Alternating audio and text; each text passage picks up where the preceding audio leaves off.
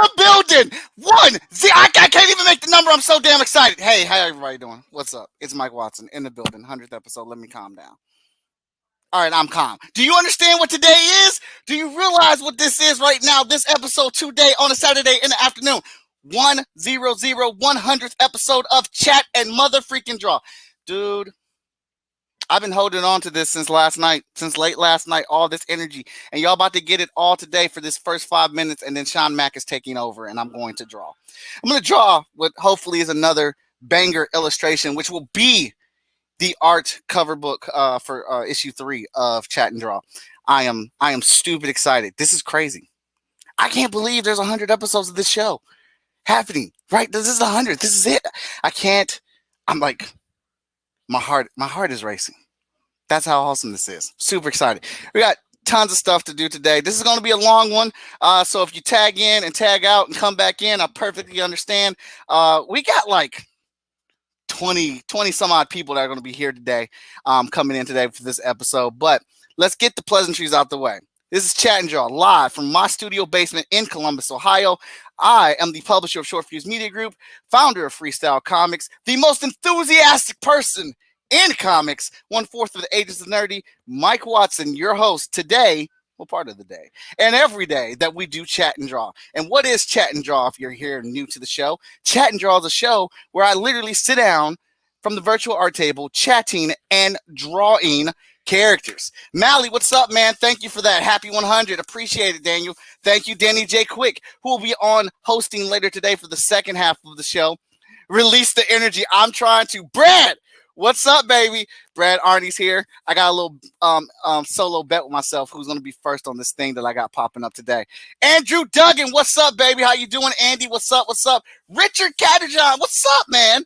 And Tessa's in the building. All right, look. Let's get these people on here, man, because I've got like a wicked cool illustration, and we're going to do some cool things here in a moment. Let me see. There it is. Here we go. Here comes a new challenger. Sean Mack. There is no way humanly possible I will have as much energy as Mike Watson just had. and the fee now has went from 1 bottle to 2 bottles of vodka. You expect me to have not for me to do it, but if you even expect me to have that much energy. Matter of fact, we going with 3. We need 3 bottles. We going with 3? 3 bottles. 3 bottles. Vodka Shine is in the building. What's good, people? Let's get it popping. That's what's up. That's what's up. Hey, it's okay, man. That's all right. You ain't got to have the energy because I got plenty of it. I'm trying to get my Sith Lord look on, you know what I'm saying? Dark side. You know what I mean? Hey, that's what's up. Hey, I appreciate this is like this is your first social media event this year, 2021.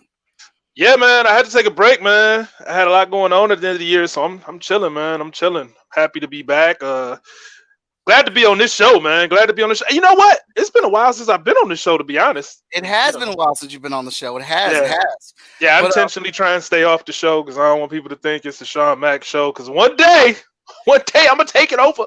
One day. You easing up on the road on it, Yeah, but you are. This is killing me right now. You are one of the people that helped put down the foundations for this show. Yeah, I remember it was just the idea of yours. It was the idea that needed some tweaking. Yeah. Say that. I'm not gonna say how it needed tweaking, but it needed some tweaking. And then you launched it. Then I kind of vetoed some things and said, no, we're gonna change this because I love you.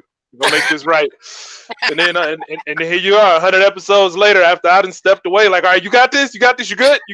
I gotta go take care of some stuff. And you, just like you did with Short Fuse, you step in and you just, hey, I got this. It's good. And I step away, man. So, hey, man, I'm happy you had 100 episodes, man. Proud of you. Said it on the last season finale. I'm very proud. And, let's get it going, man. Let's get it going. Absolutely, man. I'm having a good time and appreciate the help and guidance that you've helped provide to it. So I think it was absolutely needed, and I can't say thanks enough for it. Man, one band, one sound. One band, one sound. Thank you, Sarah. I'm glad you appreciate it. I appreciate you tuning in. Katie, what's up? Katie's in the building. Where is J-Man? I told him J-Man's been he said he hasn't been getting notifications, so I messaged him to let him know we're going live. Try to get all the long-time viewers on here, plus all the new ones. Well, let's get the rest of the cast out here before we start dropping these bombs on here today. All right. So in normal fashion, because I absolutely love this, and I am a 90s child. Here comes a new challenger. Tony Clap. Oh, we can't hear you, Tony. My bad. What up? What up? What up? What up? Hey, I'm just trying to figure out how we do a mic test and then he come on and the mic don't work. Hey, just wrong, man. Just wrong. I'm using it. That was my bad. That was my bad. That's indeed. I probably want to get Tony Klapper out here real quick because he's only got a limited amount of time with things going on. So, Tony, tell everybody who you are, where you're from, what you got. What do you make? I am the creator of 5 Star. We got 3 issues out. I'm with Short Fuse from Middletown, Ohio. Another Ohio representative on here, like my boy Mike. Yep. And we got some other projects coming on the way. Right now, just trying to balance everything. This last year, 2020 was crazy for everybody, and 2021, we're just keeping the energy rolling. Glad to be home at Short Fuse and creating comics. You know what I mean? So that's what's up. All right, and next up, we got the Queen in the building, LaShawn Colvin. Hi. How are you doing, LaShawn? I am doing fabulous. How are you? Congratulations on your 100 episodes. Thank you very, very much. And congratulations goes out to you. I heard you destroyed a Kickstarter a couple weeks ago. I did, my thing. You dang sure did do your thing, man. I think last I heard it was the highest funded Kickstarter at Short Fuse Media Group. And not only did you set that record, but then you came on Chat and Draw, and we raised over $1,000, the most raised ever on the show for Kickstarter. I did my thing. I mean, LaShawn, how many other places you about to be stomping your boots into? Like, who else you about to crush? You know what? I got a whole list. I got some things for 2021. I'm really excited about everything that's going on. Trying to work with my Beautiful Soldier action figure line, which I'm really about that. And I'm hoping that could be another big thing, coming up now. Okay. Well, I am sure if your name is involved in it, it's going to be shattering the world as you have done. You've been on a streak, and I wish you that continued success. I'm hoping some of it rubs off on me. Just a little of it on me, LaShawn. I need some too. I want it to rub off on me too. That's all I'm saying. All right, and then we got my man, Nerd Soul, in the building. What's up? Did he come in with the what up? That's how we do. I had to get him on here. Love this man. I've been on this show a few times. He's reviewed the books for Short Fuse or whatnot, and he's just got good energy, man. Tell everybody about your show and who you are. All right, so NERD SOUL, we do hip hop and geek, bring it together, have a good time, great conversation over, who's doing right, who's doing wrong, and different stories, who's running it, who's not. When it comes to hip hop, we just have fun and just roasting people. Sometimes not roasting people and actually reviewing albums, but we expand and doing our thing. But mostly, it's that kind of 70s soul, Stevie Wonder, and Star Trek or Star Wars or Wu-Tang is all that, just having a good time together. Oh, that is dope. It's a good show. You guys need to follow him on YouTube and check him out. Today is the day we have a slew. When I say a slew of guests coming in, and they'll be coming in hourly. Some will be staying with us for an hour or so. Other people will be popping back in. So I want you guys to just sit back and relax and enjoy. And we're going to get to the business of it. With this being the 100th episode of Chat and Draw, I wanted to do something a little bit extra, a little bit special. Some of you know what it is already. we're gonna launch the Kickstarter for Chat and Draw today, Oh, right now. word. Word. As I get ready to pull it up, look at that. Chat and Draw 100 episodes, make 100. Mike, What's up, LaShawn? why didn't you tell me? Tell you what. 100. Remember, see now, Danny and Morgan ass gonna get the first spot before me. Well, I haven't launched it yet. I haven't launched it yet. Hey, I'm pulling up my screen right now. Like I'm jumping in. I gotta What? get the number one. I'm being fair. I put it out on my page because I know Ramel, Danny J. Quick, Danny Cooper, Brad Arney, they all race for it. I haven't hit the launch button, but Like, before hold on. Man. while y'all are getting that set up, I'll talk a little bit about it. Travis in the building. Travis, go ahead. What? Tell him. Oh. What? Travis Gibb? What's going on? Travis, let everybody know who you are and what you do, man. I already backed it. You guys are all missed out. He's been bullshitting. Once you do the Cthulhu, like they were just like, man, you're making us so much money. You can do the inside track. You want to back something early? Go ahead. They just told me, and I'm sorry, Sean. I am Travis Gibb. I'm a creator. I do a whole bunch of stuff. I do a whole bunch of stuff. Sounds about right. Awesome. Sounds about right. Awesome. All right. So this Kickstarter, the main goal of the Kickstarter for me is to expand the audience of Chat and Draw. I want to reach out and get more creatives. Now, I love my comic book brothers and sisters. I will still continue to post them on the show. That's still going to be a mainstay. But I'm looking to get fashion designers, YouTubers, TikTok people on here. I want all types of creators. I got the owner of Black Star Collectibles. He will be on here on Monday. So what's up. another comic. He's a collectible owner, but he sells comic books as well.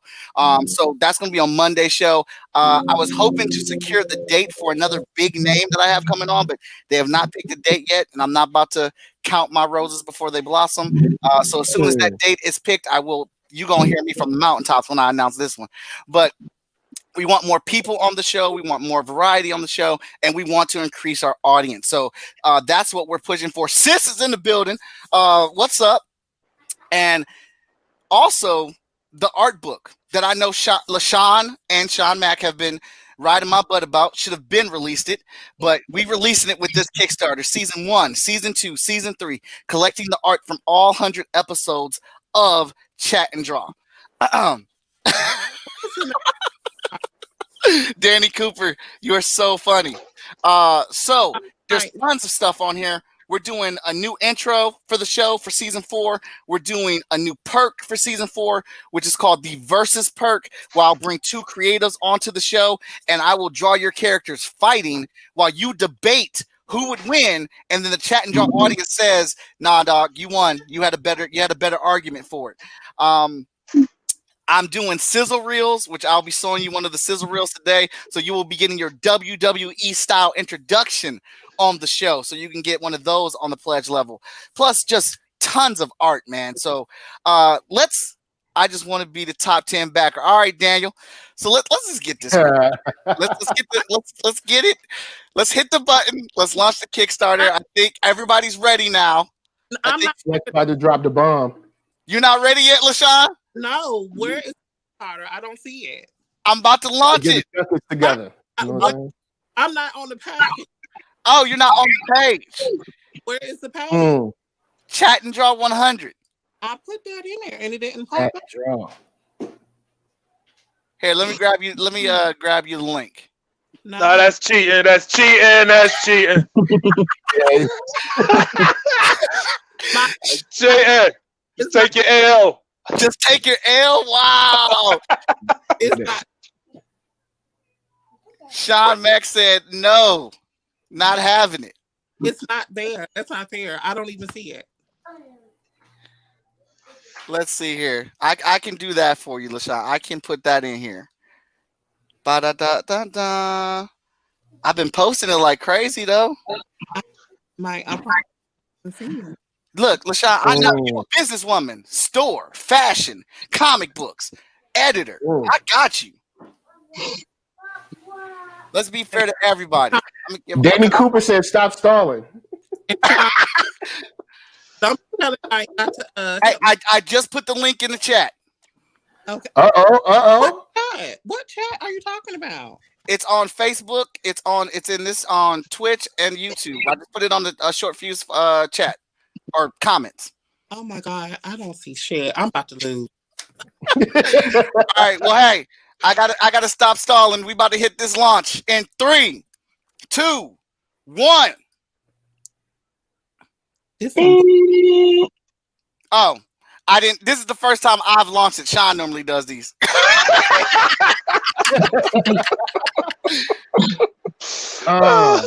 And it is live right now, everybody. Oh, yeah. Yeah. The Chat and Draw Kickstarter is live right now. Our goal is $2,500, but we will take as much as the monies that you are willing to give us to help this Chat and Draw Kickstarter out. With 29 days to do this. This right here is the wraparound cover for season 1, drawn by me, colored by Veronica Smith. This is how the front back looks wrapped around there. This is the cover for season 2, which is Veronica is coloring right now. And I'll be on season 3 today. As you can see, we've had a slew of guests on this show with many more for the future or whatnot. Here's some of the layouts from the book. This is one of my favorite pieces of stealth that I have ever drawn. Just giving you guys a little glimpse of some of the layouts here. Oh, we're at 31. Who was the first pledge? I'm checking because I want to see. We got 6 backers. Okay, I got a customer. I'll be right back. Okay. We're at $86. 7 backers. Sean is checking to see who was the first. Yeah. 31. We're at 136. Oh, snap. Hit that refresh. Crazy. It was refresh. Andrew Duggan. Andrew Duggan. First Yo, where backer. Andrew at? Andrew Duggan. Hey, He hit Andrew it first. don't play. Andrew don't play. Yo, Andrew. Mazel said you MF fast as hell. Brad got 5th. What's up, Dakota? In the building. All right, we're at $136 right now with 7 backers. Let me show you some of the rewards on this, and then we're gonna get the show cracking. All right, so I'm offering this digital sketchbook. This is literally just the sketches from the 100 episodes of Chat and Draw as a as a quick little reward because I like sketching, man. Sketching, especially on the iPad, is super, super fun. Then, of course, we got the digital and physical copies of season 1, 2, and 3. We are doing the wallpapers for your laptops, tablet, and your cell phones. Let's get rid of this little extra bar right here. I don't need you. There we go. And the Chat and Draw t-shirt. I love this shirt. I'll probably be the first one to get this one and rock it. All right. No, you won't. No, you won't. I forgot I was dealing with the operation manager's Short Fuse. Yeah. Now, we do have the early bird special. There's only 25 of these available. You can get season 1, 2, and 3 physical copies for $45. There's only 25 slots for this one. And we got our level 1 guest spot, which will get you the black and white illustration on the show, plus copies of the physical and the digital copy of season 1. The level 2 guest spots gets you the color. I'll do the color in live, which I've done a few of those, and the season 1 physical copy and digital copy. But this one I am looking forward to so much, and I hope creators jump on it. I hope you guys jump on it. You can split the cost of it, but level 3 guest spot, 2 creators, both your characters duking it out on season 4. I'm going to save this when Danny Cooper comes on, but I will show you guys what a sizzle reel looks like for the introduction. This is going to be super fun. And because, I mess with that Short Fuse. I mess with that short fuse life. We are doing the cameo covers over here for season 1. So I will draw you, or I will draw your comic book character on the cover of season 1, chat and draw, and you'll get that exclusive to you. Oh snap! Right. And then we got the big bundle, the mic and chat, where me and you can have a one-on-one conversation talking about comics, geekdom, whatever you want to talk about. You want tips on making comic books, or you want a portfolio review or anything on your artwork, we can do that. And then you get this smashing bundle of everything. And you get put in the intro, the new intro that I'm doing for Chat and Draw. Here's one of the pieces that Veronica Smith colored when she was on the show, because I drew it up and then she colored it up. I love this woman's colors. This is why she colors like all of the FSK books. And I this is like my favorite piece that I did on the first season, combining characters of Titan and Supernatural for season 1. But that's some of the stuff. We're going to deep dive it. June, we're at $391. Yay. With 8 backers. Oh, wow. All right. Wow. All right. So I will. Danny said, go on and show that sizzle. You can show it again later. Danny said, go ahead and show the sizzle. You know what I'm saying? Put that sizzle on it. You know what I'm saying? Right, we'll show the sizzle and then we'll Put dive. those stations up on there. So everybody knows that I do this introduction whenever people come on the show. It's fun. I enjoy it. And everybody gets a little kick out of it. Here comes a new challenger. And then you're there. Then you're on the show. But now there's a pledge where you can pay for your own sizzle reel that I will play on the show whenever you come on, and you get to keep that sizzle reel. You can do it in all your promotion or whatever. And this is an example of one. Let's say Danny Cooper's here and he's about to come on.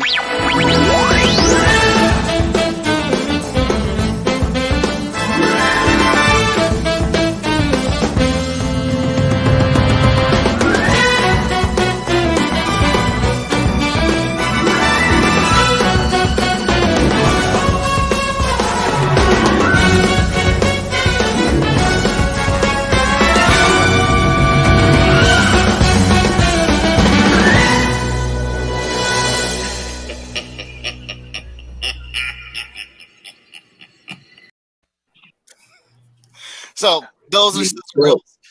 That's dope. Thank you. It was super fun to put together. I put there's a certain amount of pictures I need to have and some themes or whatever, and then I'll throw that together. And like I said, that'll be your official introduction onto the show whenever you come on, and you get to keep that and use it in whatever social media light that you want to use it in. Missing out some of these comments. All right. Moana said this is dope. I love that. Awesome. Morgan, I'll let you have those top slots for this Kickstarter. I got to do it. I'm gonna do it in time. Yep. All right, so I'm about to put up the artwork, and throughout the day we'll be talking about aspects of the Kickstarter that you guys should check out, and let's hit that goal, man. That'd be great. We're at $531 already. A couple minutes. That's what's up. Yo, all right, what's up, yo? I am passing the reins over the Sean Mack. And I'm about to put up the artwork, which is going to be the season 3 cover. All right, no vodka today, no vodka today, no vodka today. At least not while I'm on the show. As soon as the show is over, it's going down. Anyway, so I'd like to welcome everybody to the season finale. Huh? What was that? Wasting my goddamn time, man. You know what I'm saying, man? You know what I'm saying? So I'd like to welcome everybody to the show. Glad everybody could tune in for episode 100. Glad everybody could show up. Nerd Soul, nice to meet you. It's the first time I ever got a chance to chat with you. Tony Klapper. I hope your wife don't kill you. I hope your wife don't kill you. I hope your wife don't kill you. No deaths today. Travis Gibb, as always, was good. What up, brother? All right, then LaShawn, she's taking care of business as usual, so we just gonna let her do what she do. All right, man. So I'm gonna start off with Tony, because I know you got to get out of here, but I'm not rushing you off, so stick around as long as you can before you get killed. Just don't get killed on camera, man, because we will talk about it for the rest of our lives. Tony, hey, so tell me what you gonna pop in later? Your wife is going to kill you. She's gonna watch the replay like, no, you didn't. I know you didn't say you want to go. You want to go over there and look at that store? Go ahead, baby. Go ahead. So you have 5-star on the show, man. So with Mike having this new Kickstarter going, I know you get carte blanche because you're short fuse and all. But are you planning on jumping in for any of these new reward tiers that he got going on this new campaign? Yeah, man. For one, I'm really digging that intro. I want one. It got me hyped. Like it wasn't even mine that I got hyped. Like I need one of those. So yeah, that was for one for sure that I'm like, yeah, we all got the stimmies in. So yeah, I'm gonna probably Oh no. go ahead and jump Stimmies on. though. I'm gonna go ahead and jump on that. Yeah. That's Hey, dope. Get that. I forgot the stimmies came through, man. Yeah, Yo, hit Look, this Kickstarter you know today. you balling. You know you balling when you forgot that the stimmies came through. Right. That's Right. how you know Mike got paper. I Yeah. was like, oh yeah, we did get extra money. Mike But has been yeah, pushing this. I didn't know. I didn't know they already had a nickname, the Stimmies. I like that. Yeah, The Stimmies. Stimmies came through. Yeah, that was dope. I got hyped watching that. It wasn't even mine, so I got to get one of those. All right, that's what's up, man. So, beyond that, moving over to Travis, was there anything that jumped out at you that you like? I gotta get involved. I gotta get that, or you just like, nope, I'm focused on my own stuff. Well, I had a long talk with Watson about it, like helping him set it up, and I basically set up things that I wanted to buy. So I'm already got the. There you go. I was just like, all right, so what do I want to buy, and laid out the price, what I could afford. He upped the price of a couple things. That's a little upsetting to me because I had a budget planned out. I better factor in my stimmy, I guess. To figure out what I can afford. Hey, Tony Klapper. Tony Klapper, you need to copyright that phrase, the stimmy. You need to register that one. Nerd Soul. I don't know. I know you don't necessarily have product like that. I know you just have a show. Is there anything that jumped out for you, even if it's not something that you would necessarily pledge to, just something that just jumped out to you? I got products. Don't sleep. Your boy got merch. They got work. But with that said, I kind of want that personal issue drawn, that cover. Kind of want that. I was looking at it, I was like, you know what I'm saying? Let me check the funds. Let me see. Have my own personal issue. You know what I'm saying? Like, let me see what we got. That's dope. I feel you. Oh man. But yeah. And matter of fact, Mike, holler at me. You know what I'm saying? If there's a way I can help add to some items to give away, holler at me. We'll see. Okay. Some things to give away, some things to give up. But I was thinking about that personal cover. I was like, I kind of want one, because then I can shine and floss on other people. Hey, you like, I already got this. Yep. And it will. Yep. No reprint. No. I'm pretty sure it will be barcode exclusively for you. I'm pretty sure if we're doing it the way we normally do it. So so that's dope. So with this new season, and I don't know if Michael is still calling them seasons. I know we had a conversation about it. He goes back and forth, but that's a whole nother story in our conversations. I was wondering, so is anybody excited? What is anybody excited about? And anybody could chime in. Well, I ain't gonna say that because we're on the video. But I'll say anybody can. No, let's go with Tony. Let's go with Tony because we got to hurry up and get him as many questions as he can before he get killed. Tony, is there anything you expecting or anything you looking forward to see on the next season of Chat and Draw? I think it's dope that he's opening it up to different lanes. Because if you get people with YouTube channels in, or just different things in, the comic book world can maybe capitalize on that or work together with those people. So it just opens up doors and relationships for us to meet different people in different lanes and see if it can benefit us and definitely benefit Michael and benefit them coming onto the show. So I think that's dope that he's opening it up to different people. Yeah, definitely. I definitely think that's dope. I think we got the Queen coming back in. Hey, Travis, real quick. So is it anything or any guest that hasn't been on Chat and Draw that you think would be a good fit to be on the show that you just specifically want to see sit and talk with Mike? Yeah, you know what? I would really like to see some of the guys over at Catalyst Comics. I don't know if you've seen their stuff. Aaron and Matt, they've got a whole portfolio of a whole bunch of stuff. I'd like to see them jump over. Who else would I like to see? I'd like to see Luke Stone, my partner for Voodoo Nations, do hybrids because Mike Watson does some great superheroes. But what I love about the whole thing is every season's slightly different, right? We had the verses, we had the voting, who's going to be on the cover. So I love that every season's different. And now you add these other elements of these other people in here. You're going to be able to draw stuff that, maybe wouldn't be, an indie comic. He can draw whatever he wants during that time that seems relevant to fit in. So I think that that's going to really expand what's going on. I'd also like to see Geek Girl. Have you done Geek Girl yet? No, I have not. I would love to get Geek Girl on there. Yeah, Geek Girl would be a great one for you. I think that would be a great one. So there's so many new properties in 2021 that I know that's coming out that this is going to kill it. Because at the end 2021, everyone's kind of at a holding pattern, right? Let's just work on the stuff we already have. Let's not try anything new. Everyone's ready to launch with some new stuff. So I'm excited. Okay, that's dope. Nerd Soul, again, since we haven't had a chance to really kick it. You had mentioned that you got products and stuff. I'm not as well versed with your show. I've watched it maybe once or twice. I know I watched the episode that had Robert Jeffrey on there. Thank you. And I watched the episode. It was one episode that had Greg Anderson, Elise, and a couple other people. Yeah, I watched some of that episode too. So I do know the show, but I'm just not as versed in it. Tell me a little bit about your show and tell the audience a little bit about your show, and lead into some of the things that potentially could be things that you may be able to help Mike out with as far as throwing some extra swag to the people. Because at Short Fuse, we like to give extra swag to the people.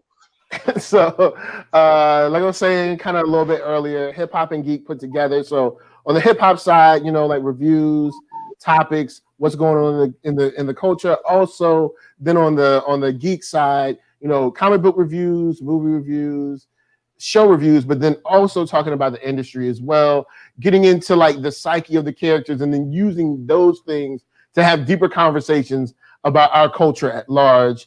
Our society at large. So, might take something that goes on in Star Trek and apply it to us, and why is it applicable, things of that nature. But then also looking out, looking out for the community, Like I try to interview and have on as many dope people as I can that's out there grinding, like Robert Jeffrey, Greg Anderson, Elise, like having having the hardest working man in comics. Or having TJ, aka X model turned. No, so having people on, Blurred Girl, Ninja Yo-Yo, different cosplayers, to be an opportunity and a place where we can tell our own stories without having to worry about having to either kind of censor it or kind of second guess yourself when you're telling your own story. Most recently, we had Jackie Ray, J. Ray the Fanatic from The Fumble on there. So we talk sports a lot, but talked a lot about her journey and, entrepreneurship and, working in and out of the industry. So I do that a lot as well. So that plus gaming and Nerd Soul Sports, I'm trying to expand just like this. Y'all expanding, which I like. I like to see that, Go on, blow up, do your thing, So that's pretty much what the show's about. Try to do dope stuff, provide a lane for people to come out and shine and have a good time, and then, keep it serious sometimes, and then also keep it light. So, you got to do what you got to do. Now, as far as the merch, I'm saying, brother got cups, brother got hoodies, hats, shirts. I like hoodies. Yeah, I saw you were talking about the Sith Lord earlier. Now, it depends on what Sith Lord you're talking about. You can't just be, Yeah, I mean, I'm a Darth Vader guy myself. So Okay, word. All right. We can roll Darth Vader. Yeah, I'm gonna go classic. I'm a Darth Vader guy myself. Hey man, that's dope, man. So it sounds like your show is pretty much a hub of everything. You know what I'm saying? Everything that I grew up with. You know, because I'm an '80s baby, product of Reaganomics, of course. So hip hop and all that's my style. So I will be checking into your show even more than the 2 episodes that I have watched previously, because I want to see some of that fun. I did really enjoy the shows that I did watch. Just to throw that out there as a caveat. So for anybody that pay attention to what I say, hey, Danny, holla at me. Just DM me at that nerd soul and like just I don't know, be cool. That's how you can be on the show. Be cool is what he said. Be cool. Yeah, be cool. Yeah, you were so close to being on that show, Sean. You were so I close. was, right? Wasn't I? So close. Almost there. But they was like, nah, Sean, we know you vodka/asshole. You're not going on the show. So stop trying to butter him up and be cool. It's not happening. Right. It's just not happening. It's not happening. You're not cool enough. You know what I'm saying? Not happening. All right, man. So I see the Queen still ain't came back. Tony Klapper got killed. I want to shout out Brad Arney real quick. Brad Arney has been an amazing support. He probably doesn't want me to say this, but I'm gonna put him out there. I don't care. He has paid for creatives to be on the show. People that he felt needed to get some shine, needed to get some light, that aren't getting about the press. He has pulled money out of his own pocket to get them featured on the show. And he supports tons of Kickstarters. And I'm not saying nobody else does that or anything like that, but Brad specifically has stepped up and said, hey, you should be on the show, Chat and Draw. Oh, you can't do it? I got you. He's done that multiple times, and it's very much appreciated. Yeah, shout out to Brad. Brad also buys the books. So even I know who Brad is. I don't have a direct connection with Brad, but I know his name. I see his name all the time. Anytime I go, like I get invoices that come through. Brad, that's the guy. Yeah. I know him. And I pop in on the show. Brad is the guy. So yeah, shout out and salute to Brad. Appreciate your support. Appreciate everything you do within the community, because everybody knows I always say it's all about fostering community. And Brad is one of those guys that definitely fosters community. Absolutely. Let's see. Besides Michael cutting me off over and over again, we know how that's going to do instead of focusing on this drawing. I'll say, Travis. So you've been killing it this year, baby. You killed it this year. You know what I'm saying? Just no. We're just in our houses. We're just hiding out. Nothing's going on. Nothing's going on. Nothing's going on, man. I mean, we got anthologies. We got Broke Down. We got $25,000. Was it 25 or was it higher? It's at almost 26 right now because I have it on in demand. I ended up almost raising 50,000 on Kickstarter this year. So a little bit over that. So I've been hustling a little bit. This may actually be able to be a career. I mean, they just sent me that 1099 thing from Kickstarter. I looked at it really sad. I was like, what? I got to pay taxes on this? Yeah. Yo, that's a whole nother show, man. That's a whole nother show. Hey, I'm gonna be without paying your taxes. I'm gonna be honest. I look at people's Kickstarters a lot, and you know me, I'm a business guy. I always talk about business stuff, and I look and I see the names, and I see people's names, and I'm like, they didn't put that as an LLC. They put that under their personal name. Yeah. Ooh, that's gonna kill them. I look at how that's gonna kill them on their taxes. Woo! You know, woo! So I hope. Because IRS going to be like, this is how much money you made. It's like, oh, no, I didn't really make it because I had to also spend this. And they're going to be like, nah, bro. They're not hearing that. That's why. Yeah, I can tell you, IRS don't be playing. Please get your stuff together. Because you're going to be, look, it's real. They don't play. It is real. It is real. It is definitely real. So yeah, man. Excellent year, man, for you, man. I think this been the best year I done seen from you, man. Is at least from a perspective of what you were able to attain. I'm not saying this. Yeah, it is. Get the bank. What's going on with Broke Down, man? What's going on with Broke Down? It's done. I just, much like Short Fuse, I have a policy. I don't start the next thing until this is done. But the book is done. You know, it's being colored right now. I would normally be on Kickstarter right now, selling it out because the book, all the line art's done. We've got about 12 of the 30 pages colored, so we're ready to go. It's all ready to do that final chapter. We're just, got to fulfill this Kickstarter for Cthulhu Invades Oz. We really wanted it right. So, we made sure everything was, all taken care of. So we had 5 editors, so all of them are, communicating. And you have all these words, for Cthulhu. You got to make sure they're spelled right, all the Lovecraft stuff. And then you've got to make sure that everything is public domain when you're doing one of these big crossovers. I'm using other people's property. I got to make sure that I'm not going to be sued by somebody randomly trying to get their cut of my money. So, yeah, we're just dotting our I's, but we should be giving everyone the digital reward in the next week or so. And then I start sending it off to seeing all the proofs of the trade paperback. So it's going to be dope. It's going to be dope. Hey, I recently saw that you had made a post where you were asking people to write their own stories within the Broke Down universe. And I actually, for a hot second, I was like, I'm about to submit a story. Then I was like, nah, I'm not. I got too much to do. I'm not doing it. Yeah, you're like, nah, I'm not cool. Like, I'm not cool, man. I'm not gonna do it. I'm not cool enough. I'm gonna get outshined by all these other cool people. Yeah, for the Broke Down trade, which will come out about 6 months after the 4th issue, I'm doing a couple of 4-page stories. So you can submit for Randy, Denver, or Miguel. You can submit a 2 to 4 page story, and if you like it, it's called Quick Crimes. You do a quick little crime story. I'll get it drawn. I'll get it all taken care of. You may be published in the Broke Down trade. That's dope, man. That's a dope concept too, man. That's a dope concept, man. I'm glad. I was happy when I saw it. I said, that's different. I like seeing different stuff. That's dope, man. Well, that's dope. What's even crazy about it, I'll say it here because this is the spoiler free the announcement. You got your little graphic, Watson. Whatever your spoiler. What do you got? Hold on. Let me see. Let me. Hold on. He's got something. Here you go. I'm ready. Oh. Well, what I'm going to do is I'm going to take those stories, and make it a key moment. There's somebody who betrays people in issue 4, and you're going to see how it all played down using other people's stories. I'm going to wrap them all up. How Mr. Washington, the big bad guy, got the blackmail on everybody to do that big thing. So it's going to be an integral part of the story, even though you're only writing your 2 to 4 page story. That's dope. I know. Yeah, I knew it. I looked over in the comments just for a quick second and immediately saw Danny J. Quick. Spoilers! Oh, he's over there losing his mind.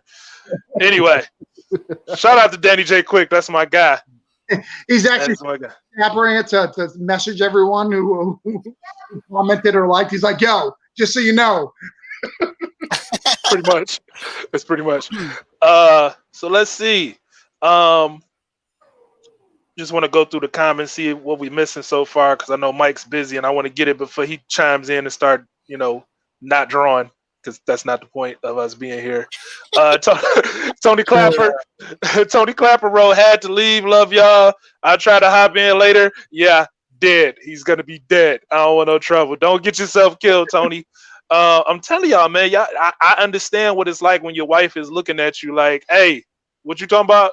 Comics? What? We got this. And it's her birthday. He lost his mind. Your wife be like, look, you've been on this long enough. Yeah. Get off.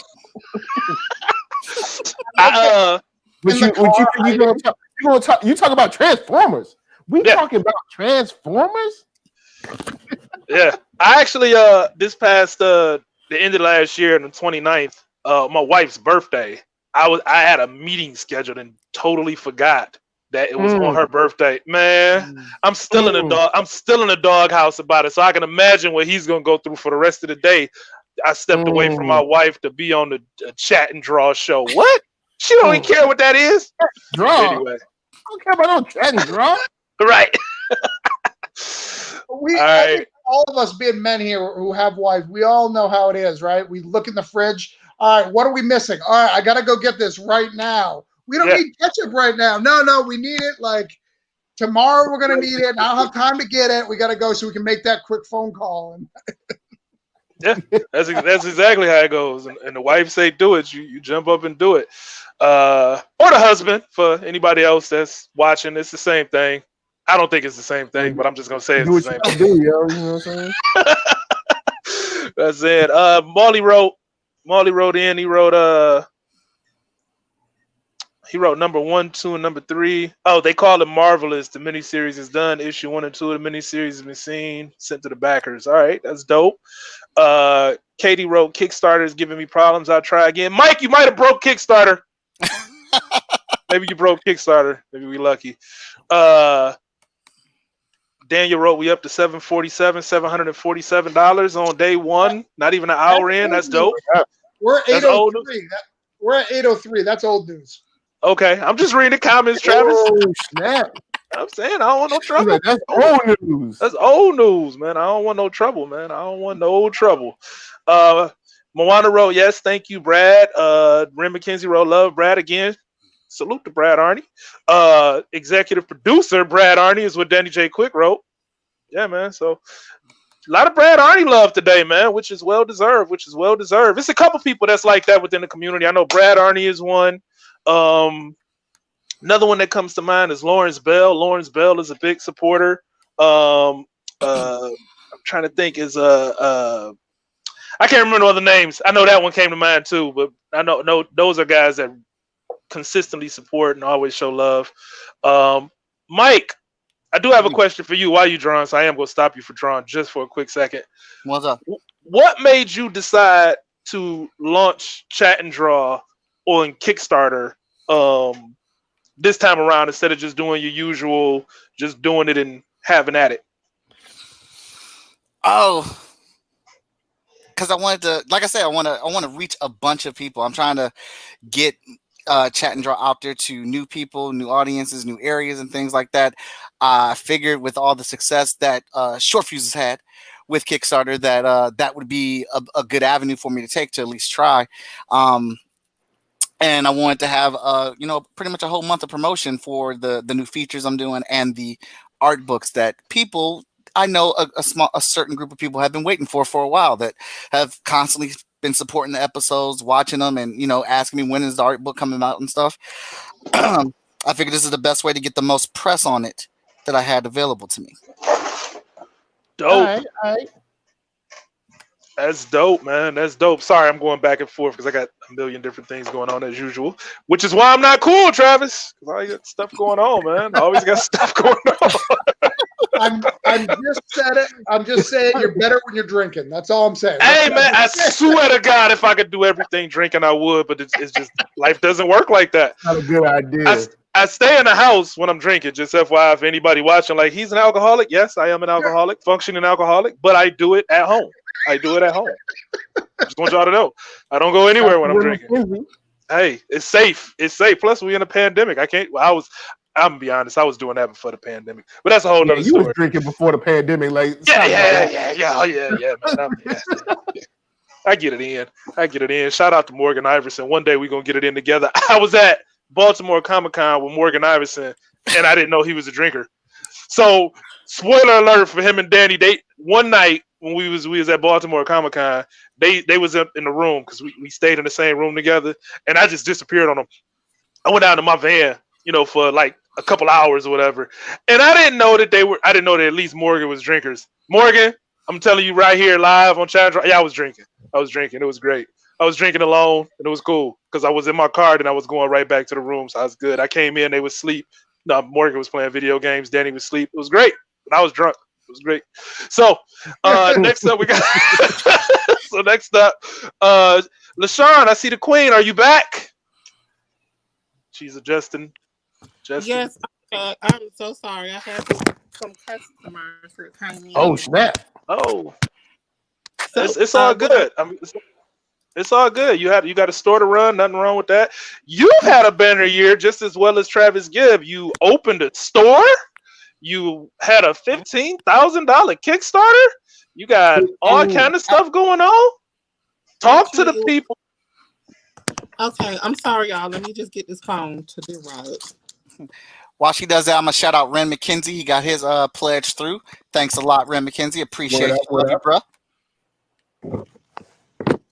Okay, That's right, y'all. Every bit helps. You know what I'm saying? Now we appreciate the kind of money that jingles, but we rather the kind of money that folds. Yeah. I'm just saying. Don't put it up in there. You know what I'm saying? Look, we appreciate all types. but you know. Damn, I want to Well, steal that so affordable. bad. It's good. Hey, that was one of the greatest movie lines ever too. One of Really? the What? greatest. I've never heard that line.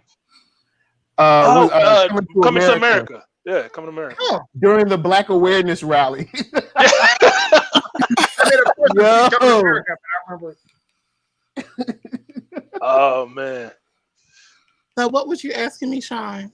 Oh, I was just asking you to talk about your year. You had a banner year, a couple episodes on Chat and Draw, highest money raised on Chat and Draw on your 15,000 head cracking Kickstarter. Just tell us about everything that you've been going through for the year, man. I mean, like you launched, you opened the store. I mean, let's just start there. A comic book creator opened the store, first black creator, first black female creator in the South with her own comic book store. Talk about that. What was that experience like? Oh my God, that experience was crazy because, it was something that I thought of, and then it turned into something that I said I was going to do. Then it turned into something that I was doing, and by the time that I was doing it, I was like, well, can't turn around now, I had a lot of people that was like, we're in the middle of a pandemic, and I was one. I was one. Sean can tell y'all, like I even did it to him. Whenever somebody came at me with that pandemic, I shut it down like that. Yeah. Like I did not allow nobody to come and tell me, well, we're in the middle of a pandemic. I'd be like, gone with that. I don't even want to hear it, because. I mean, me personally, and I never would encourage anybody to just go out there and just get themselves and, get sick or whatever. But me personally, I'm going to live my life, okay? And I'm going to live it well while I'm here. And I'm going to make sure I accomplish every single goal and dream that I set for myself. And I'm not going to let anything or anybody stand in the way of that, even a pandemic. I'm a beautiful soldier. I can't, I got to battle. You know what I'm saying? You got to put on the full armor. You know what I'm saying? How y'all doing? I am doing good. See, there she go, right back to making that money. Look. Right. Yeah, gotta love it. Cheese. Gotta love it. Sean, Danny J. Quick wrote in the chat, Sean was gone for like 4 hours. Then when he came back, he went directly to sleep. That's funny. I didn't go to sleep. But I did come back and I laid on the floor for a while because I had to get myself together for the next day of the show. But that was dope, man. Hey, let's see. So who is the focus, Mike, of the new cover? Because I see you got 5-star in there. Is that the full cover, or are we missing parts of it? No, this is the full cover. That's the full cover. It's so a it looks like wraparound. Okay. Are you done with all of the characters? Or are you adding other characters in a white negative space? No, I've decided to learn my lesson from the first 2 covers and make sure I leave plenty of room for the title fonts. For the title font, yeah, that's always a good idea. So you don't have to do virgin covers. That makes sense. Makes perfect sense. Travis, is any of the characters from Broke Down appearing on Chat and Draw this season? Like, and what I'm specifically asking is, are there plans for them to appear in any of the versus battles? So we've done season 1 had Randy in Denver of Chat and Draw. Season 2 for My Properties, Voodoo Nations was in it. And then for season 3 we did the Cthulhu Invades Oz. That's the skeleton. So no, we haven't. I would do a versus. Problem is my guys are just guys with guns. So most of the time coming up against those superheroes, I would lose. The positive part is you said that we get to debate. I'm better debating than anybody else, so I'll probably win. Well, Travis, all you gotta do, Travis, is just write them how they write Batman, and then they'll just win. The people will be like, "But he just got a gun." Oh, it's all good. Don't worry about it. But how did he win? Because he did. Because he did. That's Man. That's exactly what Danny J. Quick would say about Ace Blade too, because he did. Ace Blade could beat everybody. So I'm gonna throw my name in the hat on one of them battle rounds. I think we got some unfinished business with Grit versus Ace Blade. And maybe this time we can keep it just on them two, so he ain't got to bring his gang in to help. I would like to go against. Have you guys seen Burlap, the book Burlap? Yeah, I did see that. That's the guy with he has a mask. Yeah, I would do a broke down versus Burlap. I think that would be a good one. I think that'd be dope too. I think that'd definitely be dope. And I like to see Mike draw it. I like to see Mike draw anything. I'm gonna just throw it out there, so I'm a little biased. I've been a fan of Michael since he turned me down on drawing a book of mine. Many years. We keep telling the story. We're gonna keep telling the story. You know what I'm saying? So it's like a snitch inside the story, though. Oh yeah, it's great. But I've said it publicly. We actually even on FSK Day, he did a podcast where he talked about it, and I just chimed in, and he said, "Yeah, it's a story that I made up. It never happened." I said, "Well, look, bet money. I'll pull up the messages where I show you. I keep the proof. I keep the receipts. You said that you couldn't do it. He blew me off like I was a little dude. I mean, now he's the publisher of my company. I'm just throwing it out there. He's the publisher of my company. So I won in the end. I won that one, but." I've been a fan of Mike for a long time. I've been a fan of Hot Shot, the character. I've been a fan of everything that I've seen him do. And he tried to push me off and say, yeah, one of my little dogs to draw that. I mean, Mike was the big dog at that time. He didn't have my little dogs to draw that. And I was like, no, I wanted you to draw it. And, so it kind of just crushed me. It's like that story of Chameleonaire meeting Michael Jordan. It was just a bad experience. It was just a bad experience. At first I was like, that's how you do me, and now he asked me to host his shows and look over all this stuff. See, now he want to be on anyway. I'm just joking around. See, Travis, this is why I'm not cool. I tell the truth, and then people be like, Sean was shitting on him. No, I wasn't. Anyway. Well, I want to give a shout out to Vigilance real quick. You know what I'm saying? Since I'm up here, I want to make sure I give a shout out to Vigilance. Because, like, yo, Mike, I know. Yo, Vigilance dope. I'm waiting for that Vigilance hardcover. You know what I'm saying? That's what I'm saying. Hey, where that Vigilance hardcover at? When we gonna get that? Well, I can definitely tell you're going to love the artist that we have gotten for issue 4, and you're definitely going to enjoy the story for the next story arc. But it's coming. It's coming. All right. Word. You know what I'm saying? Because I love my hardcovers. You know what I'm saying? So I'm just saying, I'm gonna need that. I'm gonna need that Vigilance hardcover. You know what I'm saying? Expeditiously if you can. All right. Hey. He gonna need a Nerd Soul exclusive version. That's what he gonna need too. I'm here for Yo, man. That what was it? Issue 2? Was that when she was fighting old girl that came? Maybe that was issue 3. So I remember Queen Mala. Issue 2. Yeah, yo, man. I was like, yo, this is what's up. I like the suit, like the colors. You know what I'm saying? Like the fight scenes, the spread was on point. I was like, yo. Much love to Hot Shot. Even Hot Shot Vigilance came through and was like, yo, you need some help? He was like, word. You know what I'm saying? She slid through, gave some assistance, and then bounced. You know what I'm saying? So, yeah. That's what she do. All right. We got to get ready to have some more people crash the party right now at the 2 o'clock hour. I want to shout out. I'm about to dip. Who'd you say? I said, yeah, I'll go in and dip. But yes, guys, matter of fact, is there a hardcover in this Kickstarter? Not in this Kickstarter. Not in this Kickstarter, but I'll holler at you, Mike. I'm gonna find something up in here and go and drop what about stretch goals? We can't get a hardcover with stretch goals. I want to keep this thing very manageable. I'm not going crazy with stretch goals. Manageable. That was a perfect response. Perfect response. What up? No problem. I got you. I'm gonna drop some dollars up in this. All right, I appreciate you, guys. I'll holler at y'all later. All right, I appreciate you. Peace. All right, let's get him in here. Here comes a new challenger. There we go. We got TJ Sterling and my sis Moana McAdams. What's up, Oh, girl? What up? what's going on?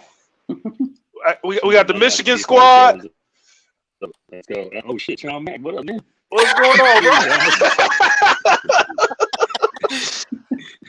And then we got Sis up in here. I'm excited. There's What's Mo. going on? What's going on, I Sis? see a Transformers over there. I see a dope ass sweater. Ron McAdams, you're the best. Yeah.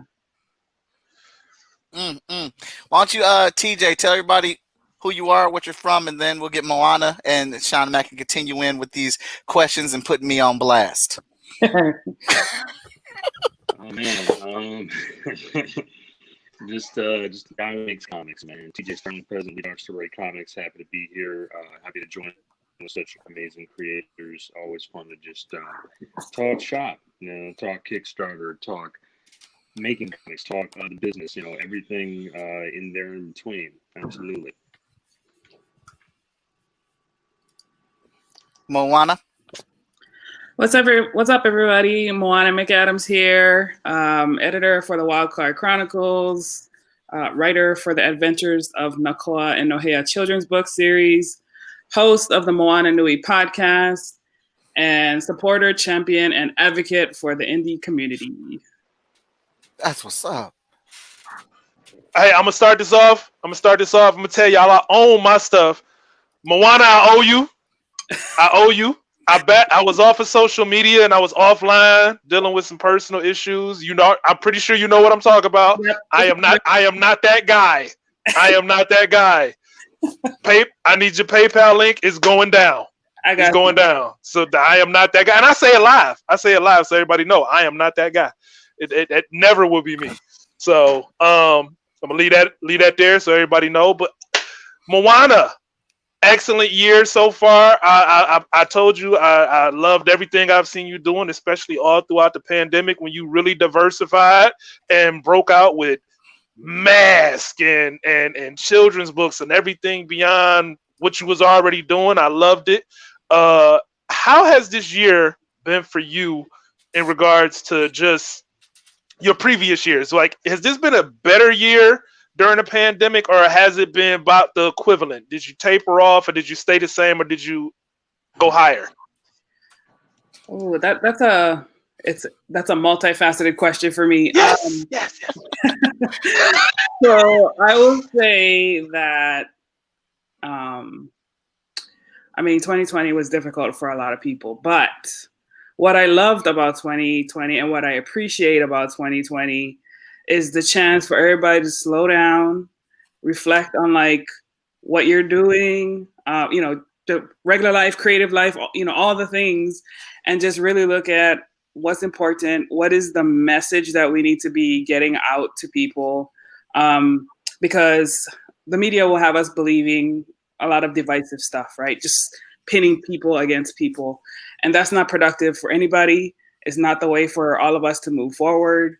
And so that's always been, because what I basically did in 2020 was focus on how we could take difficult situations that we all face, whatever walk of life you come from, and use that as a way to better understand people, better relate to people, help when you see folks in need, help them out, whether it be monetarily, support, whatever it is that you can offer to people. It doesn't always have to be money, because to me, a lot of things are more valuable than the money.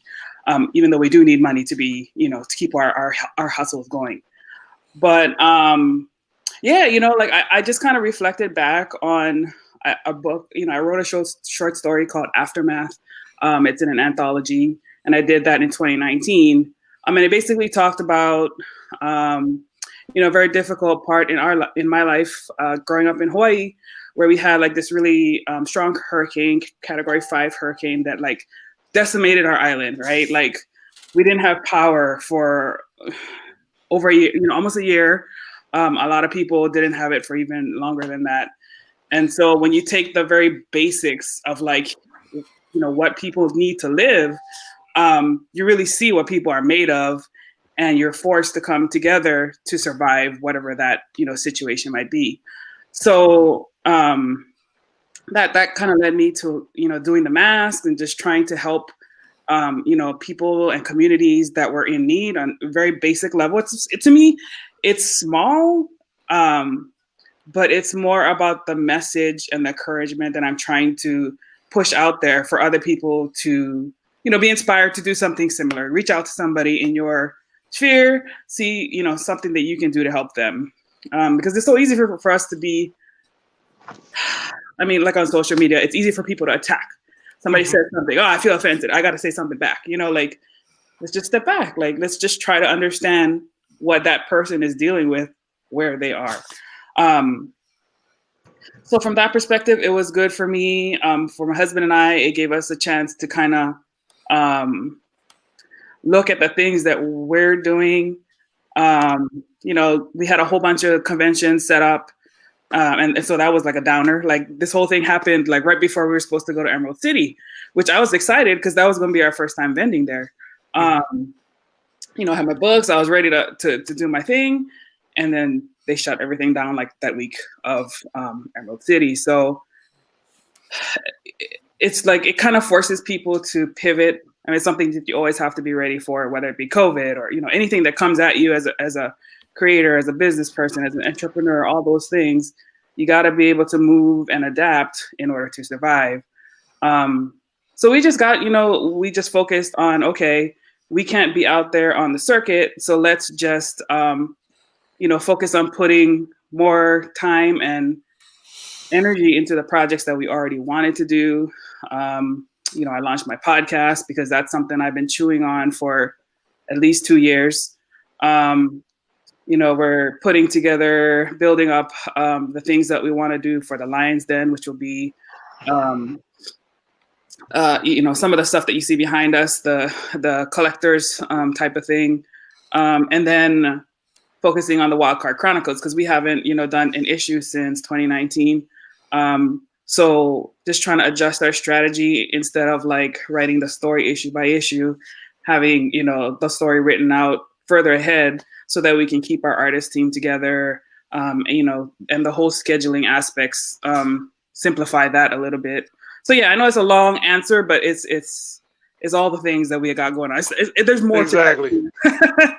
But like, yeah, professional life was super crazy. You know, being in leadership in this time is also hard because not only are you dealing with your own personal mental health, you know, and trying to stay up in all of this, you also have a team that you're leading and trying to be, you know, a good example, a role model for them, so they, you know, they can be in a good headspace. So yeah, it's been a lot, but I've appreciated it. I probably have a unpopular opinion about 2020. I was really appreciative of it. And yeah, I hope it gets better, but I think we still have some rough road ahead. I agree. TJ, Mr. $1 million man, $1,000, $70,000, $80,000 on Kickstarter, man. Yeah, I'm putting people on blast. That's how I get down. Then we from Michigan squad, man. You know how we do. That's how we talk. Let's go.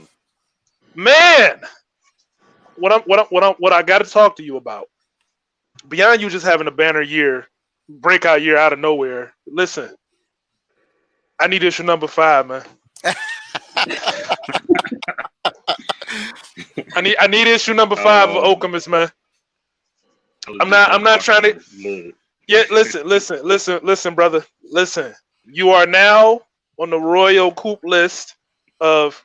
Listen, I need that issue, the number 5. I need it, just like I need Roy to drop that Fury single issue that somehow I missed, because I need that in my collection. Plus, I just got to read the story. I zoomed through it on Christmas Eve. I posted all these wonderful books because, just in case anybody didn't see, I made a for Christmas gift to myself. Was I took all the books that I supported on Kickstarter, starting probably about 6 months into the year, and I just said, you know what? I know I usually, because I'm the father, of course, in a household with 5 kids and wife and stuff. I'm like, no, I'm not gonna get that many gifts. So what I did is I took all my rewards that I purchased and I just didn't open them. And I said, you know what? On Christmas Eve, I'm just gonna open them all, and that's gonna be my gift to myself. And your books, my brother, that was some of the best Christmas gifts I had because I sat and enjoyed issue by issue. I was mad that I read the 0 issue. I was like, I wish I hadn't read the 0 issue because I read the 0 issue first because I'm like a numerical order guy. I read the 0 issue. And I was like, why did I do it? But I read the rest. I need that next issue, man. I need that next issue. You got to tell me that it's coming out tomorrow. Otherwise, we're kicking you off the show right now. What's your answer? That's your final answer. I guess I got to pack my bags, man. I appreciate you, man. That's just I'm always happy to hear that people, fellow creators, like the story. That they're like, "Yo, when's the next one coming out?" I was just on the phone with, my girl LaShawn last night about the same thing, about when are the next 2 final books coming out. So I'm actually in the middle of drawing the 5 right now. Story's already written. I just started laying out backgrounds and layouts just the other day. So my Wacom tablet's in the shop, so I'm kind of working remotely on my iPad, which is a slightly different process. So it's kind of a little different. I'm kind of learning new tricks and techniques, trying to ebb and flow with when technology breaks down. How do you not stop the workflow? You know what I'm saying? How do you keep it moving? So it's coming soon. Believe me, it'll be before this year. You'll be seeing it. I've got cover work already done, lettering's ready to go. It's just a matter of just getting the pages done, and it'll be it's gonna be fun because it's another solid connected piece to the universe. Absolutely. Man, I feel like I'm on a panel with just a bunch of people that I'm gonna say this publicly because I give people their credit, and a lot of people act like I don't, but I give people their credit all the time. Everybody on this panel right now inspired me to just keep it going, because Mike can tell y'all it's been a lot of times I'll be like, yeah, I think I'm done, because unlike a lot of people, like I live and do this. Like, this is what I do full time. I don't have a job, but I made investments in other things to make it to where I don't have to necessarily focus on jobs. I'm not saying comic books is what supports me. It does, but I made other investments to make it to where I could do this full time.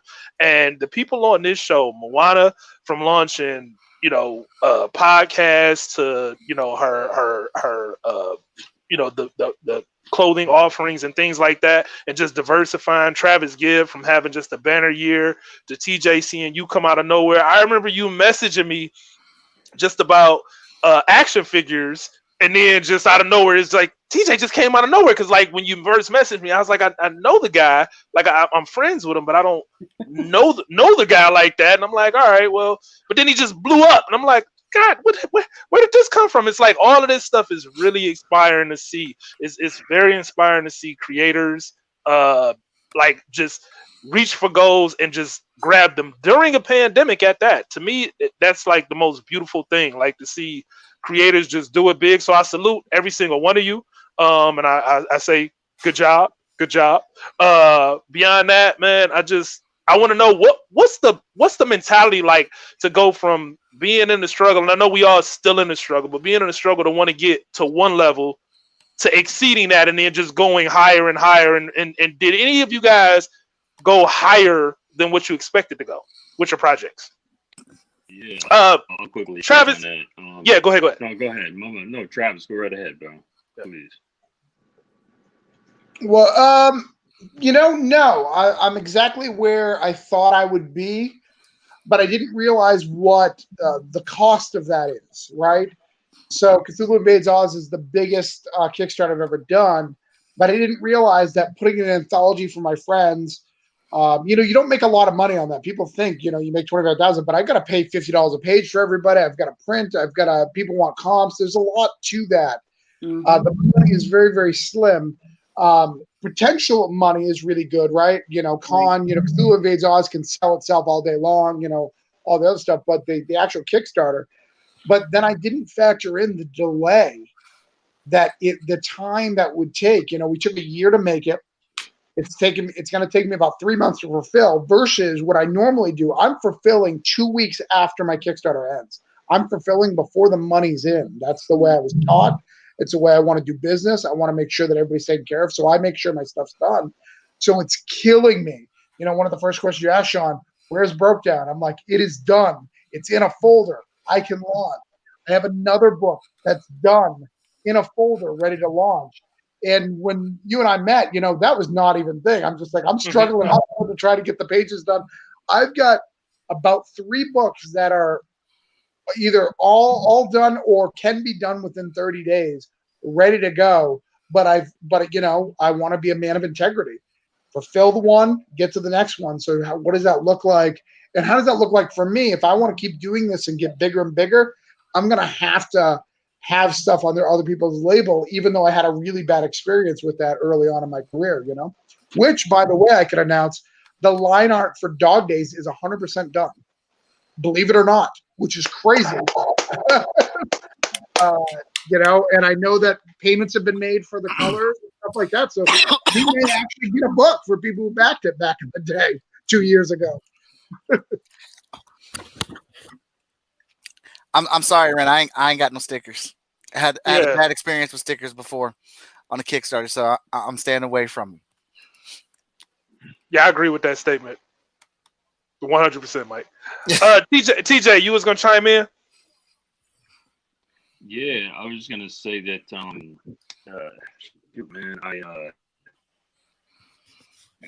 first of all, Moana made an incredibly, just lots of great points about the outlook of 2020. I think we were all scheduled for tons of shows.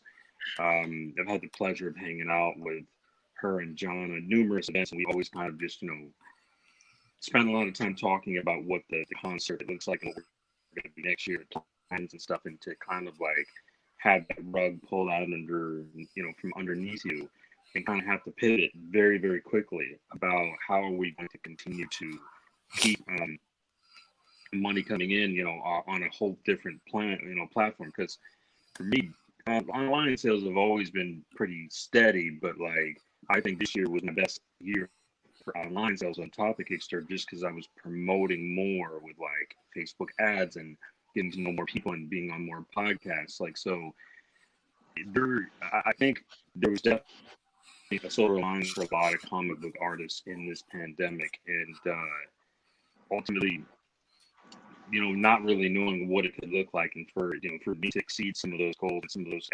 expectations, I was extremely grateful for that. And that's really just a testament to the fans that we've been building, over the years. And like I said, these podcasts that you guys have and that you're a part of the chat and draw what Mo's getting ready to do. It's like, what you've been doing, and what she's going to do all of, this year with these podcasts. It's really, really important, because then people get a voice into the creators and what we're about and what we're trying to do. And it's that same conversation you would have at a convention, but now you're seeing it on, virtually. So I just think that there is a lot of untapped potential of doing more and more of those long term. So yeah, I would definitely say last year was interesting. It still kind of feels like we're in last year. I don't know if anybody else has that same feeling. All the crazy shit that's going on in the government and DC, and it's always kind of weird to see, like, man, it feels like we're in the twilight zone, but we're slowly getting away from the negativity and getting more and more closer to just positive stuff. Travis, that's really cool to hear about your Kickstarter you fulfilled before it's done. I mean, that's actually pretty inspiring to hear, because fulfillment was a whole animal that I'm like 99% done months later, and I would love to get it done within like a week or like 2 weeks in the future. I wanted it to be like lightning speed. So good hearing that, man. Absolutely. Thank you. Yeah, it's a good thing. I know it's hard to do, especially as creative people. It's really hard to do that, but the fans love it. The fans getting their books within a few weeks of the stuff, they're never more excited. And I know it resonates with them, and they remember that when they back the next stuff, that they're not going to be waiting on my stuff.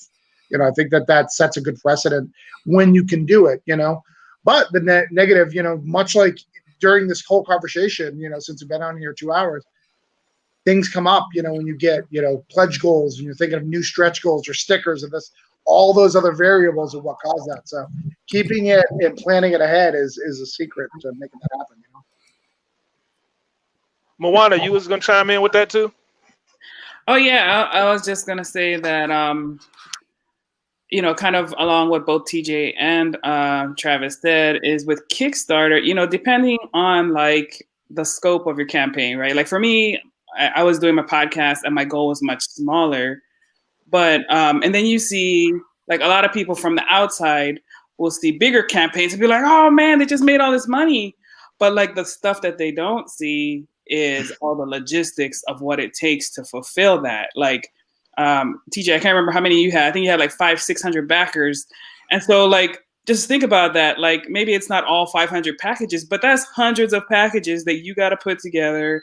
You got to coordinate, you know, the labeling, getting it to the post office, and then you add on top of all this stuff that the post office is running super slow. Their packages, like I got a couple packages out right now, including my damn iPad. That's like I don't know where it is, and it's managing, you know, understanding that you have to manage like the potential complaints that could be coming that has nothing to do with you, right? Like, and just being understanding that it's don't take those complaints personal. Try to put yourself in their shoes, like, oh, I'd be frustrated if I didn't have my stuff either. But then just explaining to them, like, hey, this is the deal. This is my intention. Let's give it a little bit longer. Be fair with, you know, all the realities of what it is. And then if it's still, you know, not out there, then okay, we'll send you another one. Like I'm happy to do that. Like, you know, whether it's comics or, you know, my clothing line and all these things, I just try to tell people like, you know, I'll work with you through this. Like if we have to get to the point where we refund or exchange or, you know, send a replacement, those are all things that I'll do. But, you know, like being the creator and not having like, you know, like a typical, like Walmart or any other company that has staffs, right? Just kind of help, you know, people understand that like it is just me over here doing all the things, right? So like be patient with me. I want to be as fast as I can, and I am working on it. But you know, it just takes time because it is just one. And you know, maybe like TJ has his brother, I have my husband, you know, sometimes I bring folks in to help me, but it's still just, you know, us, right? So there's that. And then in terms of like things going better than expected, I think with the podcast, it went really well. Like I mean, even though it was a small goal, I tripled what I wanted. So that was amazing. I actually, you know, to be realistic on all the costs that I needed to cover what I put out, the 300% gets me there. But like outside of the money stuff, the connections and the relationships with the guests, you know, that I have on the show, and just being able to have those conversations with them, spend some time, because those are the things I loved about conventions. Like, you know, TJ mentioned that a little bit.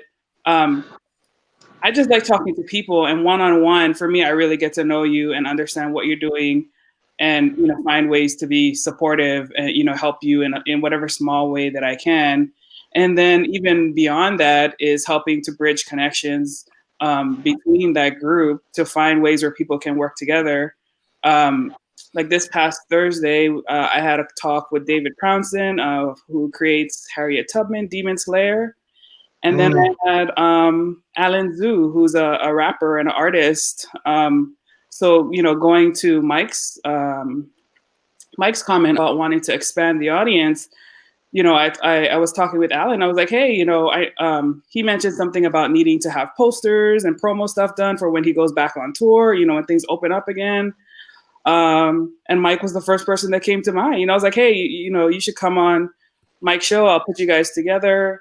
And, you know, and let's see what we can make happen. So that's mutually beneficial for both Alan and Mike, you know, like, so when you're collaborating, you know, and you're out here in the indie community, or, you know, in crossing different industries and collaboration, one thing I have been thinking about is having people understand that, like, it has to be mutually beneficial. Like, if someone is not going to charge you money, like, say, for example, if I invite somebody on the podcast, I want to help you expand your audience. And in return, I am also expanding mine, right? Like, so, but I have seen, in just, you know, over time and in experience, that some people don't always understand that if it's like a non-monetary exchange, you know, there is, at least from my view, like what I expect, right?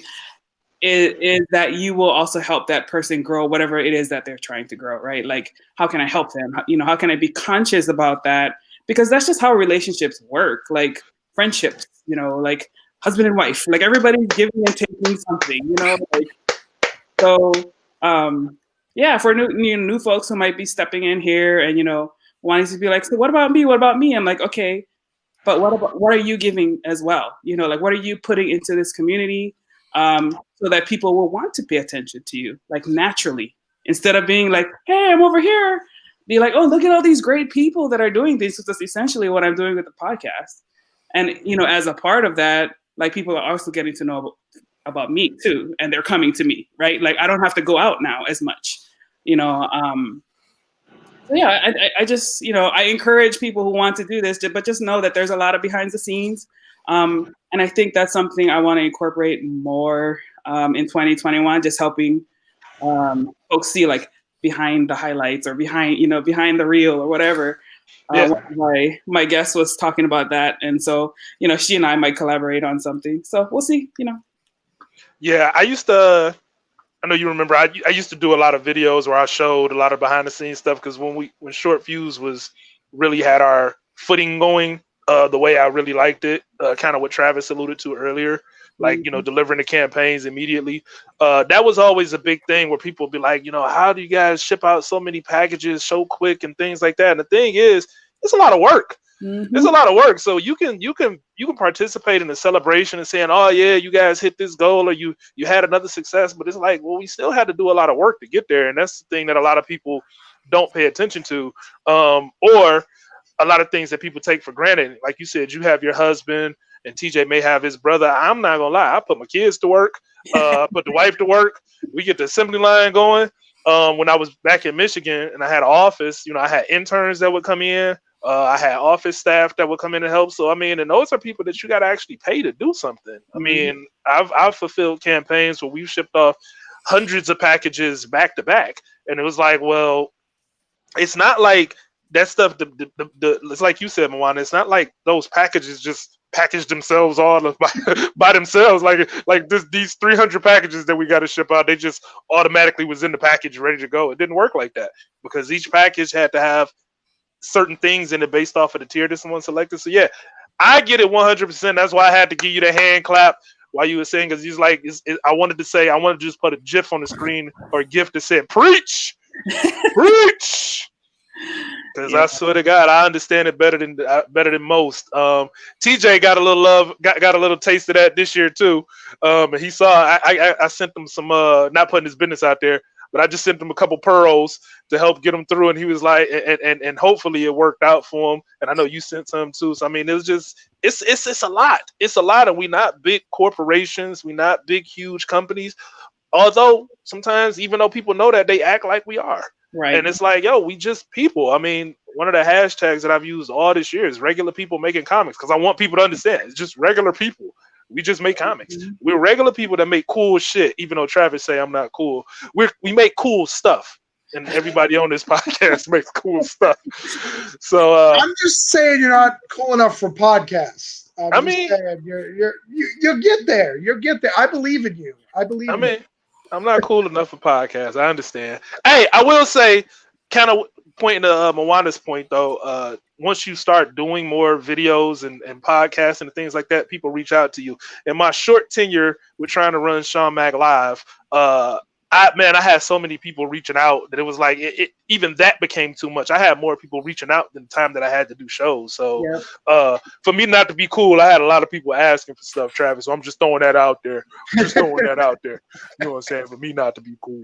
But anyway, so with this being said, go ahead. Sorry, it's time for me to cut Sean Mack off. I'm sorry. I haven't done it in a while. TJ, want to backtrack. I absolutely loved your books as well. I want to make sure you saw that your boy's in there on the cover of season 3. I felt the same way. I was looking for him too. I had the same reaction that Sean had. I honestly forgot that I had clicked your download link for your digitals. Because I pledged to a lot of Kickstarters myself, and then I was like, I saw people getting their books. I was like, whoa, wait, where's mine at? then I dug around. I was like, oh yeah, I already downloaded them. I instantly read them, man. And well, I sent you the message of my reaction. I can't wait for your next issue. Super dope. I wanted to show people. It was kind of on the book for the cover right here. And Travis, this is my favorite character to draw from Chisilu versus Oz. I absolutely loved. I had so much fun with this character. So that's the character making an appearance for you. Moana, I got your warrior sis on here for you, Moana. Thank you. LaShawn, oh, she's still away, but we got Beautiful Soldier representing. Sean, I got Grit in there. And when Lori Foster comes over, I got a character from Unthinkables. We got 5-star. This is Russell's character and Titan from me, because I'm always gonna put one of my characters on the cover because it's my stuff.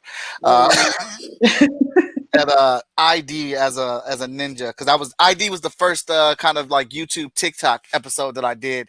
He's a funny dude. He does kind of like sports announcements for anime, and it's stupid hilarious, but he's got a pretty good big following and things. So I turned him into an anime character. So that is the composite of the character. And yeah, I plugged Hotshot in there too. I know he's been on there before, but again, it's my shit. So Right. oh, Ted just thank you, Ted. Appreciate it, buddy.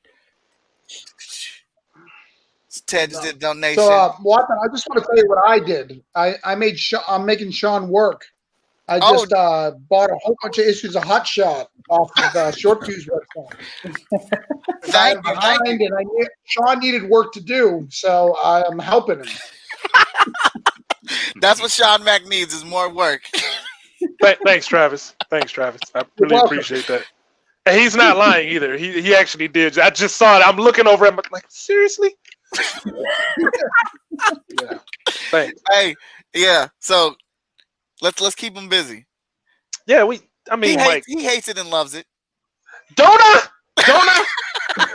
and for everybody asking, that's why Mike is the publisher, because I had to step away from that because I get too much that I have to do. I mean, again, I've said it a million times. I don't believe anybody can do everything on their own. Like as much as you can juggle things and get a lot of stuff done, it's a lot easier when you bring a team into this picture, whoever that team is, whether it's your wife, whether it's your kids, like we've talked about on this episode, just whoever you can bring in to help you. Don't take the help.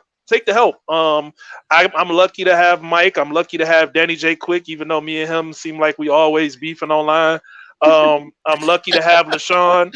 LaShawn puts her foot in my rear end so often, y'all wouldn't understand. Even though I can't, he irritates the hell out of me sometimes. And yes, I'm about to say this publicly, Mike. He irritates the hell out of me sometimes. I appreciate Daniel Calvin. So just having the team in place to help you out, especially when you like gotta handle fulfillment and stuff like that, it helps. It helps to have somebody just to hold you accountable, and that's pretty much what it is.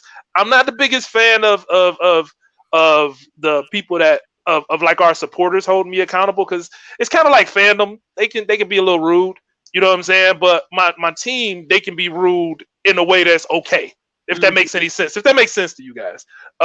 So but everybody gotta just know that it's the long game. When you start talking about just putting stuff out, like Mike with this, Mike the other day, he was like, right when he launches this campaign, he says, "Hey Sean, hey, you think you can help me with fulfillment?" I'm like, what? Like, hold on, you got a whole Kickstarter and you just not talking to me about fulfillment the day before you launch? Thanks a lot. Hey. So it just adds to the plate, and that's why I let Mike stay on the forefront and I stay in the background and take care of what I need to take care of. But anyway, I was about to go ahead. Ted, yes. I got approved for the add-on features, so it should be an add-on features after you pick whatever pledges you want. You should be able to add the third book as a add-on. Yeah, if you go in, Ted, and you go manage your pledge, you'll see all the add-on options that he has, and you can just add that to your package. Thank you. All right, well, I am now on the inking stage now, and I got there a little quicker than I thought I would, man. So we'll see what time we get this finished. Hey, is it a Was it an Oh, thank you, update sir. on where we at? We're at $998. Hey. Yay! I'm about to bring it out of retirement. I'm gonna do my I'm gonna do my Noriega. Round of applause, god damn it! God damn it! You know, shouts out to Noriega. So let's see. Yeah. So my headset get broke? Nah, I'm good. This is my kid's headset. He's gonna kill me if I break his headset. So TJ, $1 Million Man. What's next on the agenda besides that issue number 5? Can we get that issue number 5? We need the issue number 5. Yo, man, I appreciate that. No, so I'm actually got a really cool project coming up in the next few months.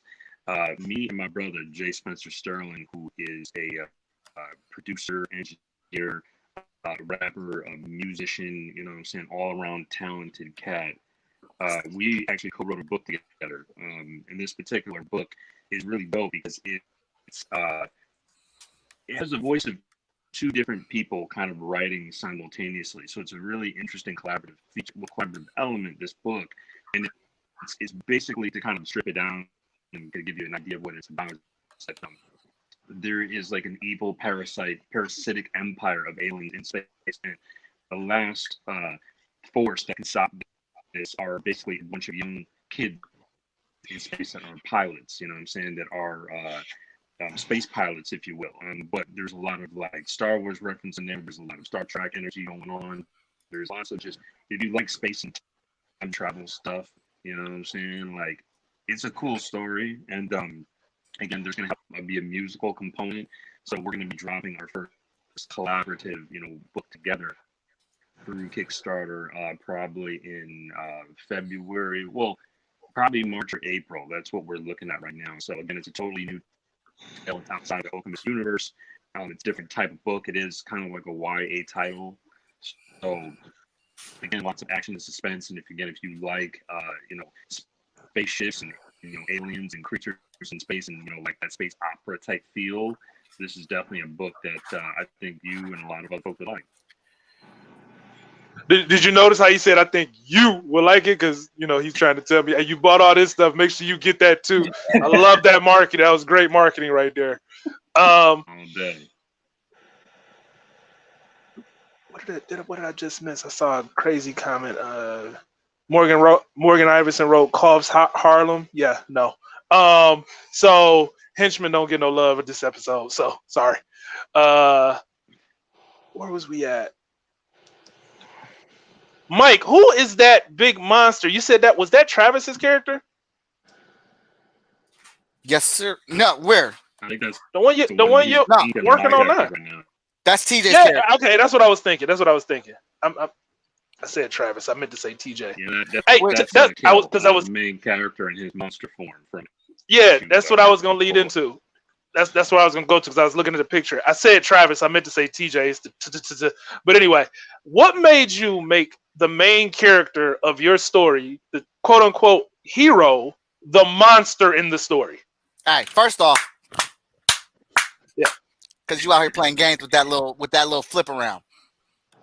Yeah, I mean, for me, I think I just love nonlinear storytelling. I love stories that kind of like break the mold.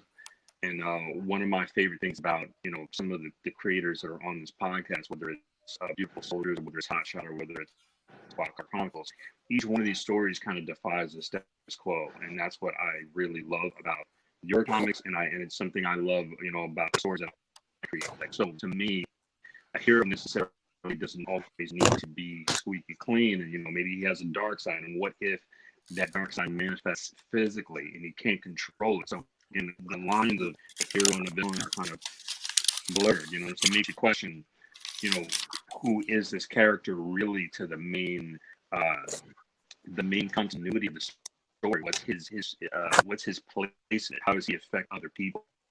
So I always wanted to be a question that, when people read it, like, say, oh man, like the villains are like, look really, really dope. You know what I'm saying? Like, I want them to be the heroes, but when they're not, it just adds another level of intrigue, and it kind of just grabs people and doesn't let them go. You know what I'm saying? And I think that's what has kind of contributed to a lot of our success. Just just stories that just break the status quo and break the mold and try to do different stuff.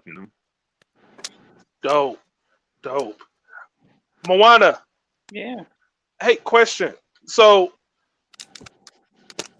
with your podcast coming out this year, right, and you having a successful launch on your Kickstarter, if you had to give Mike publicly any advice on running his campaign, what would it be? That's a good question. Let's see. Let me think. Coming up with questions, baby. I mean, Mike's done a good job promoting his podcast. Like, I think he's actually podcast, whatever show, whatever you want to call it. But I like that Mike brings in, more folks as he's doing his launch, so that it doesn't feel so lonely. Like, that's how I feel sometimes when I launch things, and I do that to myself, right? Like, because I make this like only my mission, but like. So that's like a lesson that I've learned, is to let more people into the things that I'm doing. I didn't know how it was going to kind of pan out. I kind of have an official co-host now. Dana Morgan's been jumping in on the podcast, as a co-host. And that's been really helpful for me, because she and I are able to work on the questions and the kind of things that we want to ask people together. And so for me, it just helps it not feel as much of a burden. Even though I say that, not saying that it is a burden, but just having somebody else, the squad with you, working on it is really helpful. So Mike does that a lot, and he's doing it a really good job. Earlier I heard somebody mention that some of the tiers had gone up in price for some of the higher end ones. And that was one of my feedbacks to Mike earlier on. I was like, you're lowballing yourself on some of this stuff. Like, this needs to go higher. I know the time, effort, energy, and skill that you bring to putting these things together. And as someone who dabbles in a lot of different things, I understand how much time that takes. So you need to make sure that when you're putting your tiers out, don't be afraid to charge what your time and your talent is worth. So I'm glad to see that those went up. I think I've heard, in talking to some people, that sometimes they're not really sure how to price certain things. And Kickstarter can sometimes be a whole other world in terms of pricing. Like, maybe what we charge on Kickstarter is not going to work in the retail world, because there's the wholesale, retail, profit, all those things that have to be considered in your pricing structure. But Kickstarter is a special place where you can only get it here, right? It's not something that you're gonna find at a retail store. Hey, can I get a copy of Chat and Draw with my own cover on it? No, you're not gonna get it there. So yeah, I mean, I think Mike does a great job with his projects, and he and I talk, offline between things, because we work on stuff together. Oh, and by the way, Mike, Chat and Draw is also a sponsor of season 2 of the Moana Nui podcast. So when I post my episodes up, on Podbean, and those things like that, I'll be shouting out Chat and Draw to hopefully bring, more folks into his platform as well. So, those are other ways that people can think about collaborating together and building together. Round of applause, goddammit, for Chat and Draw being a sponsor of the Moana podcast. I had to step out for a second. I came in on the back end of it. But if Moana does not know, I really do love and respect the hell out this woman. She is ever since our first interaction, which involved a Kickstarter, she has been nothing but a straight bullet of momentum and just tearing through things. And I've enjoyed her spirit, her work ethic, and I love the collaborations that we have, and I just appreciate you saying that stuff so much. You're making me blush, and with as dark as I am, that's hard. So good looking out. But also, to ride off the tails of getting the help, I want to shout out Dakota and Tessa. Last night, some of you guys know my computers went down. I have a 2 computer set up that I've been using for Chat and Draw, and I've been doing a lot of work like that, and my computers went down. And I had to work on a backup, and I wasn't able to finish my stuff for the Kickstarter.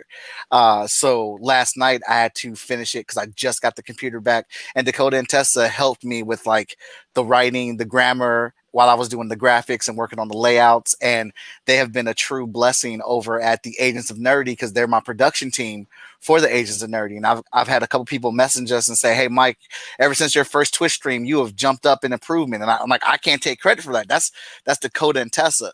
So being able to find people that can help you and people that are just as enthusiastic as you about these things is like serious, like for real. Like Sean Mack. I tell this story all the time when we did cross paths the real way. And we had our Kickstarter conversation. And when we did the first one for Hot Shot, he was like, "How much money you think that you can bring in from your audience?" I was like, "Oh shoot, 5,000 or 6,000, easy." And he was like, oh, "Okay," because I know like out the gate with you coming on with the new product, I know we could probably do about 3 or 4 definitive. And I was like, okay, so we talking about 10. He's like, "Yeah, we talking about 10 racks." I'm like, "Bet." And the more we talked, and the more I listened to Sean, I was like, "Yeah, can I adjust that number?" Yeah, I don't. Nah. Realizing and understanding what your audience is and how to make your audience grow. Like that's one of the biggest things that Sean has done for me in helping me out, is making me realize where I'm at, but how can I expand? And that's why I work with everybody. I want to get you guys out to new people, but I also want to get access to your audience as well. It's a give and take. And working with each other, working on these projects, having you guys on the show, I appreciate the hell out of y'all. But I'm gonna shut up now and get back to this drawing before Sean says something, because I'm about to say something. So I definitely remember the exact. I can't tell you the date, but I remember the exact moment, because we're gonna throw Mike under the bus for a second. The exact moment that Mike had his first interaction with you, Moana. Because he just wouldn't stop talking about it after that to me. Like, it's been a blessing to have Mike take over at Short Fuse with stuff that I just really was worn out from doing. But I get to hear all his ideas and his harebrained schemes sometimes. And when he finally got you and could talk to you, I was like, sweet. Bounce some of them ideas over her. Because she do it too. Leave me alone. And it was great. And he did that, and it was awesome. And he always referenced how much that anytime I say, "Oh yeah," he tell me about a conversation. "Oh, and I talked to Moana about this," and so I'm like, "Sweet, cool. She told you right. You can go with it after that. You don't need to talk to me. Do it. Sometimes I don't even listen to whatever he's telling me because he's already started it off with, I talked to Moana, and then I talked to someone. I'm like, okay, you talked to all the people that I would have said, yeah, they probably got the same idea as me. Because again, I said it in the show, the people on this group right here are a lot of the people that inspire me. Whether it's a big public thing or whatever, they inspire me. Moana is one of the only people that I think talks about back end business stuff as much as I did. And I paused off of doing it because people would always think that I was saying something negative. And it's like, no, I'm not saying nothing negative. I want you guys to be aware of what comes with what we're doing. Yo, you need to package your stuff right. Me and Moana, I know me and Moana are twins when it comes to this. If the stuff ain't packaged right, we bothered. We're bothered. We are bothered. Like, seriously, is this how you sent this stuff to me? And Moana sometimes she do videos and she put the packages right on the screen. Like, this is what came to me. And I'm like, I ain't gonna go that far, but yeah, I feel her. I definitely feel her. She said, I'll give y'all a funny story. You had a Ace Blade package that came from Danny J. Quick. And it didn't get damaged, but the package was it wasn't bad packaging, but the mailman had a field day with it. And I think I did on the podcast or something. I did a Stone Cold Steve Austin imitation of what the mailman did with it. And the thing about it is when he got the package, the first thing I looked at, I was like, I didn't send that. I know I didn't send that. So then I immediately went to Danny like, did you send her something? And he's like, yeah, but I packaged. I was like, nah, listen. And I immediately sent him a whole bunch. Say, man, when you pack, it need to look like this, and this. So again, I know Mike appreciates everything that all the interactions that he's had with Moana. I know you guys have worked on a bunch of stuff, and I'm here to just throw him under the bus and say, yeah, he's saying it lightly here. He really appreciates everything, y'all conversations and y'all report that y'all have together, and I'm here to attest to it because I can tell everybody. If anybody ever know, and I know Danny J. Quick can say spoiler. Anybody ever want to know the truth about what Michael Watson think about you? Trust and believe. He's had the conversation with me, and I can tell you everything you want to know. So, enough throwing him under the bus. Travis, Yo, jump back in the conversation. Listen, what pointers would you have after you just had a monumental success with your Cthulhu? What strategies did you implement to get the awareness? Because that's what Mike's trying to build, more awareness for Chat and Draw. What strategies did you implement to get more awareness on this project as opposed to your previous projects? well, I mean, one of the things that Mike Watson has on this versus the other stuff is he has a community of people who've been on this show that he can ask to share it out, get involved. On Cthulhu Invades Oz, we had tons of people who submitted their stories, man. So they were all sharing and talking about it. But it wasn't just sharing and talking about it. It's getting me into platforms that I may not go in. Not huge into Twitter. But I met a great group in Twitter that got me on like 6 or 7 podcasts and brought in about $3,000 of backers. So that was a really good mix of this. And those are people I never would have met. But I asked my crew, I was like, hey, do you have connections of where I can connect with to try to help do that? Because that's the big key. Because you can only be good at what you're good at, right? I'm really good at Facebook. I'm really good at building a community there. I'm really good at the communities that I'm involved in, Comics Launch or Indie Comics Conspiracy or Indie Rebellion. Those are the groups that I really invest my time in, and I get really good backers from that because I invest my time and they know I'm there. But there's other communities that you can be part of that may know you or that may trust you if someone else has your back. So I think that that's a big thing that Mike should do is reach out to everybody who's been on the show. Tell them, hey, can we get a share or can we get into a community that would be a good fit for us? Mm-hmm. Okay, sounds good. TJ, same question. Yes, sir.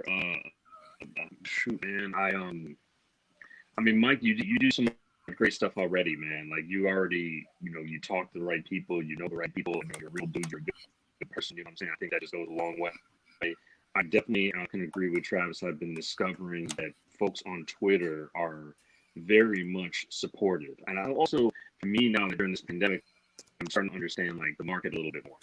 So it's like, okay, Facebook that tends to, age range gauges a little bit older, whereas like Twitter is a tiny bit younger. And then like something like TikTok is very young, Instagram, very young in terms of the numbers and the ages of the people that are there. So it's like, understanding those markets, maybe kind of changing some of the content in terms of what you're delivering on those particular platforms. Again, using each platform to your advantage to understand, in order to, get some eyes on projects. So I would definitely say if you're on Twitter, days like, I think New Comic Book Day is like a big, Twitter hashtag thing that's going crazy right now. So it's like, if you're in there, like, Michael Watson, I got all these dope books, Hot Shot, X, Y, and Z, even more. I got this dope podcast I'm doing Kickstarter for X, Y, and Z, and you're using that tag, like people are gonna see it, and then I click the tag and I'm searching folks, on Twitter, you know what I'm saying, just because I feel like that's like a powerful way to talk directly to people who are wanting comics on a particular day or thinking about comics. So again, each platform has like little cheat codes, little interesting things that nuances that you pick up over time. And I definitely would say that if you want to be successful as much as you can, jump on every platform, but don't kill yourself either, because you can spend all day on Twitter and lose your damn mind. You know what I'm saying? Bro, I can't, man. So, but actually, I hear it's a pretty safer place now as of yesterday.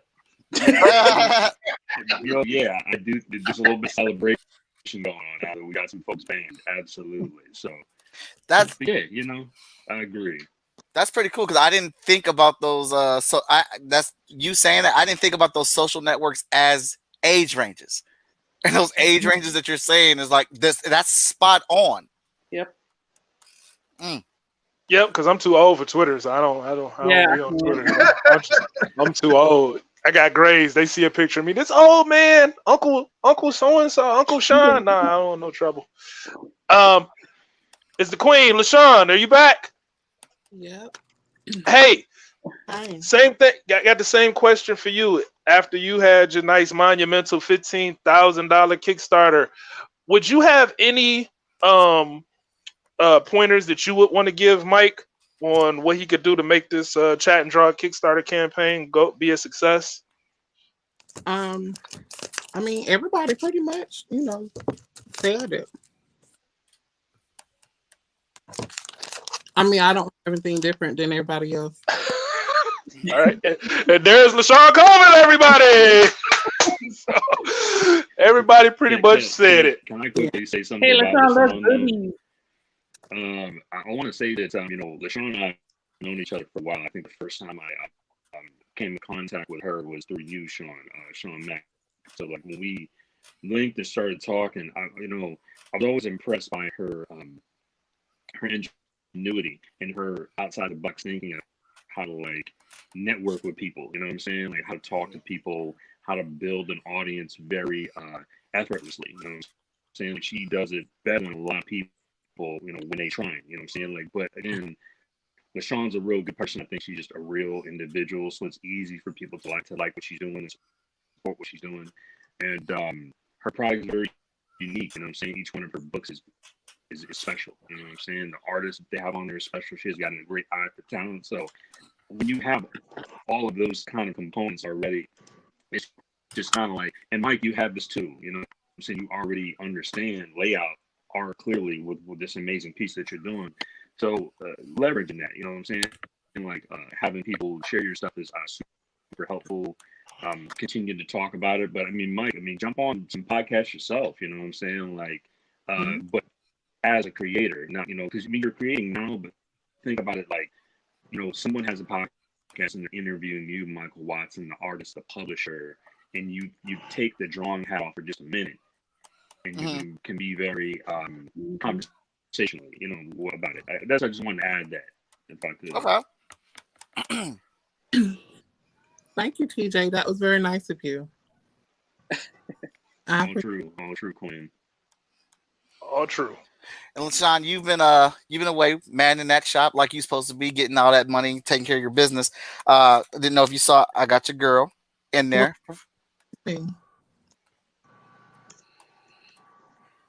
In the charge. Oh, did you freeze up? Yeah, I think so. Her camera has been working this entire time while she's working the store. And the moment she sits down and talks. Yeah.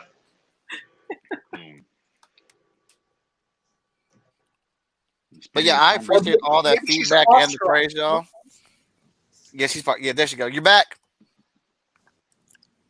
No, she's not. Nope. Nope. Yeah, but I appreciate all that and the feedback, guys, and the praise very much. And I can ride Sean's coattails here. I respect the hell out of a ton of y'all on here, and I do slide into your inboxes asking for feedback and crossing over ideas with you and things like that. So it's very much so appreciated. Yeah, the inbox slide action is going to be real in 2021. Just for I'm letting people know ahead of time. Expect the slide to come through. I'm gonna be like, it's gonna be the slide over. Like, hey, how are you? So, TJ got one coming. I had a quick question for Moana. When can we expect Wildcard Chronicles #3? Because I just got to look at number 2 the other day. I didn't, and I'm like, I'm kind of itching for the next part of the series. Man, that is a great question. I've been trying to nudge John, but he's very particular about his things. It has to be a certain way because he's all about the quality and he wants to hit you in your face when he makes stuff. So I'm hoping that we can get issue 3 into production this year. I think that's a safe bet. I think he has 3 and 4 written, so we can finish that. We can do Kickstarters for individual launches on those, and then get to the trade, which I'm excited about. Then I get to make my favorite hardcovers. Um, yeah, hopefully we'll get to issue 3 this year. One of our artists, actually our artist that we had on issue 2, he had gone off the radar for a little while, not in a bad way, but had some issues to work through. And so, again, back to the scheduling type of thing. And, when folks are good, they have multiple projects going on, and it's just, trying to make that logistics part work. Especially when you have like good synergy with a team already, and you guys are used to the way each other works. When you have to put somebody else in, it's not necessarily a good or bad thing. It's just an adjustment that happens. But yeah, I'm definitely pushing for issue 3 to come out this year. But again, because we juggle so many different things, that's kind of the thing that we talk about a lot, is how do we scale beyond the two of us. It's a place where a lot of us get, right? Like we can become successful, doing things by ourselves and, bringing folks in, as we talked about a little bit earlier, but it's like scaling to that next level. Oh, shoot. Did I lose myself? Oh, no, sorry. Scaling to that next level where you can, kind of be able to afford to pay people on more than an ad hoc basis, right? So maybe it's still not full-time, but some kind of part-time basis, so that you can consistently keep other things moving, because you can only grow as as much as the people around you are helping you to grow. Yeah, I think that's going to be a big part of what I'm trying to figure out this year, is helping us scale a little bit. Oh, yeah. Well, I'll be looking forward to issue number 3, because I have issues 1 and 2 as well, and I'll definitely be reading those when it comes out. I just want to make that clear. I don't think it's nobody just been on the show on a single episode of Chat and Draw who I don't have, I think, all of their books. I pledge during the Kickstarters when they have them on the show. But some of the books, a lot of times I have the books already, or unless it's people that I particularly put on the show for Mike, I just tell Mike, hey, this person's going on the show. Hey, they're going on the show because they're dope. You should have them on the show. Yeah, I have so many books, that like, because I back Kickstarter hard. Yeah, as LaShawn will know, I did one of her high tiers. So I have all these books, and it's like, I know I want to read them. Like, it's all dope books, but it's, again, back to the time thing, right? Like, okay, when I'm going to read all these, I kind of get more motivated when I'm like, okay, I need, this one I really want to read, because I want to have this person on the podcast and I want to talk to them about the book. So yeah, I got my stack on the side, and I'm just like, oh man, I got to get to those. What I hate with Kickstarter is there's a couple people who you've been meaning to back, and for whatever reason you couldn't at the time, and then it's backed up, and then it gets to the point where you're like, now we're at a $60 investment if you want to get in. Like, you should have got in early. You're like, all right. So I guess other people, and it just rotates, right? So that means that other guy is not getting on the list, and I got to wait till he gets to the $60 level, back him. It gets crazy. Yeah. Supporting Kickstarters definitely can get crazy. I think I'm up to 350 projects that I backed. And typically when I back out, I've said it a million times, I like to get the physical book. Michael said he read TJ's book on the digital. I do not read digital. I grab the physical book because that's just how I like my comics. And yeah, that stack that I have sitting from Christmas that I made as my gift to myself. It's a pretty large stack, and I haven't got through all of them, but I looked at whatever caught my eye the quickest and what I was really intrigued in. And it's like, yeah, I read it as soon as I get a little time. Then after that, it's back to the grind on everything else that we got going on. So I agree with that sentiment 100%. Somebody asked, Moana, Brad Arnie asked, he says, I do not have your books. Oh, I just she already did she's so fast. She's so fast. Like, hey, I'm done. I'm done. I can't even. That was like lightning fast. Like, before I can even get the sentence out, she already in there. Then Brad wrote, down with digital. I'm with you, Sean Mack. I mean, it's just not my thing. I'm not opposed to digital at all. Me personally, I grew up reading comics. I started off in the barbershop. That's where I picked up my first comic. It was Batman versus Predator. And when I read that book, it just caught me. And as a kid, the thing for me was, and it really made me get into crossovers and things like that, is because I saw two characters that I knew from TV. Because I wasn't in the comics. I knew Batman and I knew Predator, and I was like, well, what are they doing fighting each other? And then the artwork was so dope. And then Batman had a different suit and it was all high tech, and I was like, oh, this is dope. But I was in a barbershop with my dad, and when I read the book, I was like, all right, well, I need to see more of this. And then my dad was like, you like that? And he immediately was just like, all right, well, let me take you and you can see some more. Then I looked up, and I'm from Detroit. We had the corner stores back in the day. The corner store, the liquor store, had the comics on the rack. They had the comics was on the top, and you had the other books. You know what I'm talking about? The other books was on the bottom, covered up. You know what I'm talking about? So that caught my eye, but I saw the comics, and I was like, oh, this got like that Batman character. I'm going to read that. So, it got me into just reading books, which I think in a lot of ways helped my vocabulary and stuff as I got older. But it got me into wanting to read more, and just sitting and holding a book in my hand. It's like, then on top of me being a business guy, I get in front of any digital device and I got so many notifications coming at me left and right that it's like I can't focus on it if I'm looking at it in a digital manner. Like I can't because I got Michael messaging me, I got Daniel Calvin messaging me, I got emails going off left and right, I got Travis putting in orders. You get what I'm saying? And I'm like, oh, I gotta stop and I gotta go prep this order. Then I got people asking me for advice on stuff, but it's no advice, just experience. Then I got Michael saying, hey, man, and we launching the Kickstarter tomorrow. Will you do fulfillment? What? I don't even know if I got supplies. What are you talking about? So it's no way for me to, and this. So again, I've said it for years. It's not a shot at digital. I get it.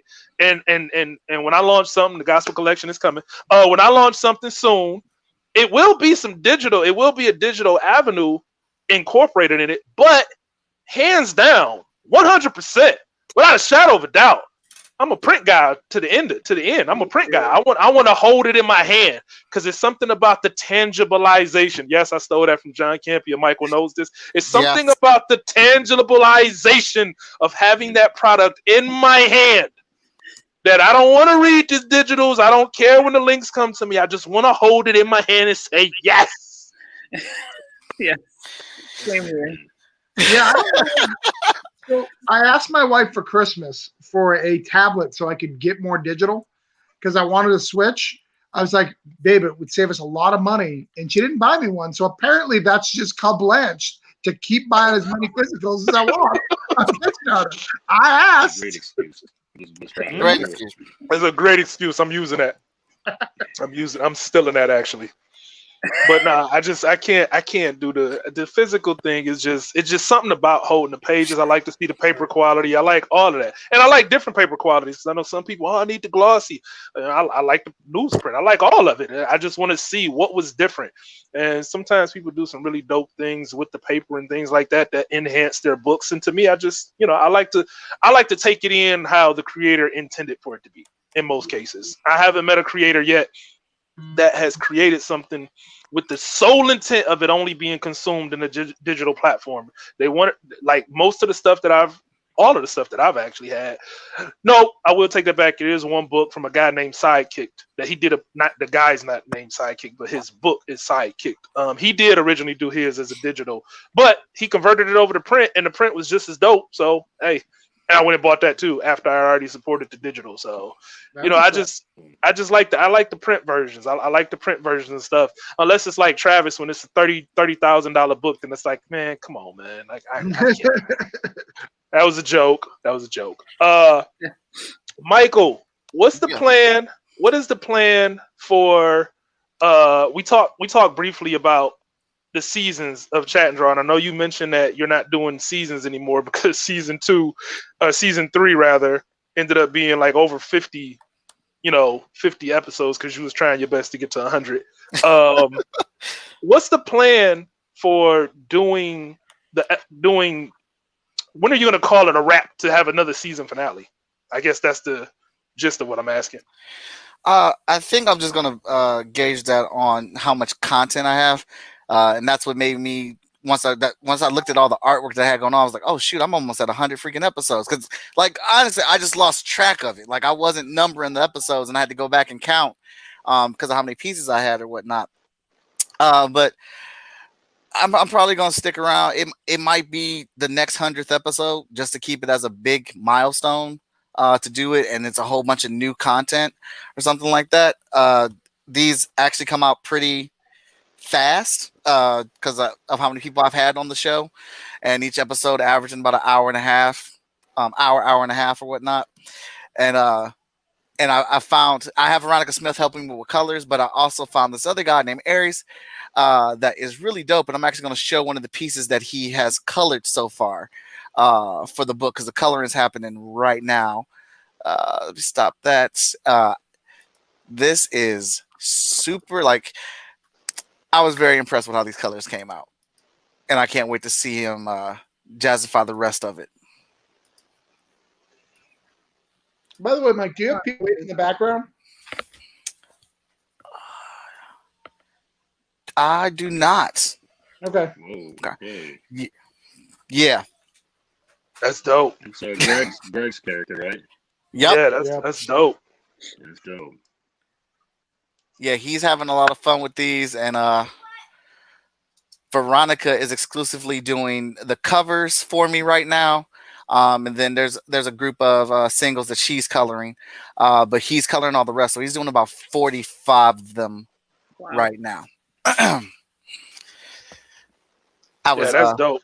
I was very pleased when I got that in. Like, that was the right decision. Right. Yeah, so I'd have been pleased with that too. That was pretty dope. And I know Greg's gonna like those colors because Greg is a stickler for the color, for the skin color on It's Not. And he hit me up real hard on a project I was working on. Like, hey, you need to adjust the color. I was like, okay. And he was like, you need to adjust the color. I was like, all right, I did it. And he was like, no, you need to adjust the color. And I was like, all right, man, I got it. He was like, no. How about this much more? And I'm like, all right, I understand. It's always a pleasure working with other creators, properties. But yeah, sometimes it's like, God, maybe I made a bad decision. Maybe not. Maybe not. Maybe not. Greg won one of them. Just to sidebar that, Greg won one of them. But sometimes it's just, people want them colors just right, and you get it. That's their babies. You get it. I always used to say when creators talk about seeing their characters in a certain light, I would say, well, it's the interpretation of the artist, because when you see Batman drawn by different artists, he's not going to draw it the same way Jim Lee drew it, or he's not going to draw it the same way that Frank Miller drew it. He's not going to draw it the same way that Joe Quesada might have drew it. And it's like they put their own take on it. But sometimes people be like, I don't want no own take. It's my take, and that's only my take, and that's it. And I'm like, okay. You just grin and bear it and just say, here you go, make it right. But I know, even seeing that picture, I know Greg is going to like those colors for sure. Yeah, for sure. That's the first thing that stood out to me was the skin tone. Yeah. When he colored the skin tone and had the varying lights in, I was like, that looks really good. Like, that's a man of color. You did that right. You just did not slap some brown on that. Like, you did your thing. So, and that's something that I did not really pay attention to a lot. Coloring not being my forte, I can do it. But you really notice it when someone who champions coloring takes a hold of something. You see that, you're like, that's why that's not my field. That's why that's what you do. And I respect the hell out of it. Yeah, I respect it. I respect everybody in every field to do something different than what I do, because you always see a different light versus you trying to do it on your own. Which is why I said, get yourself a team. Always surround yourself with people that's gonna do things better than you do it, or things that you just don't want to do. It turns out awesome like that. I gotta step away for a quick second. Travis, you got me on hosting this for a couple minutes? Yeah. All right. We're sitting at 993 right now. Nice. I still got a pledge. I put that link in there in case anybody that's watching right now has not been over to pledge or to share. I think it'd be really great if we hit this goal during the show. That'd be top. What's the goal? 2,500. 2,500. All right. Yeah, 2,500 is not an unachievable goal, especially with the amount of work that you put in the community. Absolutely. Absolutely. I think that is. So I'm going to ask this question of Mike. I know you're drawing, and I'm going to put you on the spot. Who is your favorite character to draw out of all 3 seasons?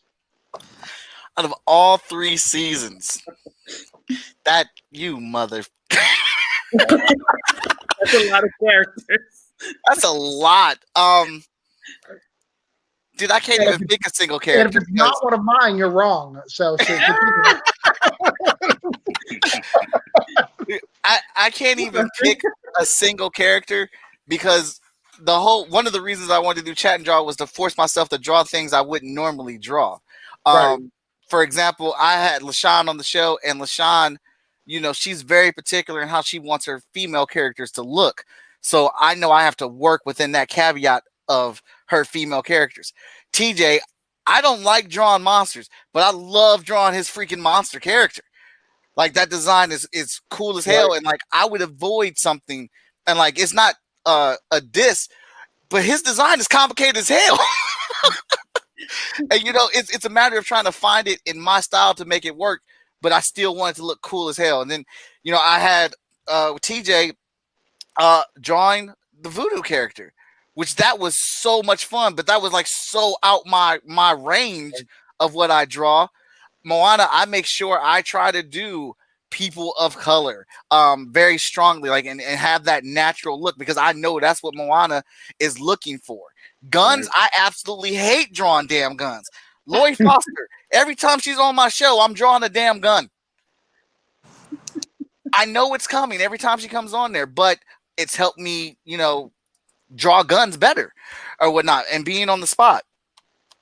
So I don't necessarily have a favorite. I the whole show has helped me enjoy a different aspect of each one of the illustrations. And I'm sorry, we got Lawrence in the back.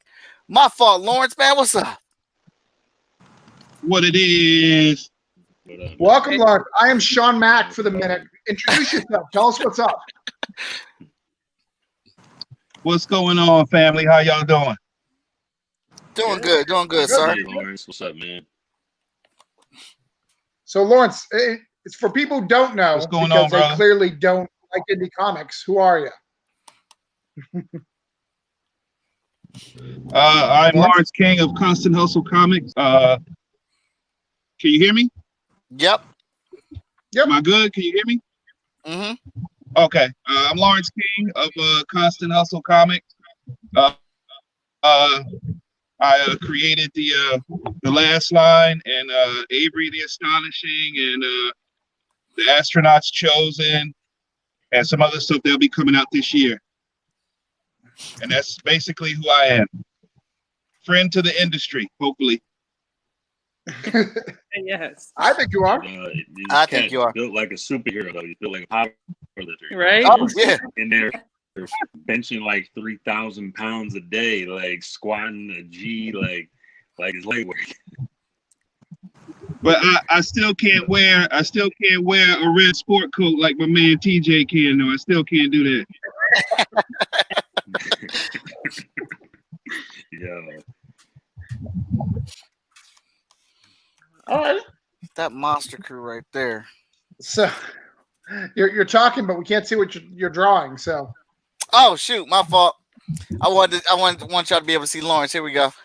Just working on the inks up here on this top crew. Okay.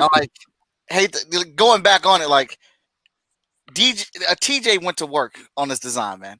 And like this is just, he killed me because I was like, all right, I'm gonna draw that one. And then he unveiled like another design, like another level to the creature. I'm like, this dude don't stop creating.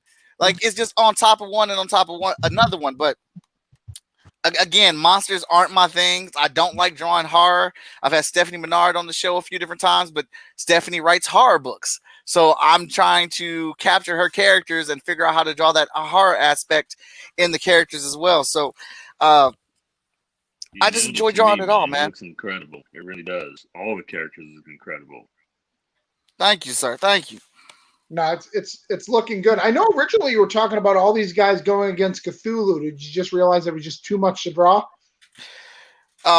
You know what? I forgot that I discussed that with you. I wish I would have remembered. Because damn it, that was a good ass idea.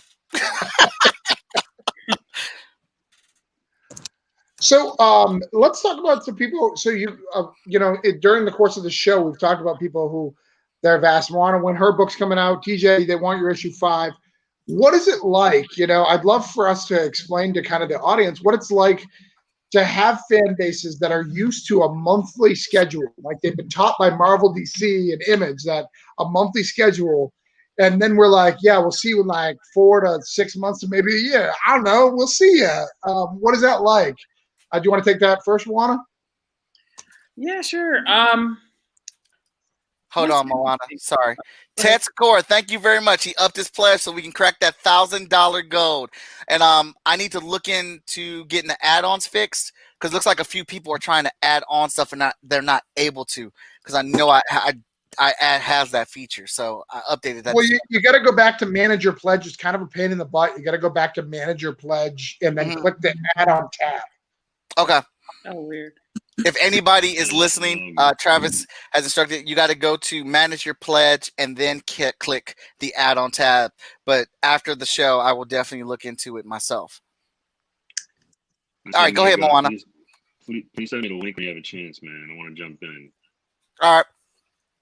Yeah, so I think like for myself, I would say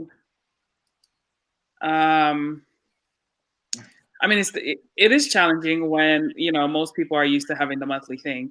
But like when I create comics, or when we create comics, it's not so much to mirror what the industry is doing. It's more, for us, it's more about bringing something that's not there. And to do that and to do it as an indie, it's just a whole other reality, right? So I think for folks who are coming in as an indie and can't, I don't know very many of us who can probably keep the same pace that the typical, the bigger studios do. But I will say that there's a lot of out of the box things that you can do to keep yourself at the forefront and to keep building your audience, with things like this, like very much what Mike is doing with Chat and Draw. He hasn't the last issue of Hotshot or Vigilance or any of the studios under Short Fuse Media. They come out when they come out, but it's still in front of you because the creators themselves are still engaging you in some other manner and helping you to understand more about the characters, more about the universe, more about why you should care. I know for us, like a lot of people that, in my sphere, they are not really comic book fans, but when we had our Kickstarter for Wildcard Chronicles, it was more, like for me, I was driving them to don't focus on the fact that it's a comic book.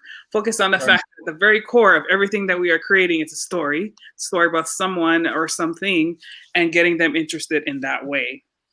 And as long as you can focus on telling a good story, whether it be through the comic book itself, whether it be through Chat and Draw, whether it be through a podcast, a YouTube channel, anything that you're creating, I think that keeps people interested and invested in what you're doing as a creator. Yeah, absolutely. TJ, what do you think? Yeah, I mean, those are some absolutely great points. I mean, I would say that it's always an interesting thing when, first of all, you're obviously flattered and you're excited to know that people like your books and are asking for the next one. And it's crazy to me because you can never really produce fast enough. Because even if it's a monthly book, there's like, yo, man, I gotta wait a month for the next one to come out. Like even for the big two and the big other companies, they have the same mentality. A lot of people have this Netflix, it's the Netflix generation where they want to read the entire arc in one shot and want to binge it. And I think but letting them know, hey, you are a small publisher, you're getting this out as fast as you can. And, I think people do hang in there with you as long as you're consistent. I mean, I personally found that if you can drop a new book every year, you still can maintain a consistent connection with your fan base, regardless of, whether they don't see you every year, if they're able to get it online, you know what I'm saying? As long as you drop something as frequent as a year, you should be good. But I mean, even then, like, you know, you don't necessarily even have to stick to that format. I mean, it's just format I stick to, but I'm Right. trying to increase it as fast as I'd love to be able to put 2 books out a year. Because if I could do 2 books, then it's like, oh shit, then I have more, you know, to reach people. But folks do get it. They understand that indie is more bespoke. It's much more, how do I say it? They're getting a unique product that they can't get anywhere else, so they're willing to wait for it typically. Yeah. Constant hustle. Tell us what it's like to constantly hustle. I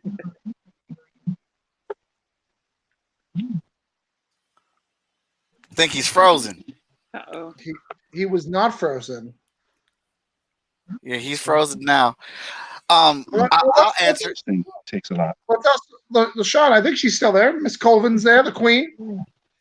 I think she's in a more unique situation because you've got a store that carries a lot of these indie books. So you have people who want these and they may not get it compared to other stuff. What's that like? It's really fun because I an example. Me and TJ talked last night. I called him a couple of days ago, but the call didn't go through. So he called me last night, and I was telling him about a customer because TJ, you're in New Jersey. I am, yeah.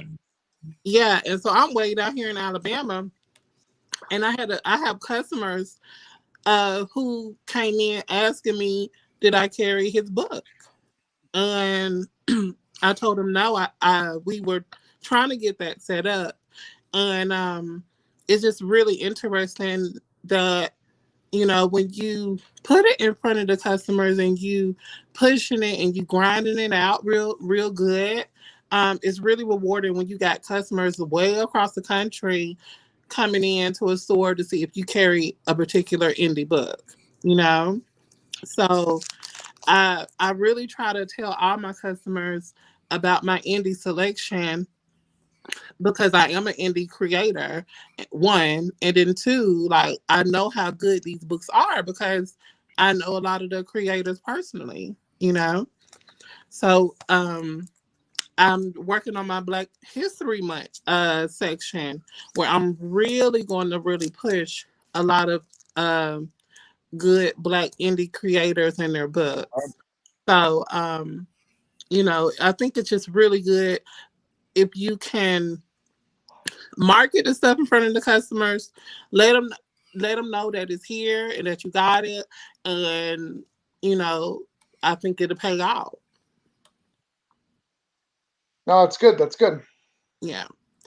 And then also, if I can also say, I think also is the comment on what you asked about how quickly you can get a book out. I kind of think, like, if you, like TJ was saying, if you get like a good 1 or 2 books out a year and you kind of talk to them and let them know, you know, that you are a smaller publisher or an independent, a lot of customers kind of have that respect for indie creators too, you know.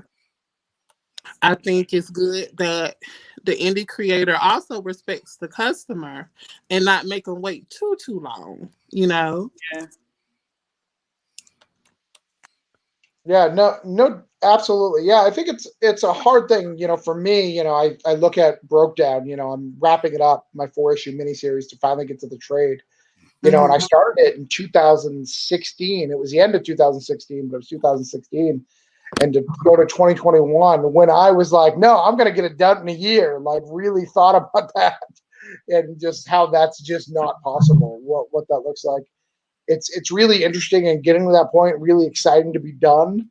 And I gotta tell you, like, as someone who's getting to the end, like, I'm not excited to start that next arc. I'm like, all right, I want to do something new because I've been pitching this for 4 years. You know, when you talk about, you know, what is that like if you guys have got to that point when you're, because our books take so long to get out, we're pushing it too. You know, things change, you know, in a few years as you're doing stuff. We're not Marvel and DC. What does that look like when you have new projects you want to kind of add into the mix, but you don't want to delay what your fans are looking for? And anybody can answer that. Well, if can, I'm kind of like in that boat with you, Travis, too, because I just did my Kickstarter. So once my book come out, I ain't gonna be able to take no 8-10 years to come out with no second book, because that's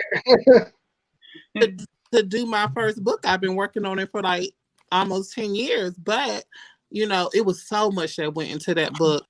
Right. Like, so much. But now that it's out, I also think when creators come out with their books, it makes it easier to get the second one going, because you get into a routine and you get into a flow. And if you got a good foundation of your art team, then you ain't got to waste time trying to find another artist, trying to find another colorist, and all of that stuff. So now, once my book does come out, once we wrap everything up and it's out, I'm hoping I can get the second one done like within the next by the end of this year. Right. Because it's not easy. It's not easy. Not if you ain't got no big publisher behind you. Right. Right. Yeah, I'll talk about that too, because kind of going off of what LaShawn said and Travis too, is in addition to trying to get the next issue of Wildcard Chronicles, which is my husband's the writer on that one, so he has the largest lift for that. A lot of people ask for that too, girl. They ready for it. Okay, well, I will definitely tell him.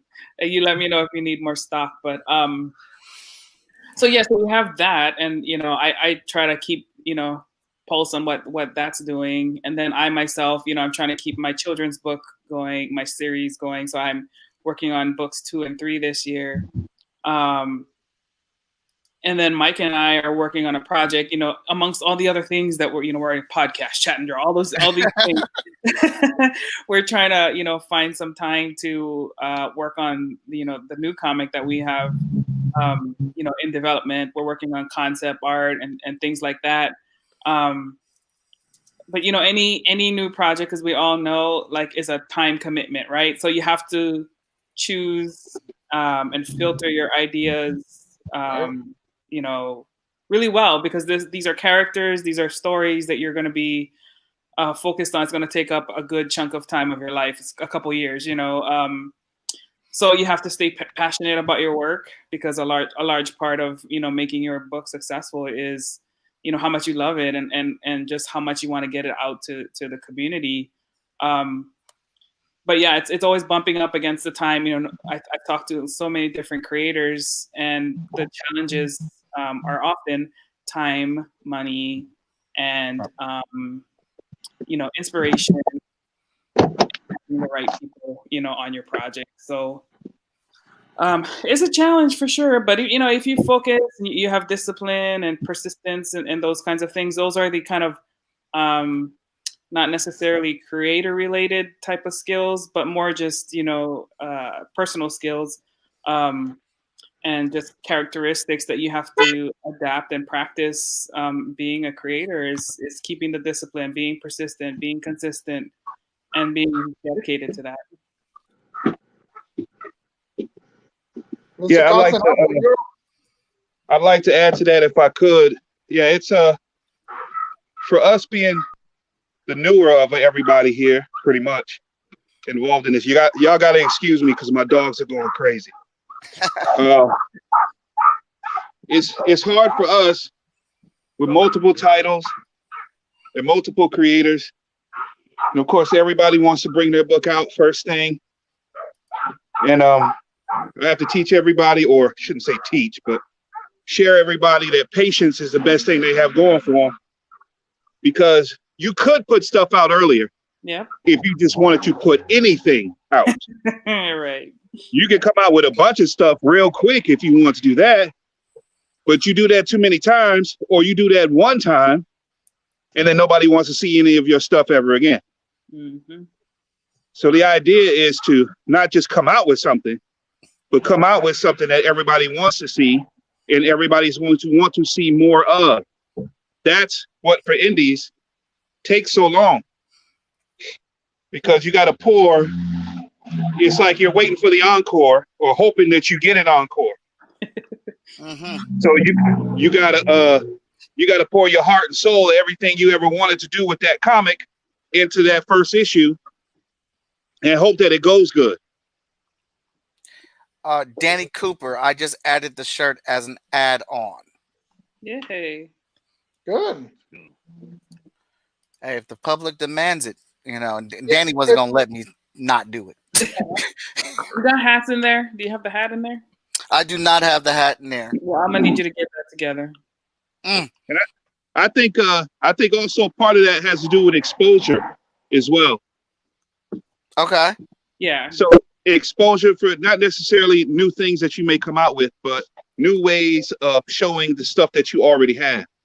So if you have your characters or the backstory for your characters or the backstory for the world that your characters are in or something like that, then there's different ways that you could try to show that to your fan base or to a new fan base. And sorry about that. And then maybe that can add to people wanting to know more about the characters in your world or in your stories. Yep. No, absolutely, and it's trying to build. It's building an audience and then trying to make sure you continue to give content to that audience because we're content providers, but at not the expense of sacrificing quality. And what does that look like? And in comics, it's a team, so you have a lot of people. For instance, on my issues, one of the guys is James Sims. He has cancer, and he goes in and out of cancer treatment. So sometimes he can color a lot of pages, and sometimes he can't. Really depends on what's going on with him, in his medical health, and all those things factor in. Someone's a death in the family, any of those things. When you're talking about creative element, because this is our part-time gig most of the time. Yeah. Right.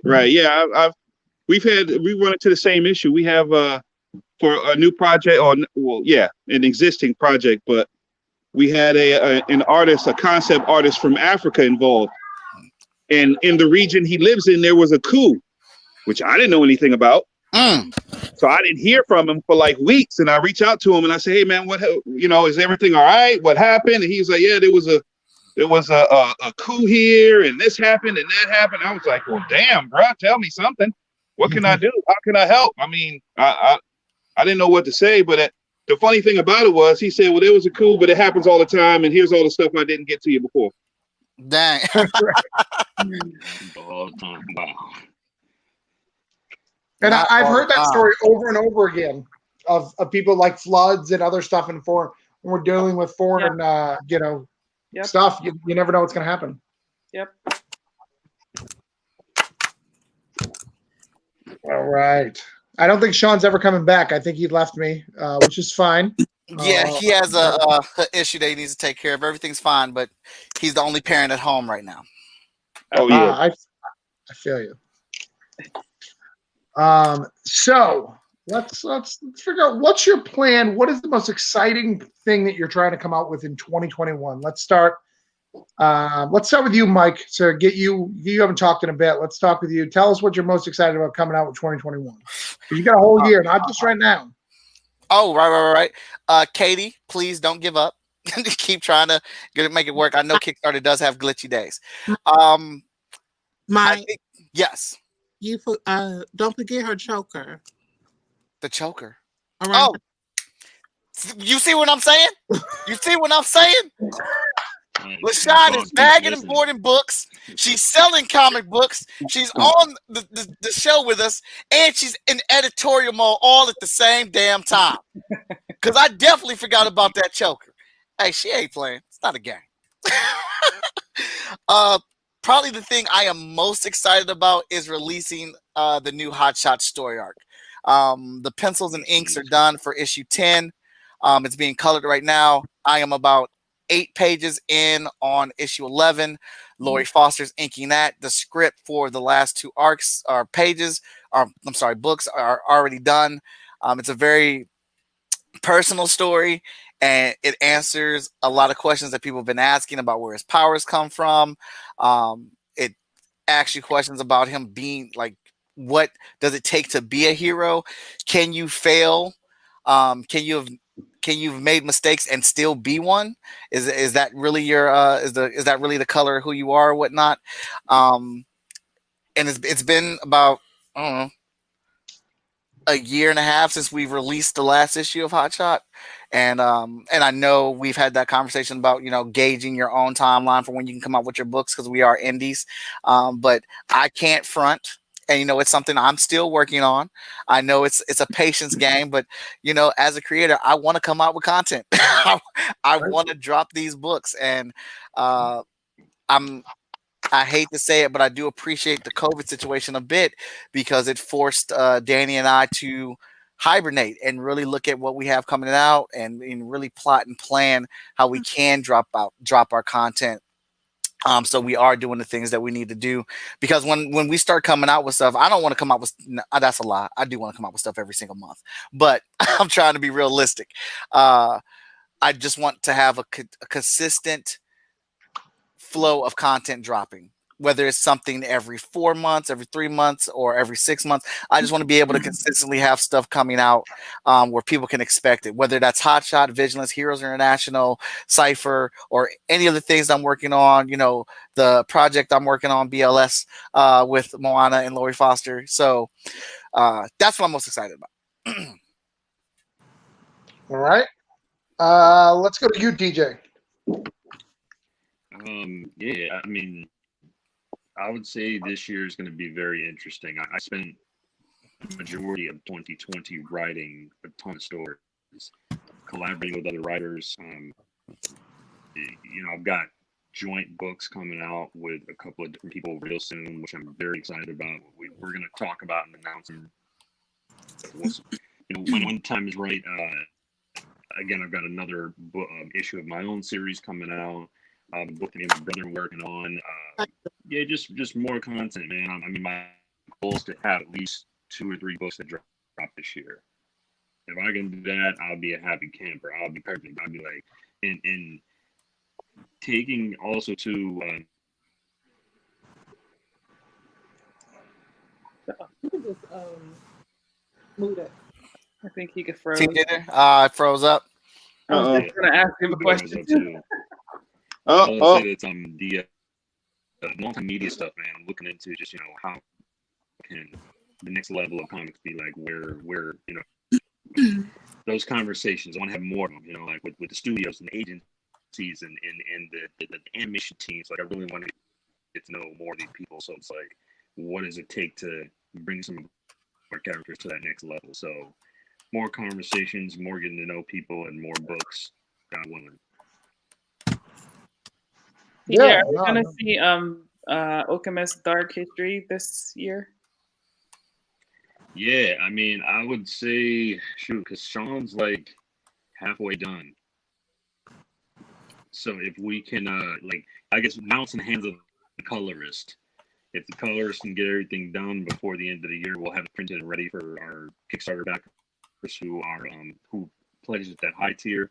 But I'm very excited about that book. It's the biggest thing I've ever written. I mean, it's like 80 pages worth of story, a whole bunch of extra art in there. So it's a big endeavor, and like I said, it should be done this year. Fingers crossed.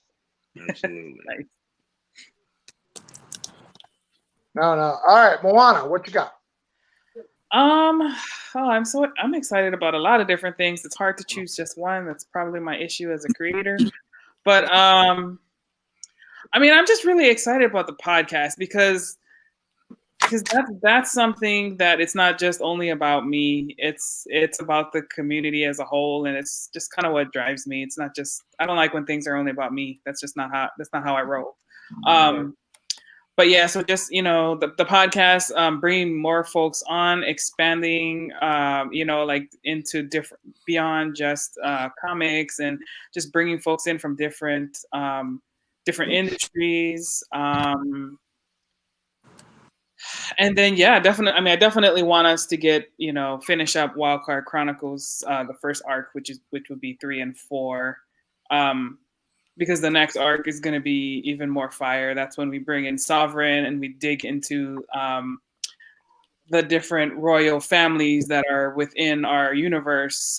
We get to know more about those and what kind of makes them tick. So you kind of think about it a little bit kind of like Game of Thrones, but this is more like, you have like there's a Muslim house, there's a Japanese house, there's an African house. And just seeing those things come to life. I'm a really big fan of Roy Okupe's series Malaika, and his universe. And so, being able to focus a little bit more on that within our own universe, that really is exciting for me. So John doesn't even let me see a whole lot of things. Are you serious? Yeah, he keeps a lot of things even from me, but yeah, so I'm excited to see that, and and I'm excited to see what everybody here on this panel is bringing out. I'm excited about LaShawn's Beautiful Soldiers because I've been following that story since I don't even know when we started. At least 3 years. So when the campaign was finally on, I had no problems dropping my coins and my dollar bills on that joint. Same with TJ. Sean mentioned a little bit earlier that TJ came out of nowhere. I'm like, no, TJ did not come out of nowhere. He'd been pounding this pavement for a really long time. But this is his first time on Kickstarter for sure. And Travis seeing See Cthulhu, Broke Down Dead Bodies, all of those, comic book series, and Lawrence and his crew over there with why am I blanking? Avery and The Last Line. I want to see some more of The Last Line. I just want to see the community keep growing and building this content because that's where it's at right now. We don't have the resources of the big two, but we definitely have the content. We're creating new things. So no doubt. All right, Lawrence, what do you want to see in 2019? 2019. Hold on, Lawrence. Travis has got to get ready to bang out. He is the only parent as well. He can leave at his convenience. I'm not kicking him out, but I wanted to bring Danny J Quick in because he is the co-host the host for the second half of this. Danny J Quick. What it do? You said it right though. You said it right though. I'm the co-host because you're still coasting. I'm just trying to fill up time while you get this great art done. What's good, Danny? What's happening, I'm everybody? I'm going to see my kid. He's crying a little bit. All right. Thank you for saying goodbye, Travis. Thank you, guys. Them, baby. Okay, man. All right, Danny J Quick. I'm going to move you up to the top here. Uh-oh, he done moved me up to the second seat. All right, let's see. Somebody should. I was watching the early show. I was trying to get that top spot for the backers. I'm sure somebody got in there before me, but I had to be either first, second, or third when you launched the Kickstarter. Andrew Duggan took the top spot.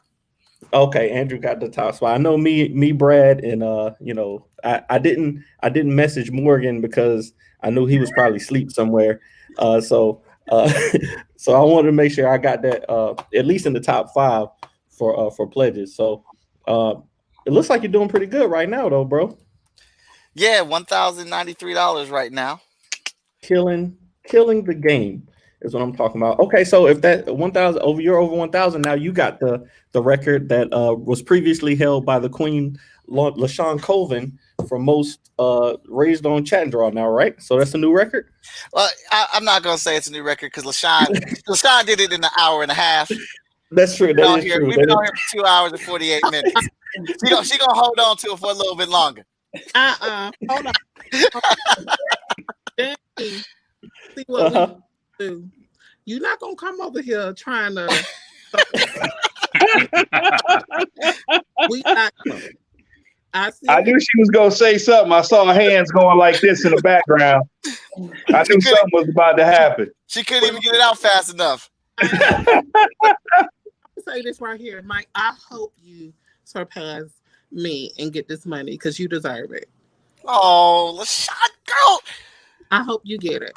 I appreciate it. But the actual number, Danny, that he has is 1,500. Okay. Oh, okay. We got to get the 1,500 then. But still, he didn't do it in an hour though. That's still an amazing feat, if you ask me.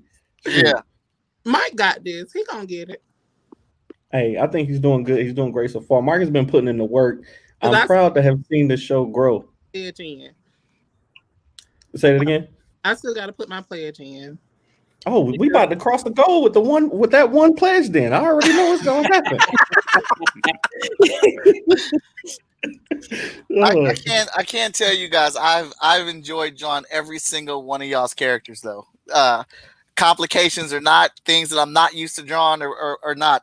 It has been a blast drawing all the characters, figuring out how to draw them, and just good old clean fun, man. I've enjoyed it. Hey man, we appreciate you, man, giving us a platform to talk about our characters and stuff like that, man. It's always fun getting on with other creators and getting to know, other people in the indie comics and other spaces. Everybody's got, Moana's got a podcast, LaShawn's got a store, I think Lawrence was talking about putting out a rap record at one time, right? I don't, Here we go. So I'm saying, man. That's short fuse. Y'all got a mixtape coming out. Y'all doing everything else, so I'm sure a mixtape will be coming out soon. Hey, well, Freestyle Comics is right there, so you know how they do. We're saying that if I can kind of piggyback off that, it is really amazing to be a part of a community where so many people are just doing so good. Everybody, like Moana was saying, everybody on this panel is like really doing it. I mean, Mike is doing it. He's doing his show has just really.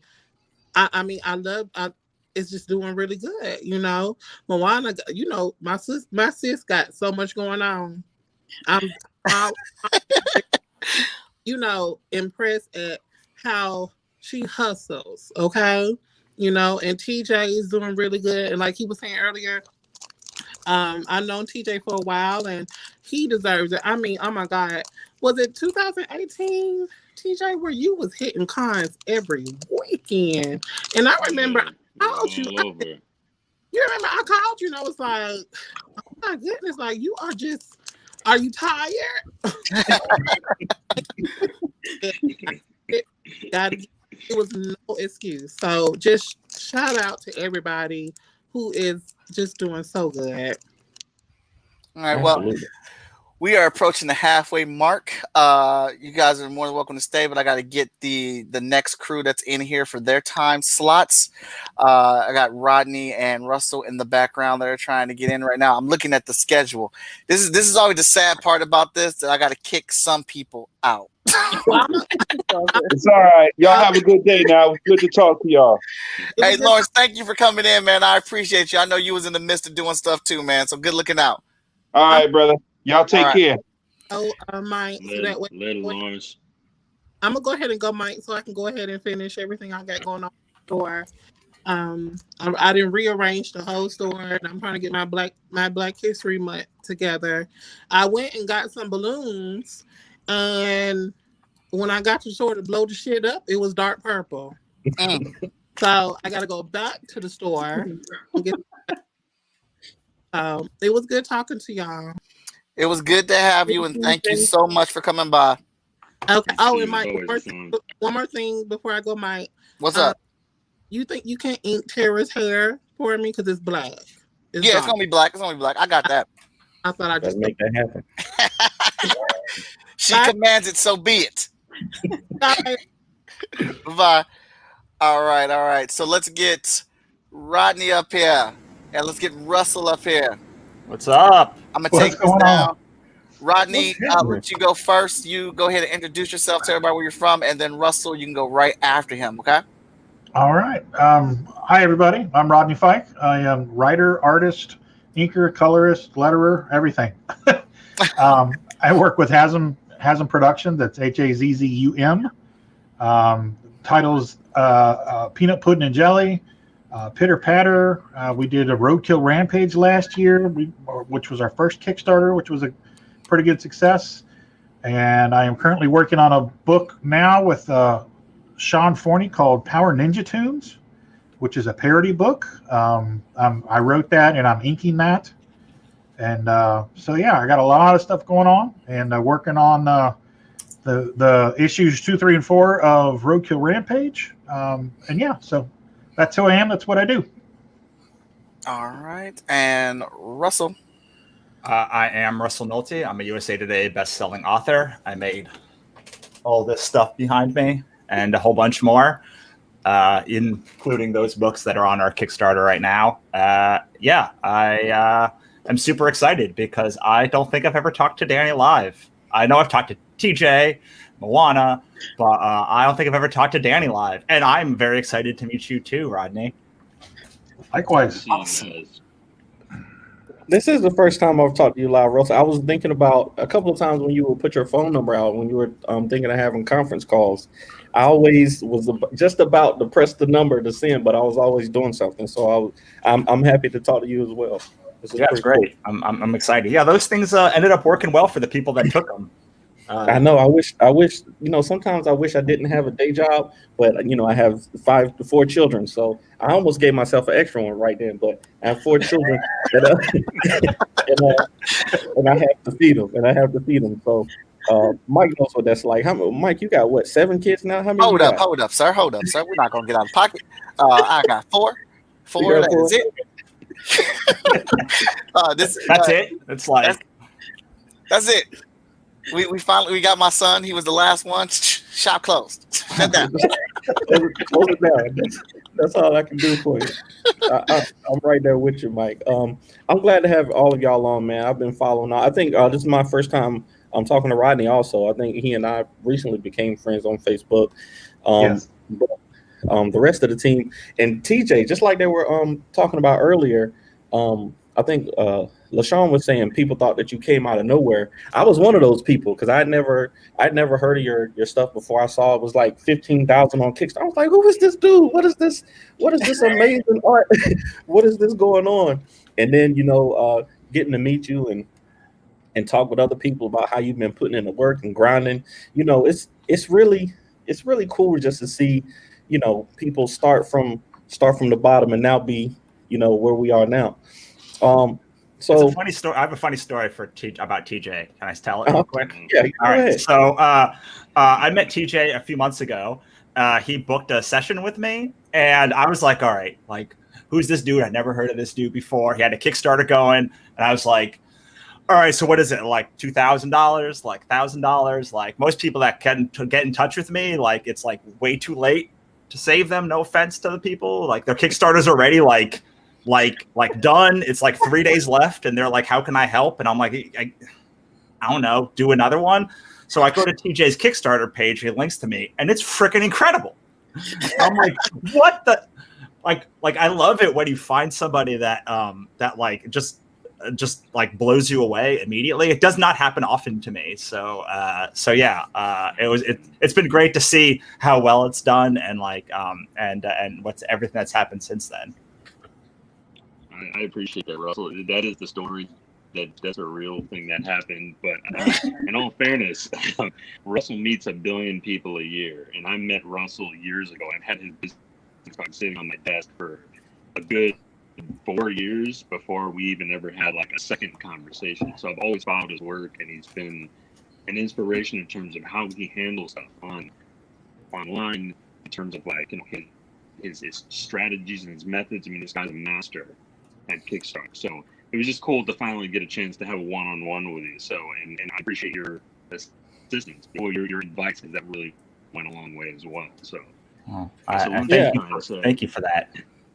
I wanted to talk about that too, Russ, because one of the first, I think I ran into you back when you were running Pixie Dust, maybe, and the Lonzo Star's in the building. Welcome to the chat, brother. How are you? Yeah. What's going on, man? It's good to see you, man. What's going on, everybody? I hope y'all all are ready because this is Mr. Spoiler Alert, so he is gonna try to get information out of all y'all. Let me do my thing, all right, Mike. Let me do my thing. Right? Let Lonzo introduce himself and tell people where he's from, and I'm gonna get back to the art. Yeah. Okay. Hey, so what's going on, everybody? My name is Lonzo Starr. I'm the CEO of Concrete Comics and the creator of The Legend of Acolyte. What's going on? Awesome. Good to see you. Good to see you, young man. So Russ, like I said, I think I ran into you when you were doing Pixie Dust, and I have always been impressed by the way that you handle your email list. I've done a couple of your builders, and I try my hardest to to get these emails out. But I would say you're probably the most consistent emailer. You know, and I, you know, I don't open a lot of emails, but when I see your name pop up, I'm probably in that 20% open that you get from your email list, because you always got something going on, and you always keep people engaged on your other platforms. So talk to us a little bit about how that's helped you out in especially with your comics. I mean, the email list is everything. I mean, like I could literally probably get rid of every social media platform that I have and just use my email list. I mean, based upon what I get from at least my Kickstarter, like emails, like almost all of it, almost none of it comes anywhere but my email list or like Kickstarter updates or things like that. The problem is it took like 2 years to build that list into anything that was usable.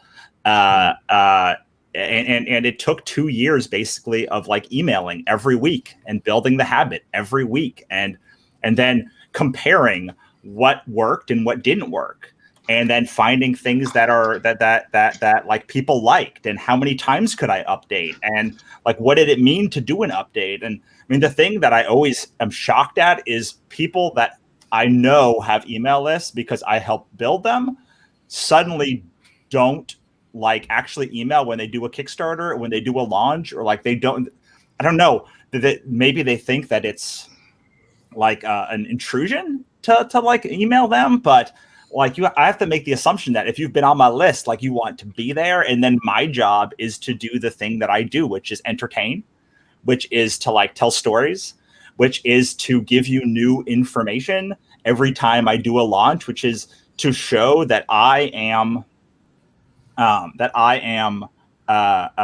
making things that you guys want, that I'm like listening to them to like have engagement.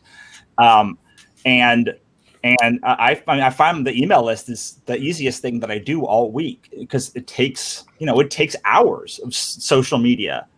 I mean, I see you, doing the TikTok thing, and like, I'm like, I can't do that. I cannot do that. Like, I have a finite amount of time.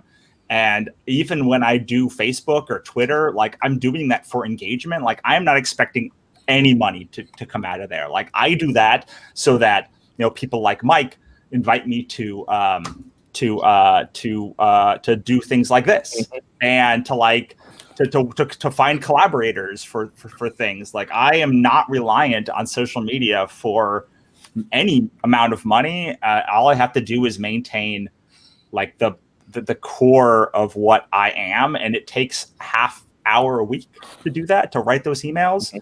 I mean, it took the problem is it's so front focused. I was thinking about this the other day, because like, everyone talks about they don't like marketing, and they don't want to like put in the effort. And the thing is, like, I put in the effort for 4 years, and now I don't have to put in the level of effort that I did before. Like I have an audience that will buy from me, that like they know how much time. And I was thinking about how much time it took 4 years ago to make $7,000. And our Kickstarter was at like 7,600 right now in 5 days. I've had whole campaigns that don't do that. Like that I've put in literally hundreds of hours of work to just do that one campaign, and now I can do the same thing. I could literally launch in the morning and then do my writing all day and come back, and like $3,000, $4,000, $5,000 comes in.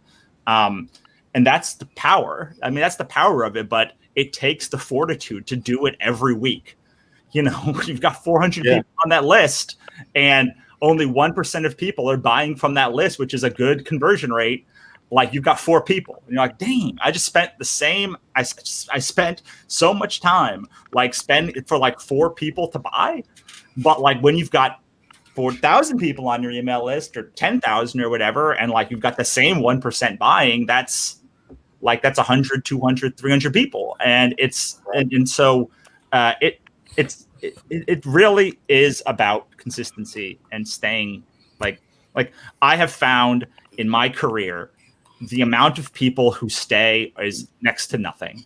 Like almost nobody has the fortitude to do it every week, to make new products, to put them out in a timely fashion, to not let down the people who believe in them. Like all of those things are things that I think about all of the time. And how can I just show up? Like when a book comes in, how do I over promise to get it out in like one day? Like how do I take all of that stuff and be like, hey, this book came in at 4 o'clock. So this Ichabod 2 book, it came in at 4 o'clock on Thursday, and they were all at the door by 4 o'clock the next day. Like all 600 things that I had to ship, or 200 things I had to ship. And it's real easy to make a name for yourself if you just do the things that nobody else will do, because I promise you nobody else does them. Like I've been doing this for a decade and nobody else does them. I don't know if that answers your question or no. Absolutely. I think the biggest thing, the thing that I can agree with absolutely that you said is consistency, because I think once you, the same thing with me and TikTok. I've been on TikTok for, almost 2 years now, and I literally just started it to mess with my kids. My kids were on there, and I was like, since y'all are spending so much time on there, I'm gonna get on there so I can see what it is that you're looking at. And then I found that it was something that I really enjoyed. I'm a very impulsive creator sometimes. So when I get an idea to do something, I say, oh, let me record that real quick, and I can just put it out there and go. And that platform is very, conducive to that type of material. So, fortunately, people have found some of the stuff that I did funny or relatable, and I got a little audience on there. Well, and doing it for a long time, like I can tell that now you understand that platform a lot more than you did like a year ago. And it's the same thing with your email list or any social media platform. Like if you put the time in and you actually like look at the things that are working, and you start getting in your process, like a thing that takes you 5 hours to do the first day one might take you 10 minutes to do year 2. Right.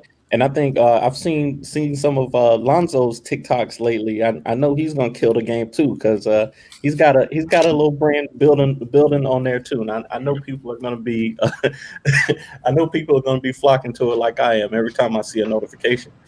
Another thing I wanted to ask Moana, for some reason, I know I'm on your email list too, but I think the algorithm, Facebook especially, the Facebook algorithm is especially put me to know, like it lets me know every time you do anything. So anytime Moana posts, anytime Moana has a project coming out, I always know about it. And I think that's also because of the consistency that Russell was just talking about. You're always updating people when you have projects come out. You're not just pushing your own stuff, you're pushing other creators' stuff. So I big ups to all of you guys. And Moana, I want you to speak on that for a moment, if you will, about consistency. Oh yeah, consistency is key. I talked about this a little bit earlier, but it's all about developing those habits to become a creative, or a successful creative, a successful anything, right? Whatever track you choose to be, it's about the consistency and the discipline, and just being a warrior. And there is how I look at it. Like even when you're low on energy and you're you might not have it, but you just got to find something that will give you that juice back so that you can do what you need to do to get it done. And I'm definitely not perfect. I too have been a part of Russell's Builders for email lists, and it's been amazing to help grow it. I followed a lot of his his examples and his tips in terms of culling the list, and just trying to put together like good funnels and things like that. And I will say I suck at it, because it's not so much that like I don't want to do it. I do want to do it. It's for me, it's a competition of time. So I tend to focus more of my energy on Facebook, because it's the platform that is I'm most comfortable with. It doesn't feel like work to me, and that's where my most of my backers come from. Facebook and my email list. So I'm still growing, definitely, in terms of on the email side. It's becoming easier. Russell actually, following his email list, I learned about a tool called Flowdesk, which is a lot a lot more intuitive, from my perspective, and the way they have the the cost structure set up. I don't have to worry about like, oh gosh, if my list grows too big, then I'm creating a large bill for myself, right? It's a flat cost, you pay it, and your list can grow as big as you want, as small as you want, however. So that's been really helpful. Just removing that mental block in terms of like that email list. But yeah, definitely consistency is key, and showing up for yourself and as well as your fans and the people who love what you do.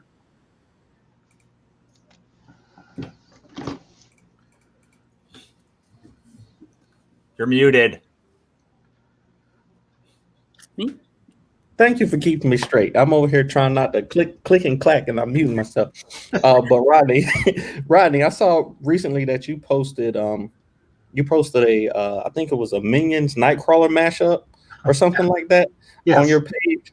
I was thinking about that earlier when Mike was talking about the Kickstarter rewards, because he's going to be doing these battles, these verses in the next season.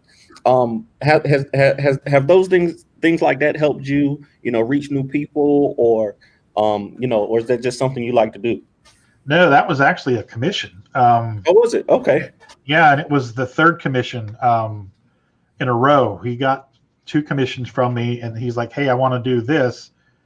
Because I had mentioned I do the Thursday night throwdown, Friday night draw with Sean Forney, 8:00 Eastern, everybody, on our platforms.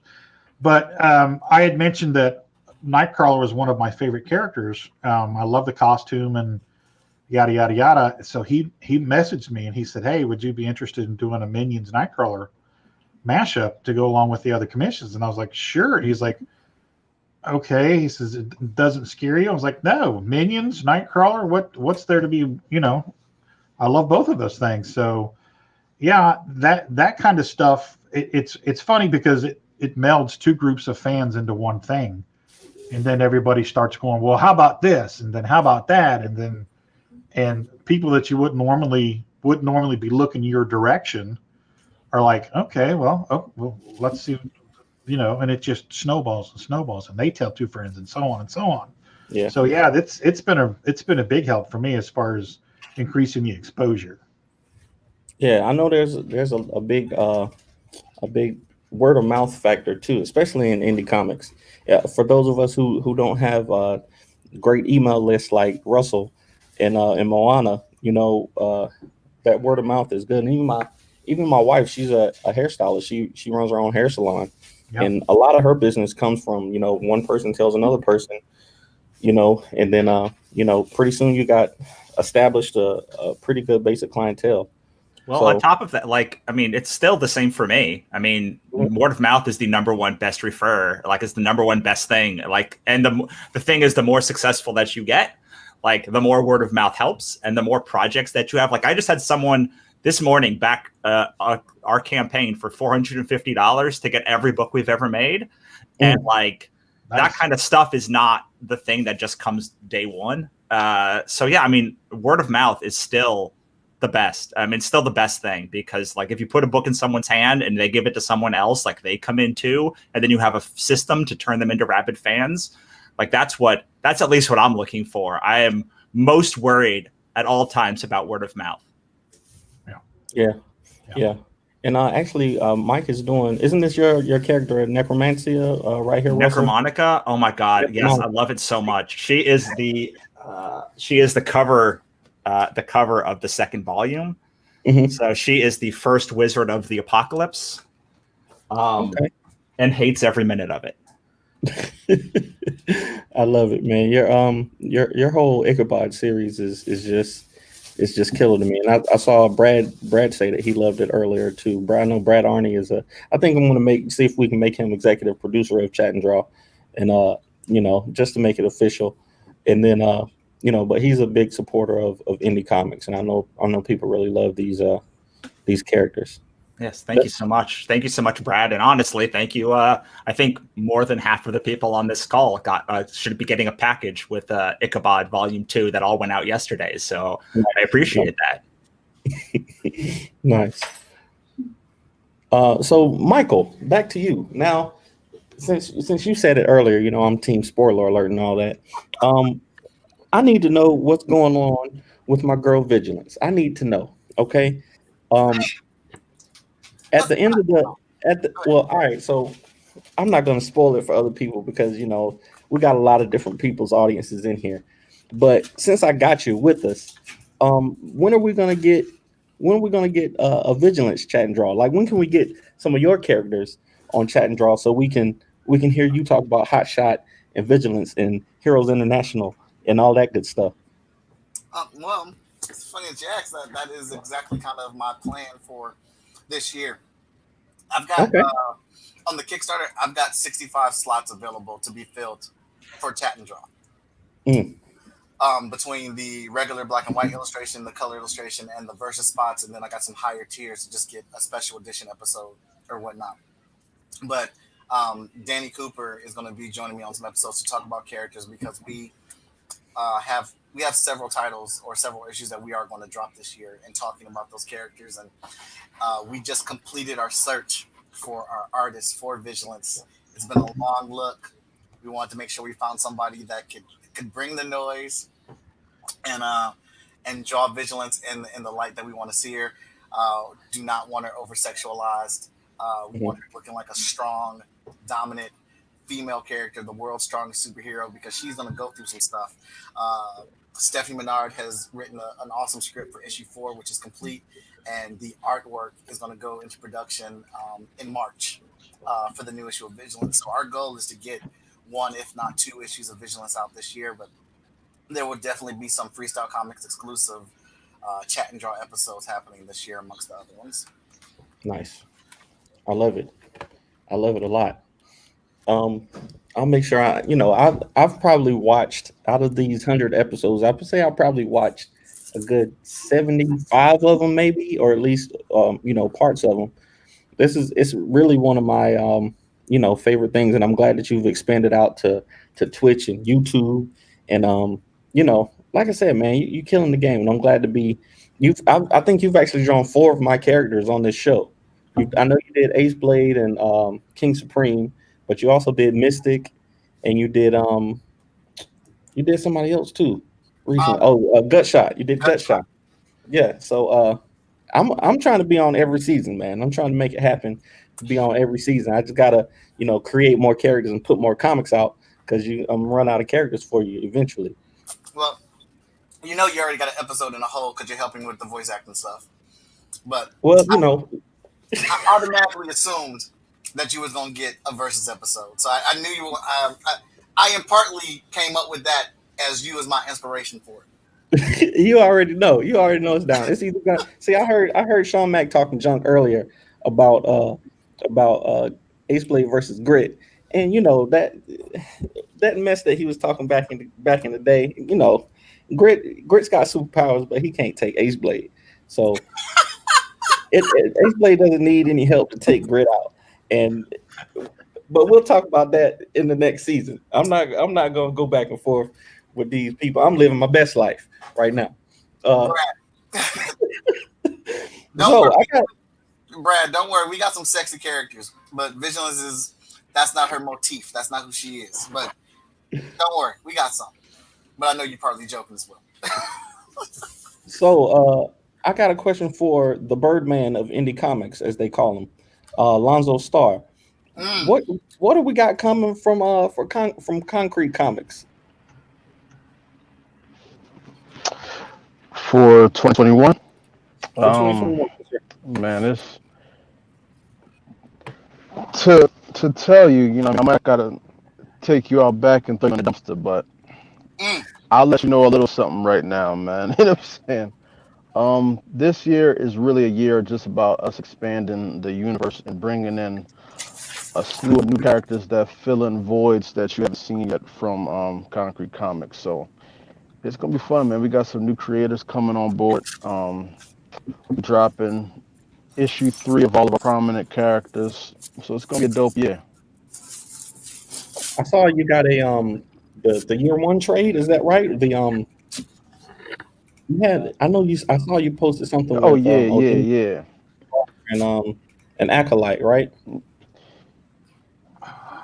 Yeah, it's the year one trade, man. It's just a tribute to our first year when we came out. We all came out at the same time, all of our books done, and all the fans really supported us and loved it. So it's more so a tribute to the fans to give them that collector's edition. It's gonna be limited. Probably not gonna print that many of them. Maybe only about 100 of them. And yeah, it's gonna be something Yeah. classic. I'll tell you, man. I'll be honest. I actually was troubled for a little while because when you were running that Kickstarter for those 3 comics, we were running a Kickstarter at the same time, and there was other folks that were running Kickstarter too. I think it was Dorfies or somebody was running a Kickstarter also. And like I was like, man, all these great comics coming out at the same time. Of course we all want to support each other, but it's it kind of feels like some people might have to choose. Okay, I want to back this one. I can't back this one. Of course, there's only enough money to go from to go each place. So how do y'all feel about that when it comes to indie comics? There's a lot of people who have great projects, and I know they were talking earlier about not being able. Travis was talking earlier about not being able to back every project, but one thing that I like to do is even if I can't back the Kickstarter, I'll try to keep it in mind for later and buy it when it's available online. But some stuff you miss. So how do y'all feel about that, Right. Russell? How do you feel about that when it comes to Well, I'll give you some statistics. Our last campaign, we did $20,000 for our Ichabod Volume 2. And I had 42 comics that I collaborated with to share each other's books out as the Kickstarter was going on. And I think it was 42. It was over 40. It was easily the most I've ever done and the most successful Kickstarter that Ichabod's ever had. So every campaign, I try to work with other creators and other books that are live. So here's one thing that I've learned. None of us have unlimited money, but somehow if we find something cool, there's always money for that thing, at least in digital or at least for $1 to support. So I'm real big on having low end tiers. $1, $5, because those are the people that end up being $450 pledges at the end of the day, because they're not sure, they want to taste.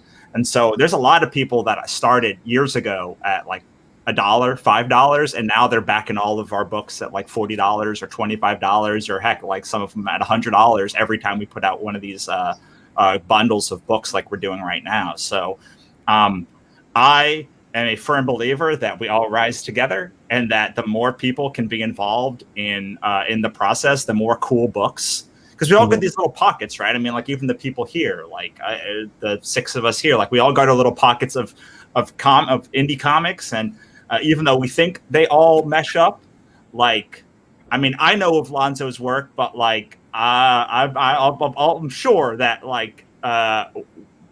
99% of our audience doesn't match up. Just not because they don't like it, but because they don't know about it, or because there's 500 Kickstarters going on at any one time. So I think that if you think of yourself as a curator, and this works for your email list, or if you can come up or think of yourself as a curator for cool projects or cool books, and people see you as a person who has good taste, it's going to help you make more money because more people will want your books. But also it will help other people, because when you give a recommendation, they're going to go and buy that book. Everybody? No, absolutely not everybody. But, to me, the more books that are out, the better I do. And also the better the more I want, I want more things to be made because I want to buy them. So, I might not be able to buy, I back very few things at $30, and those are things that are $40. So those are things that this creator has consistently come through. That person is consistently for years, made some of my favorite stuff. But I'll back almost anything at $5. I'll back, I think I backed 100, 200 comics last year. Most of them were at $5, $10. But still, that $5, $10 adds up. 100 people backing at $5 is $500, and those people then may buy an add-on after your campaign or something. So yeah, I'm a big fan of making the thing that my fans want, and knowing that like if someone who likes the thing that I do sees this campaign, they will either buy it now or later.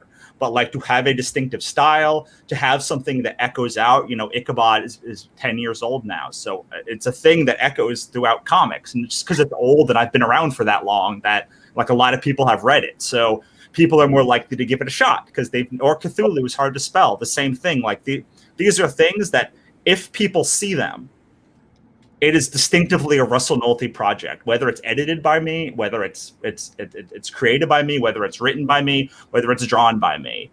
And then my job is to find as many humans as possible, 40 creators, whatever, like as many people are listening to this thing, and just say, here is a thing that is cool. Please just tell them that it's cool. Please tell them that we are friends and that you like this thing. And then show them some of the books, give them a little blur, and then like let the world do the work. And the more people that the people that are involved, so the bigger that the comics community gets, the more money that comes into the Kickstarter community or whatever the store community, the more people then can see it. And even if 999 people out of 1,000 don't think it's their thing, if there are enough people sharing it and supporting it, then you'll find enough to make a living as long as your stuff is distinctive enough that people look at it and go, oh my God, what is that? I must have it. Yeah, I agree with you on that. And I've heard it both ways. I've listened to people who swear that you shouldn't have, rewards on your Kickstarters that are less than $30, or you shouldn't have, $1 rewards, or of course it can work both ways, but I think you just have to like Russell says, know your fans and just keep making stuff that they want. And I've also experienced that. I've had people who backed for who just got a free comic at one point, and then a year down the road they were like, oh, Ace Blade #3 is out. As a matter of fact, let me get all 3 of them. Let me buy all 3 of them since I got that first one for free 2 years ago, and I've been seeing this guy's name pop up. That's so important, man. That's so like I think people that say don't have anything under $30 are not thinking about the long game. Yeah, they're not thinking that I could have this. I could have this fan for 10 years, and I would way rather get someone for $1 or free, because I have like free previews in all of our books and all of our Kickstarter. I'd way rather get that free subscriber, especially from something at Kickstarter, because I know they are like people who are looking for new things and have them for 10 years and have them for 10 projects, than for them to go, are you out of your mind? I'm not spending $30, because that's not how you grow a fandom. And then they're shut off forever, right? Yeah. Right. Yeah. I think I agree with you. Like, and I've done, projects. We did, books where we didn't even offer, digital books. It was only physical. And, we did okay. We've funded books both ways. And, I think, like you're saying, the long game is more important, especially for, people like, all of us who I think are trying to be around for 10 and 20 and 30 years, maybe. And, to build a real, to build a career off of it. So I agree with you on that. Anybody else got any input on that? Yeah, this is like the Kickstarter that I've done, and I'm like leading the way on it for it because it's a chat and draw book or whatever. But the closest experience that I've had to what you guys are talking about right now happened to me at comic conventions, which I sort of missed. I was at one show and I was doing a panel, and I was coloring the Marvel Upper Deck cards that I do. And I was just coloring it, and you couldn't really see the screen because I was coloring with markers. So I'd stop every 10 minutes, and I'd get off the stage, and I'd walk the piece around to everybody so they can see how I was blending the colors and stuff. And they were like, oh man, now it's really clicking. I'm seeing what you're doing and whatnot.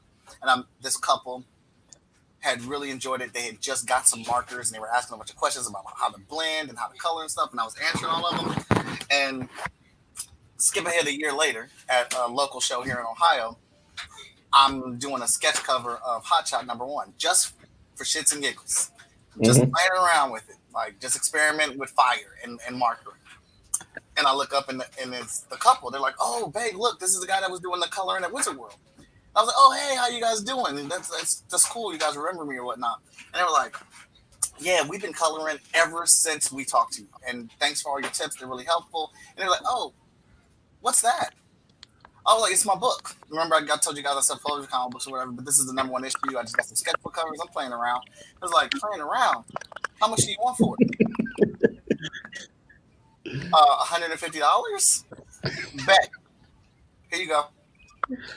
No hesitation, no haggling, just how much it was. They didn't buy anything from me a year ago. They came back to my table. They hung out with me. I kept answering their questions. And then, it was vibe. Thanks for hanging out. No grief or no trying to force stuff down their throat. And yeah, it was a year later that I ran into them. But a year later, I ran into them and they bought a $150 comic book from me, from some sketch that I was just messing around with. Hey, I see. I'm all about that, man. I think it's great to just, and this is really, to me, indie comics is a niche thing. Comic books in general are a niche thing, but well, not really. But indie comics is something that I never thought that I would be making my own comic books. I didn't, Morgan always talks. He never even knew black people even made comic books. So to be, here 8 years later after coming back from Iraq and making comics about a purple ninja dude who hates greed is crazy to me. So I always am happy to, meet new people. And if people are willing to download my comic and let it take up space on their hard drive until they can, find the time to read it, I'm cool with that, and like you said, I've experienced it, and I know many of you have, people coming back months later or years later and saying, "Oh, I remember this. Let me, you know what? I got money now. Let me invest in you." So that literally just happened to me on this campaign that I'm running right now. Someone said, "You finally hit me when I had some money," and they bought a bunch of my stuff. You just never know. You never know, but I think you can say, you've had it happen to you. Everyone's had it happen to them where they found some book or they read some book at a library or then it stuck with them, and then a year later they're like, I got to get this thing. And in a world where we're just going to get more and more saturated, being that person that can stick it out for longer and build that relationship and show how you're different, they're going to be the winners. Yeah, and I think one thing that a lot of people really dig about us indie people is the relatability from one side of the table to the other, because the Joey Bag of Donuts and his wife and kids come to the show, and they're not really familiar with the convention game and the hustle and the interaction and the commissions and the this and that and the other, and what you do and who you are. Because they're not familiar. They came in with the advent of the movies, Iron Man and the Avengers and all that. So they're kind of learning, and you're kind of teaching them. But what happens there is you build relationships. And like Russell said, I can't tell you how many times somebody said, I'm running into you again with money, or my wife wanted to go get this picture of this guy and this autograph. I've got some money left, so I wanted to come here and get your stuff. But it's building those interpersonal relationships with people. And they can do that with us because we are available. We are at all the shows. The guy that draws Spider-Man might not even live in this country, and so they see you at all the shows, especially the regional shows. If they go to 4 or 5 shows a year, and you make a point to be at 4 or 5 shows in that region a year, it's the familiarity, and it's like, oh, I know this guy, and I like what he does. And they're really nice. These people are really cool, and the relatability. They're just, they've got day jobs, and it's funny because we were at a show and it was Saturday morning, and those Mike know I've got a bad back. I've had 2 surgeries, so if you see me at a show, you see my wife, she's a pack mule, and I'm sitting down and I'm sweating beads and stuff, and I'm in pain and I'm popping pain pills and stuff. And one time I just started laughing, and she's like, "What are you laughing at? You're in so much pain." And I said, "Look at us. I said, Victor and all these people, Mike and Sean and Stephanie. I said, it's Saturday morning. It's 7:00. We just got off of work at 5:00 yesterday. We drove 300 miles. We got 6 hours of sleep. We're up. We're setting everything up, and man, it's nuts. But it's what we do. It's dedication, and people that meet you at a show, and you get to talking to them, and you tell those kinds of stories. They're like, these dudes are ballers, man. These guys love this stuff, and that kind of stuff. That's what I love most about talking with guys like you, and not just guys, girls, everybody, and getting to know everybody and expanding that umbrella out further and further and further. And so, yeah. All right, I'll shut up now. Oh, you good? I kind of got on a tangent.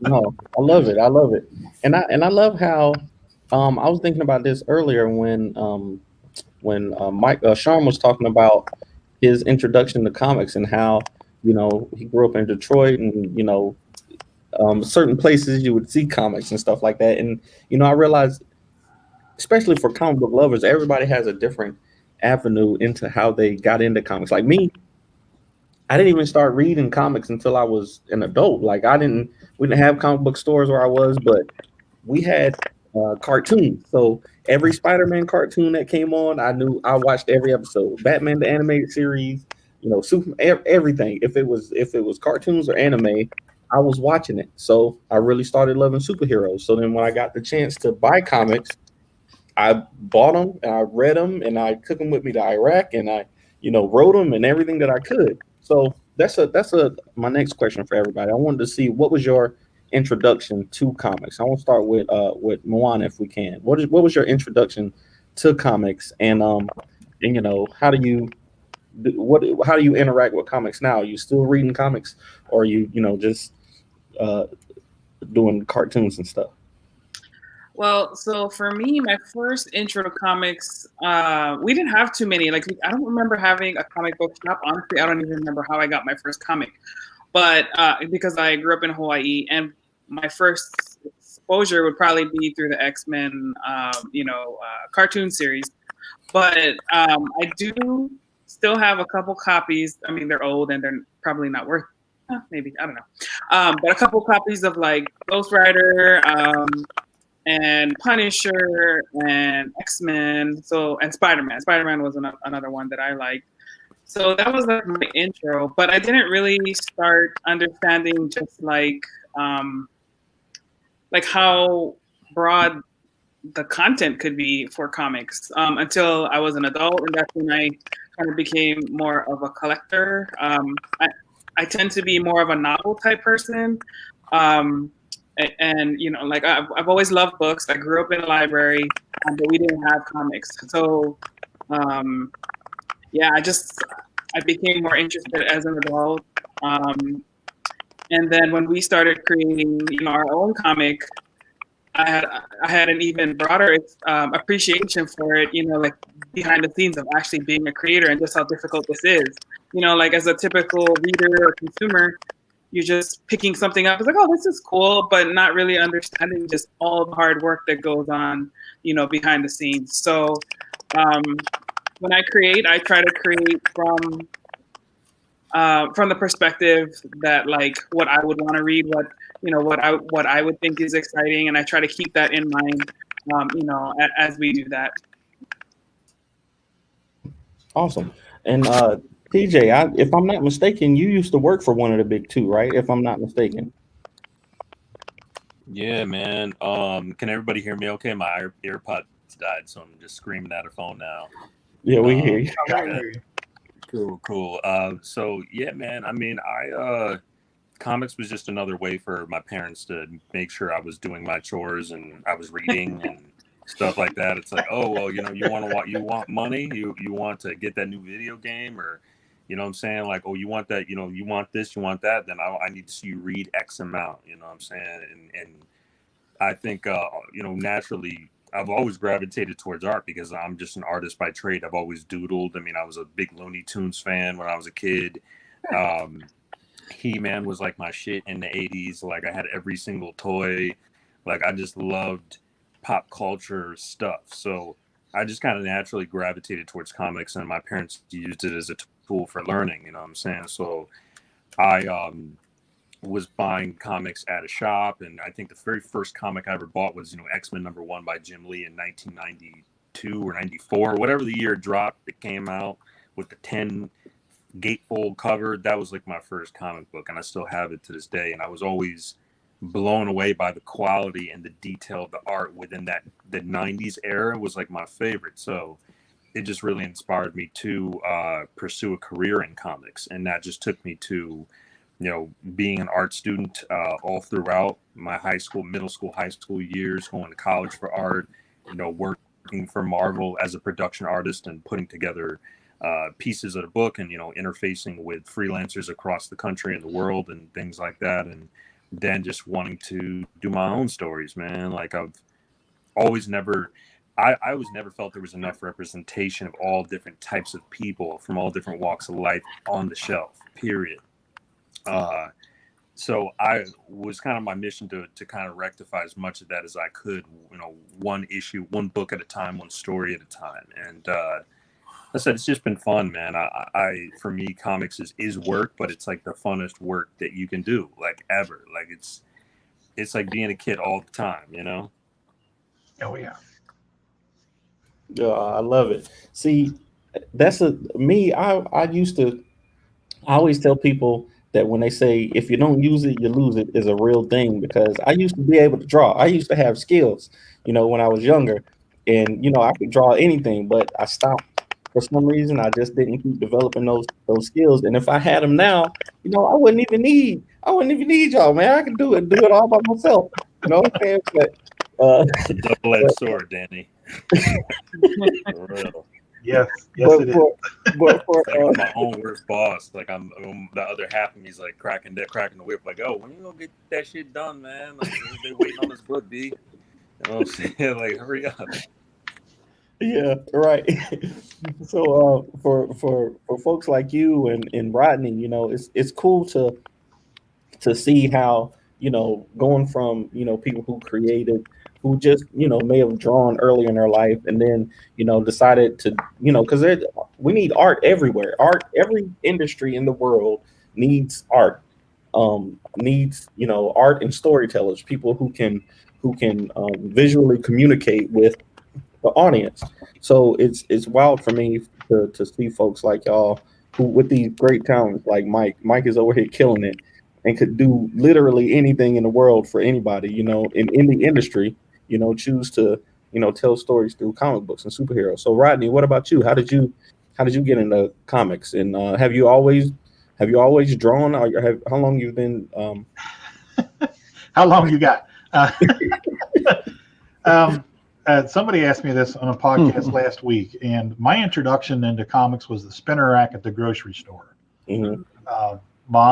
I was trailing mom, and then we were down the cereal aisle, and down at the end, I saw a kid down there spinning something, and I walked down there and looked up and down, and there were all these comics with all these bright colors, and I picked up an issue of JLA and started thumbing through it, and it had Superman in it, and it had the Flash, and it had Batman, and it had Elongated Man, and it had all these characters, and that was it. It was over.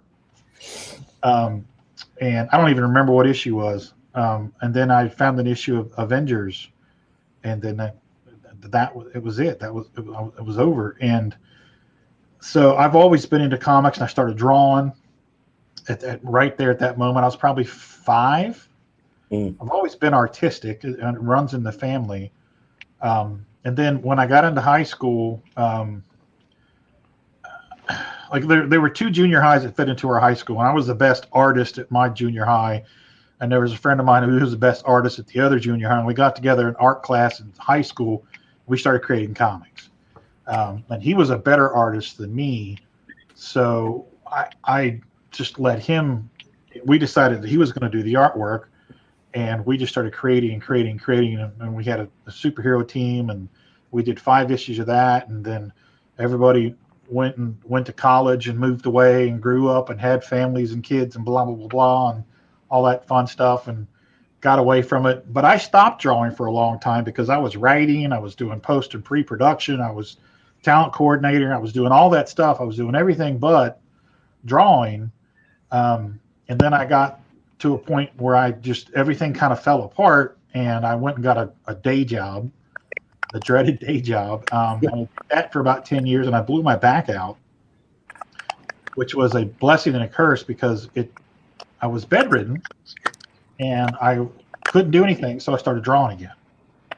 And long story short, that's when I met my wife, and we kind of got together, and I told her my tale of woe once upon a time when I was this comic book person. And so we kind of started it up again back in 2009.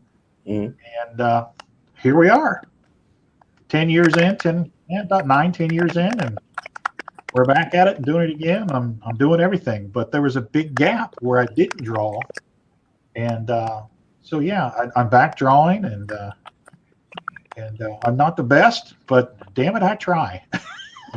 Good from my perspective, man. I always see your stuff pop up, and I love it, man. You do good work.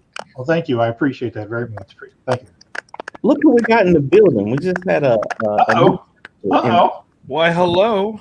I think they call him the hardest working man in comics. I don't know. We might have to take that title and give it to Michael Watson for.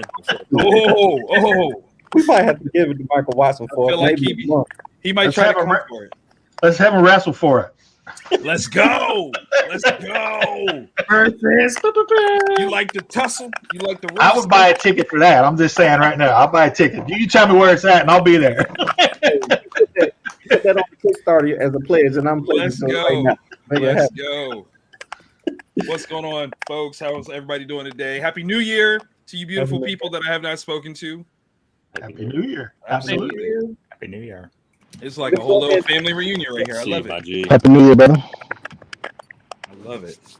Hey, Vic, go ahead and introduce yourself, man, to the folks who might be watching. Of course.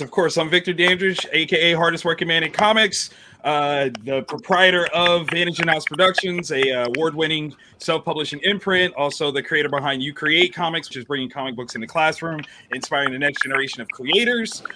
You often see me as a celebrity moderator for a number of comic conventions. I am. You know what? I'm a do a thing. Can I say it, Mike? I'm gonna say it.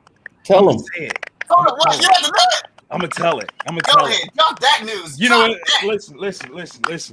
I was just about to say, I know you got a new email handle. Go ahead. I do have a new email handle, victor@wizardworld.com.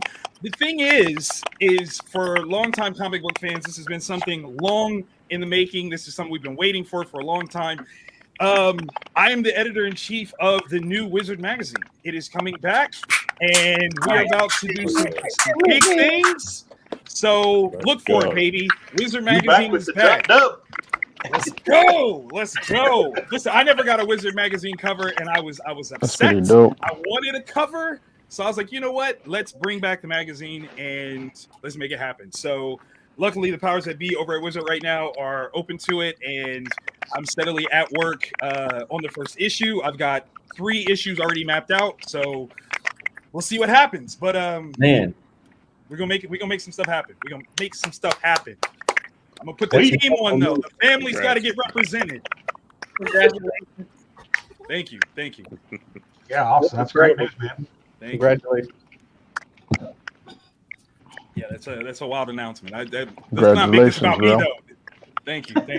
Hey, man, that's big, man. I bet I saw when you posted a couple of days ago. I don't know, maybe it was a week ago when you posted that, and I was like, man, this dude with the cryptic post. What does that mean? What exactly does that mean? We all know that you killed a game with Wizard all over the country. Thank you. I actually saw you when you were in Raleigh, North Carolina. Yes. Yeah. Not with Wizard. I wasn't with Wizard. That wasn't with Wizard. But like you said, the hardest working man in comics. It don't matter what show it is. I'll be there. Vic is gonna be there. So I think you were hosting a panel with dang, I can't even remember her name. But you was out there killing it, hosting. Got all the connections, man. So we appreciate you joining us on this special 100th edition of Chat and Draw. Yes, indeed. Yes, indeed. I had to come back because this is my home, yo. Freestyle Comics is where I got my start. A lot of people know this, especially if you're from the Central Ohio area. You've seen Mike and I together. I mean, that's my brother since like that's just what it is. But that's how I cut my teeth writing the first arc of Hot Shot, the flagship title for Freestyle Comics. So anything freestyle is near and dear to my heart. So that's just without question. I have to be here. Like it'd be a disrespect if I wasn't. For sure. Well, actually, that fits right into what we were talking about. I was asking, everybody what was their introduction into comics, and how did you make that transition from fan to creator, and what was that like? So go ahead and jump in. I think we got 2 more to go, but we're gonna, since you're the new visitor, we're gonna let you go ahead. I don't want to be rude and just jump in front of people. That's not right. Who was?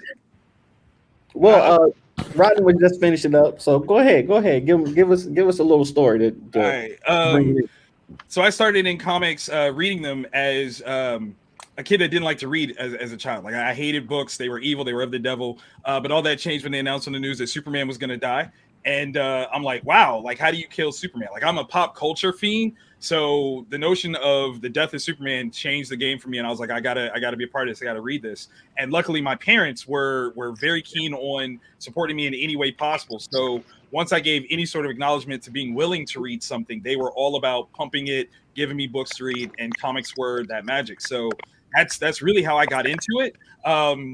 Through that means my 10-year-old self of loving comics, finding that joy, I also started to draw. That's a long story. I hate drawing. Don't ask me to do it. I don't like it. I can do it, but I hate doing it. Like I got a Hellboy. I got a Hellboy. The Victor Dandridge original. We don't talk about that, Rodney. Come on now. We have a deal. But like one of my uncles really took a shine to me, doing the art stuff, and he was really keen on supporting this concept that I could make a career of this. And that particular uncle was a victim of violent crime. And as a child, vow by candlelight, I swore I was going to make something of myself in the industry in his honor. And that kind of propelled me from the time I was 11 years old till I stepped out on faith in 2010, left my cushy state job to start Vantage In-House Productions to do that full time, and have been doing this comic business ever since. Wow. Incredible. Love it. I love it, man. Okay, so Lonzo, you gotta follow that up, man. Now I feel bad. Lonzo's got a good story too, so I can't wait to hear it. Is he frozen? Are you muted, Lonzo? I see you talking, but I I'm can't muted. Oh yeah, there you go. There you go. I can hear you. Sorry about that, y'all. So first and foremost, congratulations to my man Victor. That's incredible. Thank you. Appreciate that. And number 2, I want to know, could I jump back to the last question real quick? I just want to give a quick shout out to TJ and Moana. When we talk about, connecting with your fans and leaving them like something to hang on to, so for the next time they see you, how to really how to soak in fans to keep coming back to your store and keep coming back to support you. And the first Comic-Con I ever did where I had my own table, I had a table next to TJ, and Moana was on the side of him. And when I looked at my seating chart, I was nervous as hell because I was like, hold on, man. Y'all got a rookie next to the big dogs, coming in fresh. But it actually was a blessing in disguise because I got to actually watch TJ and his masterful pitching that he does.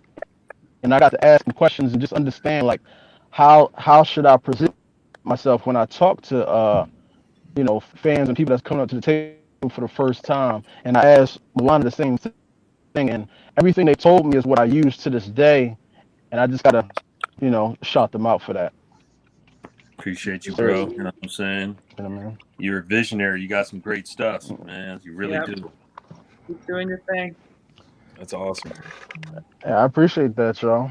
For real. So now how I got into comics. Kind of like Victor said, I hated reading, but it was something about the comic medium that really grabbed my attention. And I think my first introduction was actually my dad used to bring home a lot of newspapers.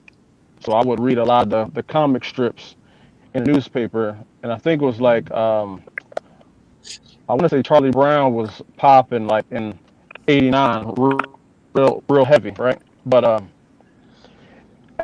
after that, I got into my first actual comic I read was Spawn. My mama bought me that. She had no clue what she bought me, so shout out to my mama for that. Um, and then, but the first time I really understood a comic was The Death of Superman. That came out when I was probably like 9 years old, I think, when I read that, and that was when I got hooked. Man, it kind of like shook me up because that's Superman. You know what I mean? Superman's not supposed to die. So that was the moment I fell in love with comics, was when Superman died. Mm-hmm. So, yeah. And when he had the mullet, I'm sorry, go ahead. Right. The mullet. Right. Right. Hey, well, maybe we can talk about Batman versus Superman a little bit later, and how much. Never mind. I don't think we want to go there with Michael. That between that and Man of Steel.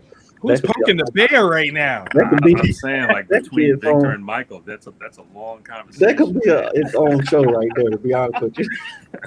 I've done it. It's true. So last but not least, Russell, give us your backstory, man. Tell us. Oh man, I hate telling this story. Y'all have all these stories about how you've loved comics for like your whole lives and it changed your reading habits. And meanwhile, like, I read comics as a kid. Like I read X-Men and I read Death of Superman and Return of Superman, which I still like better than Death of Superman. Like I don't care how many arguments I have with it. Return of Superman is like my jam. Like just how they molded all of that stuff together. But and I grew up doing movies and TV. Like I wanted to be a director and a writer, and I actually made a movie and some shorts. And I moved out to Los Angeles to do that stuff too. And after about 2 years, it was not going well. And my manager at the time told me, like, have you ever thought about doing comics? And like, love all of you. I'm not a superhero guy. Like, I'm not. Your superheroes are great. I take that, like, except for the ones on this panel. I just don't. I've never really responded to it, except, like I said, like Death of Superman. Like I always really like indie art house, like horror-y, kind of like dark stuff that.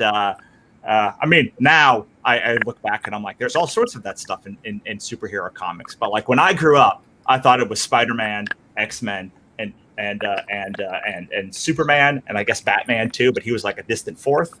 And so my manager at the time handed me like a stack of, and the things that I wanted to make were not like superhero, like big beat 'em up kind of stuff. And my manager handed me a stack of like indie comics that he either was producing or just had because people would send him stuff. And he said, "Go read these and stop being stupid." Along the terms of that, because comics are more than superheroes, and superheroes are more than just like the thing that I thought that it was. And so I went home and I read it, and I was like, "Wait, this is great! Like all of these, I love all of these things." And you know, I'm used to spending a lot of money making a movie. And I'm not saying comics is not expensive, but like it is vastly cheaper than making a movie, even a bad movie. In fact, making a bad movie, like I spent more making my very mediocre movie than I did making all the comics I have in my career combined. And I was like, okay, so what is the price? Like, what are we talking about? Like, I don't have a lot of money. And he told me the price that like these comics were made for. And I was like blown away that you could like make something that was as good as anything I'd ever read from Marvel or DC for like a fraction of what I spent making my mediocre movie. And I was hooked. Like after that, I was hooked. Like this was like 2009. I went to Comic-Con. I had a little 8-page ash can of a comic. I actually bought a tablet to put this like digital ash can on before I realized that nobody like did that. That's not how comics were presented, like on digital. Like people, you needed the printed thing. Like I had no idea. So I went there, and it was a superhero comic back in 2010. And I'm sure everyone on this panel can attest. Like publishers were not so gung ho for superhero comics in 2010. And so it's still a great comic. It's about fake superheroes that get real superpowers. It's like imagine cosplayers like getting superpowers, and like I still love it to this day. But I was roundly rejected from Comic-Con at that time, and I felt like it was like the last of the money that I had really to like put into this. It was like the big effort. Like I spent a ton of money like getting down there, and I mean, we all have the story, right? Like it's the story in comics. Like make your little ash can, go to Comic-Con, think it's gonna sell, and like nothing happens, and you're like, oh, this is hard. It's like actually hard, and I'm gonna be rich and famous. Yeah, exactly. I'm like, this is gonna be the movie, and like all the things, and I feel unseen and attacked right now. Well, I mean, I came home from that show, and I was like there's one of two ways you go. You're either like, well, I'm done. Like this is too hard, or you go, nah. Like I'm gonna make a thing. Like I'm gonna show all them, and like I was fueled by spite for maybe that first 5 years of making stuff. But I said, like, if I'm not going to get rejected, like I'm going to go and get rejected. Like I'm going to go do a book that like you have to be crazy to make. And that's where Ichabod came from. And everything that has happened since was from that like little nugget. But like, yes, I really want it to be like this long, deep love of comics since like the 90s and have an encyclopedic knowledge of history and all that stuff. But like most of the things I read are indie. Most of the things I read are from friends of mine. I could not tell you any event that was happening in Marvel or DC. And I never have been that guy. But like, yeah, that's sort of my origin story. And I've really, really, really loved indie comics. Like that's the thing that, like, of all the mediums that I work in, and I've worked in all of them, like making comics with people and then having the interaction, like it's something special that you don't get anywhere else in the world. Russ, I might be putting you out here, and you don't have to answer if you don't want to. But is your middle name Patrick? Yeah. So this is your IMDb page I'm looking at. Yes, it should be. So director of Going Home and Connections. Yeah. So if you go to YouTube, you can actually watch it. We broke it up into a web series. Just Connections. Russell Nolte. It's like 12 episodes. You know, we did a whole thing. It's a whole thing. Plus, I did craft services, and like I've done every like terrible. I was a background extra in a bunch of stuff. Like, you know, that was my history. Wow, very cool. Wow, that's crazy. I'm definitely gonna find this now. I'm so intrigued. I'm definitely gonna take that out. I love that. Lonzo, I know you got to get out of here. Actually, I got to duck out for about 30 minutes, but I got my main man. Okay, TJ too. Victor Dandridge, the most hardest working man in comics. Victor at Wizard World is going to take over for me for about 30 minutes, and I'll be right back. I got it. Much love to everybody that's got to dip out for a bit. Later, guys. Good to see everybody. Sure. Guys. All right. Nice meeting everybody. Yes, Nice sir. to see you guys. Yep. All right, so obviously, I know so many of you guys. We've been in the trenches. We've done some amazing, like work on the Comic-Con market. I want to know what do you think your biggest failure has been? That was that learning piece, Russell. Like you just started off with that first go, and you kind of nutted up off of that one. Like, nah, I'm gonna show people what I can do. But since then, not even your first one. What has been something where you were like, this was ridiculous, and I should not have done it this way? Oh God, everything. Like that's the most honest answer ever. Part of the thing that like it's hard to teach people because like I did it all wrong. Like I did it all wrong, and like what I'd like for you to do is like take all of these failures and then like do it the right way or a good way. But I also don't know if like the good way is the right way either, because like that is the failure is what happened. Like one time I was making a comic and like my artist was in Argentina and like the power just went out for like 6 months. Oh my God. Intermittently. And like I thought we had lost the comic. Like we're halfway through a comic. And if you don't make like so we were before you do the comic, like the creator has the power. When the comic's done, the creator has when you're in the middle of it, like the artist has all the power. Like if they leave, you just whatever amount of money you have spent is gone. Right. Because I mean, you theoretically can hire another artist like mid arc, but like it really like detracts from like the sales. And so I was just like we were done maybe my first or second issue. Like we had put in thousands of dollars. And I thought that it was all gone. Wow. And so, yeah, paying artists, don't pay an artist all the way up front was what I learned from there. Like, you know, don't pay half the art up front, like pay it in chunks when it comes in to give you both motivation. Yeah, I don't know what my biggest one is, man. Like there were just so many. Like I mean, those are like good ones though. Like those are gems that you're just dropping. Yeah, they're just, I'm shocked that I'm sitting here now. I respect that. And then launching is just its own thing.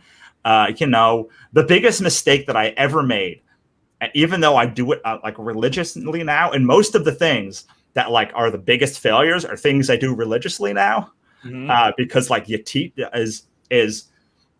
I wasn't reaching out to people that I met at shows. I had no mechanism for like getting people on my mailing list. I had no way to turn people into a fan.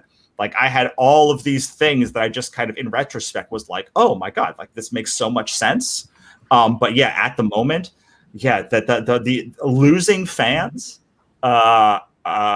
which you take for granted. I think everyone takes for granted at the beginning because you don't understand that like that person, if you don't have access to that person in the future, you are relying on luck for them to get back. That's true. So yeah, that whole piece of it was the thing that really, it took me years for it to click. Nice. But you got it though, which is fantastic. Rodney, what about you? I would have to echo what Russell said. So many things were mistakes. But looking back on it all, and since our Kickstarter, we've kind of realigned everything because that was like college in 30 days. And it kind of realigned everything and it kind of hit the reset button for us. But I would say going against your gut and bringing along stray puppies, because you got a good heart and it bites you in the ass in the end. You know, finding it's important, and we all know this now. In finding people that are as passionate about doing the comics as you are. There's nothing worse than finding somebody and getting 3 months into something and nothing's coming from their end, and you know, and everybody's like, hey, when's that book coming out? And you got to sit there and go, well, there was this, and well, COVID and blah blah blah. But I don't use COVID as an excuse, because since COVID, we've just kind of blown up. Oh my God, you're everywhere. I love it. Our online presence has just mushroom clouded. We had very little online. We got a website now, a real website, and it works. And we're doing the Friday night draw, Thursday night throwdown thing every week. And but yeah, follow your gut. Okay. When you're partnering with somebody, like I'm leaning more towards writing now. I mean, I'm still going to draw, but I realize that I can get a lot more on the table if I'm writing and somebody else is drawing. And for a long time, my ego was in the way. No, I got to draw. I got to do it all. And Tina was like, baby, we can't clone you. You can't do everything. That's true. So, and through the frustration of disappointment and stuff not getting turned in, I'm like, you know what?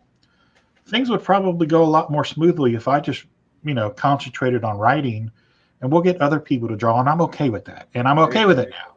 Yeah. So yeah.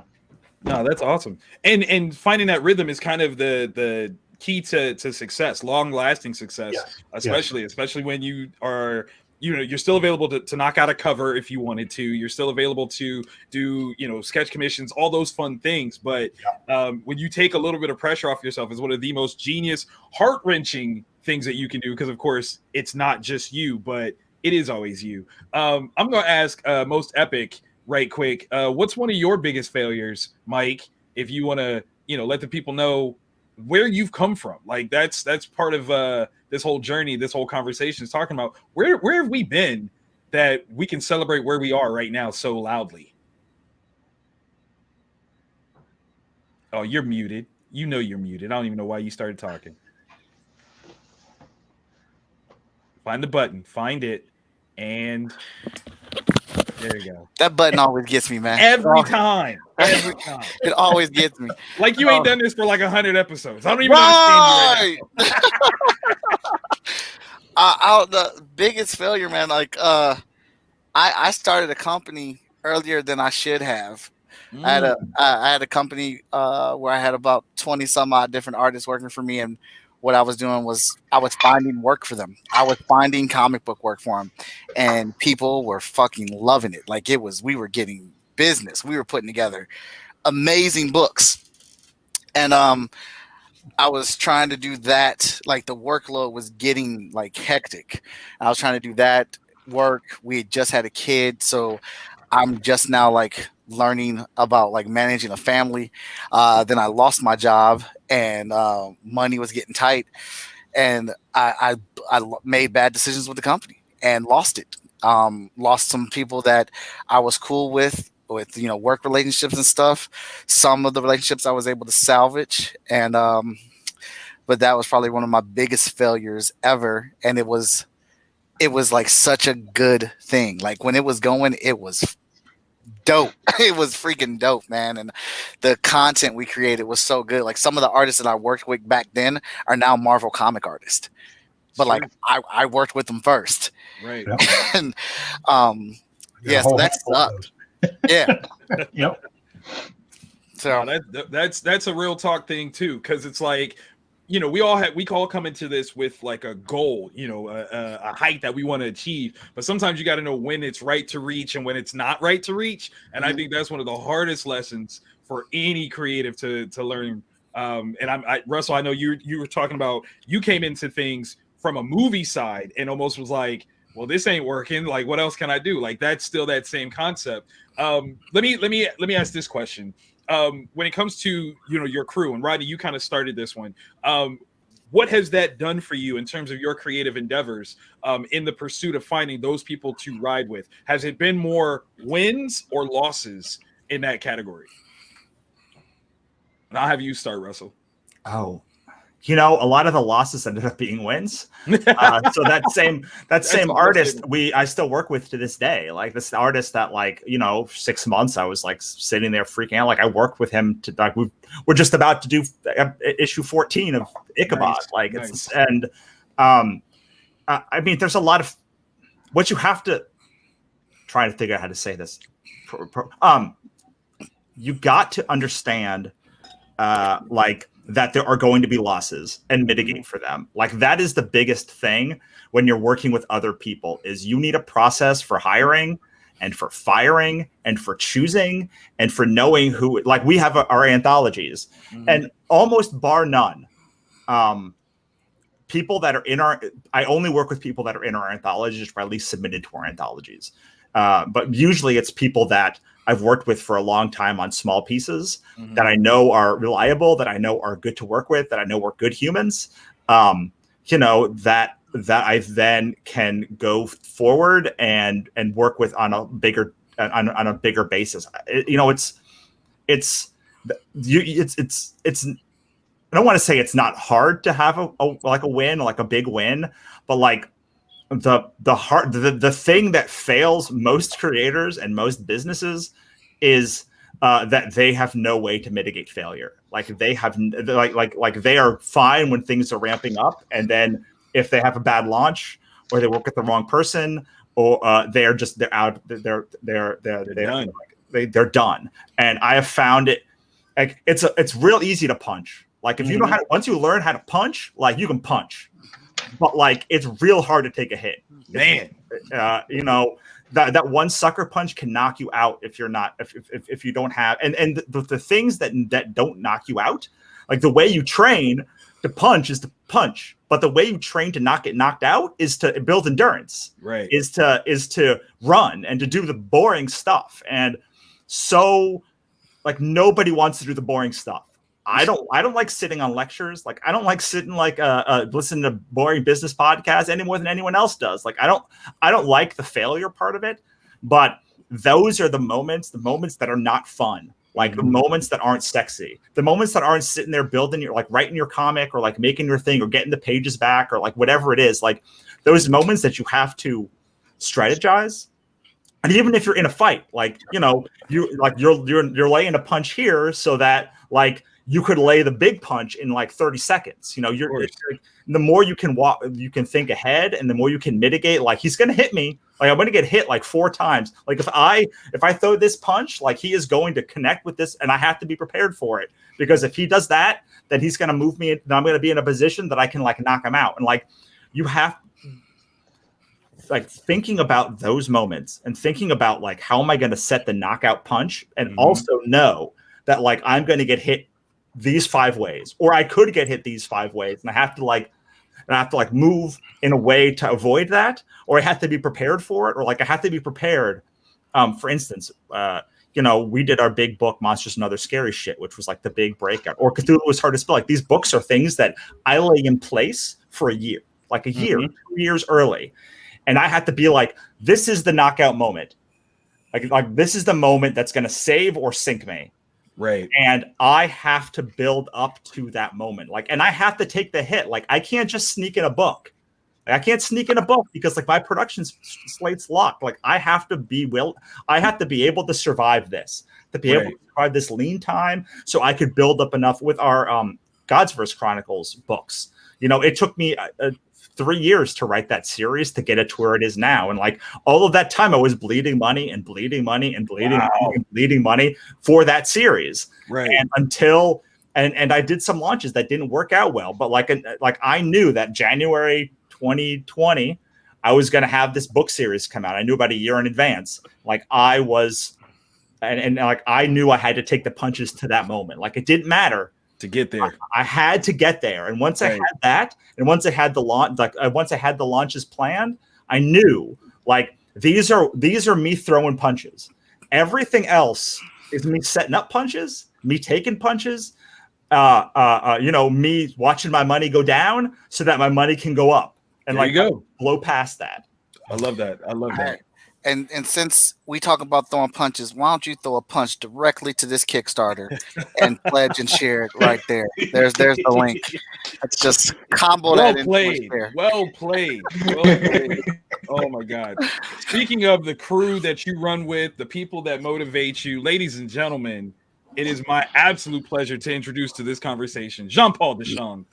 What up, sir? Yeah, don't look around. I'm talking about you. Talking about you. Let me start out by saying, you know how good, you hear a good answer when you haven't heard the question, but you can hear the question and the answer. Damn, that was good. Right? I didn't even know what y'all were talking about. I came in on it and figured out what the question was because of his answer. I'm gonna take a shot in the dark. Was the question, what is the hardest thing you would have to do in comic books? Is that the question? but yes, like it's really about like the people that you run with that work with you to make you better. So it kind of is that, because I personally think that is one of the hardest things when it comes to this business. But so like you're right, but not the same. Well, like I said, I can't relate. So give me a break. But I will say that, you know, fall down 7 times, stand up 8. Oh, that was that's the answer. Yo, that's I always say like Mike Tyson doesn't like getting punched in the face any more than you do. He just knew that enough punches, he survived enough punches and hit enough people, he could be heavyweight champion. And like nobody likes taking a punch. It's just like who can take the punch best, and then who can deliver the knockout blow better. That's so real. That's so real. That's true. Yeah, oh my God. that's dope. That's fantastic. So JP, give us a quick intro to yourself, sir. Tell people, you know, who you are, what you've done, and what you're doing. Independent comic book creator, professional illustrator, comic book artist. I started a studio a couple years back called Black Bricks Publishing. It is in the title right there. I have a series out finished called Sons of Fate. I'm working on a current follow-up, a director's cut to the web series that's going to a crowdfunding near you. I haven't decided which yet. And what can I say? I guess you will find out the rest in the conversation. I really am not.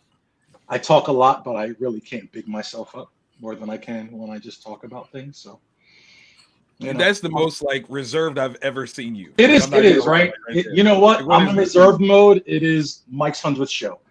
Okay, So. okay.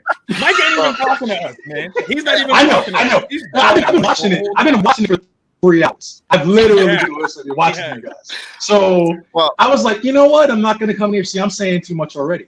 I'm just going to sit here and just line a cut and just gain knowledge because all I've been doing is taking notes. I mean, here's one thing about me. You guys have seen The Matrix. I'm the artist that's like the key maker. So I'm in there in a little hut just making the keys.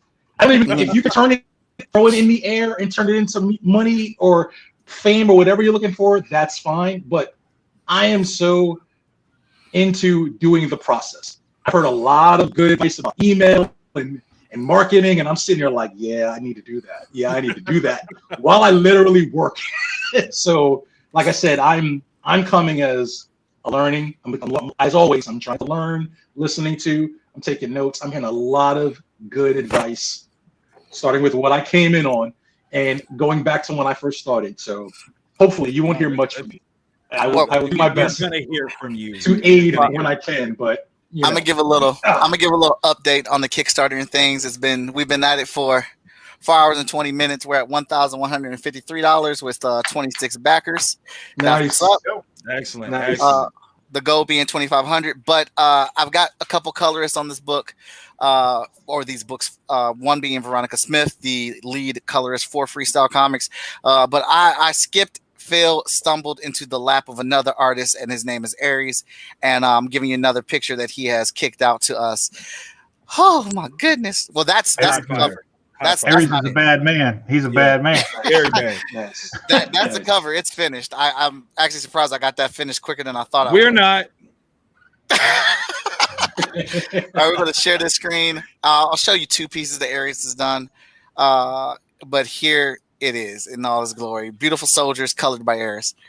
Aries. Nice. Wow. Dude. Those colors are sexy.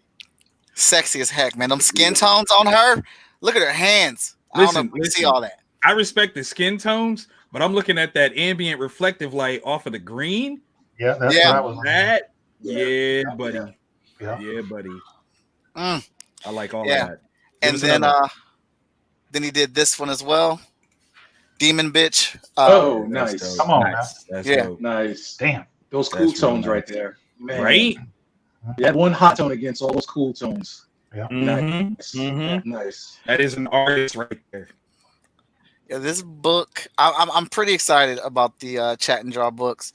So those are just some of the colors that are going to be in there. Veronica Smith's going to be doing some stuff as well. She's the mainstay colorer for the covers. There's a total of 65 guest slots. My next season, the 4th season, is going to be a big season. You can get in there for the black and white art piece, or you can get for the color piece, or my new favorite, which we are launching with the 4th season, which is the versus piece, which is bringing 2 creators on. I draw their characters fighting. You guys argue about who you think would win, and then the crowd decides who would win at the end of the day. Any 2 artists, any 2 creatives that want to jump on it. Where did it go? I had all that stuff set up. Oh well, the Chat and Draw T-shirt, which I am a big fan of. I think, not to toot my own horn, but it is my favorite shirt that I have designed. Let me see here. Let me stop that sharing. Let's Yeah, go. we're about to pull it up. This share button's like kind of just like a one trick pony. All right, so that's the cover for season 1. We're gonna go down here to the Chat and Draw T-shirts. Whew, I can't wait to get that bad boy. That's That is nice. Nice. And to answer somebody's question from earlier, it features my favorite sketches from the 1st season of Chat and Draw. That's how you do it right there. No wasted lines. No wasted lines, man. That's why you gotta love that iPad. I am addicted to it. So the other thing that we are bringing to the show now, I do the classic introduction, which is this bad boy, which I love so much. Here comes a new challenger. Whenever we bring somebody new onto the show, I love that. but this year for the new season, I've got a pledge where you can get your own sizzle reel. Now that sizzle reel is something, let's say, just like what they have for the WWE when you get introduced. You will get to take that sizzle reel. You can put it on whatever social media you want, use it for whatever project you want, but it's also going to be known as your introduction here. And I made a mock one with the editor-in-chief of Freestyle Comics, Danny Cooper. So you want to get this pledge because I had a lot of fun making this.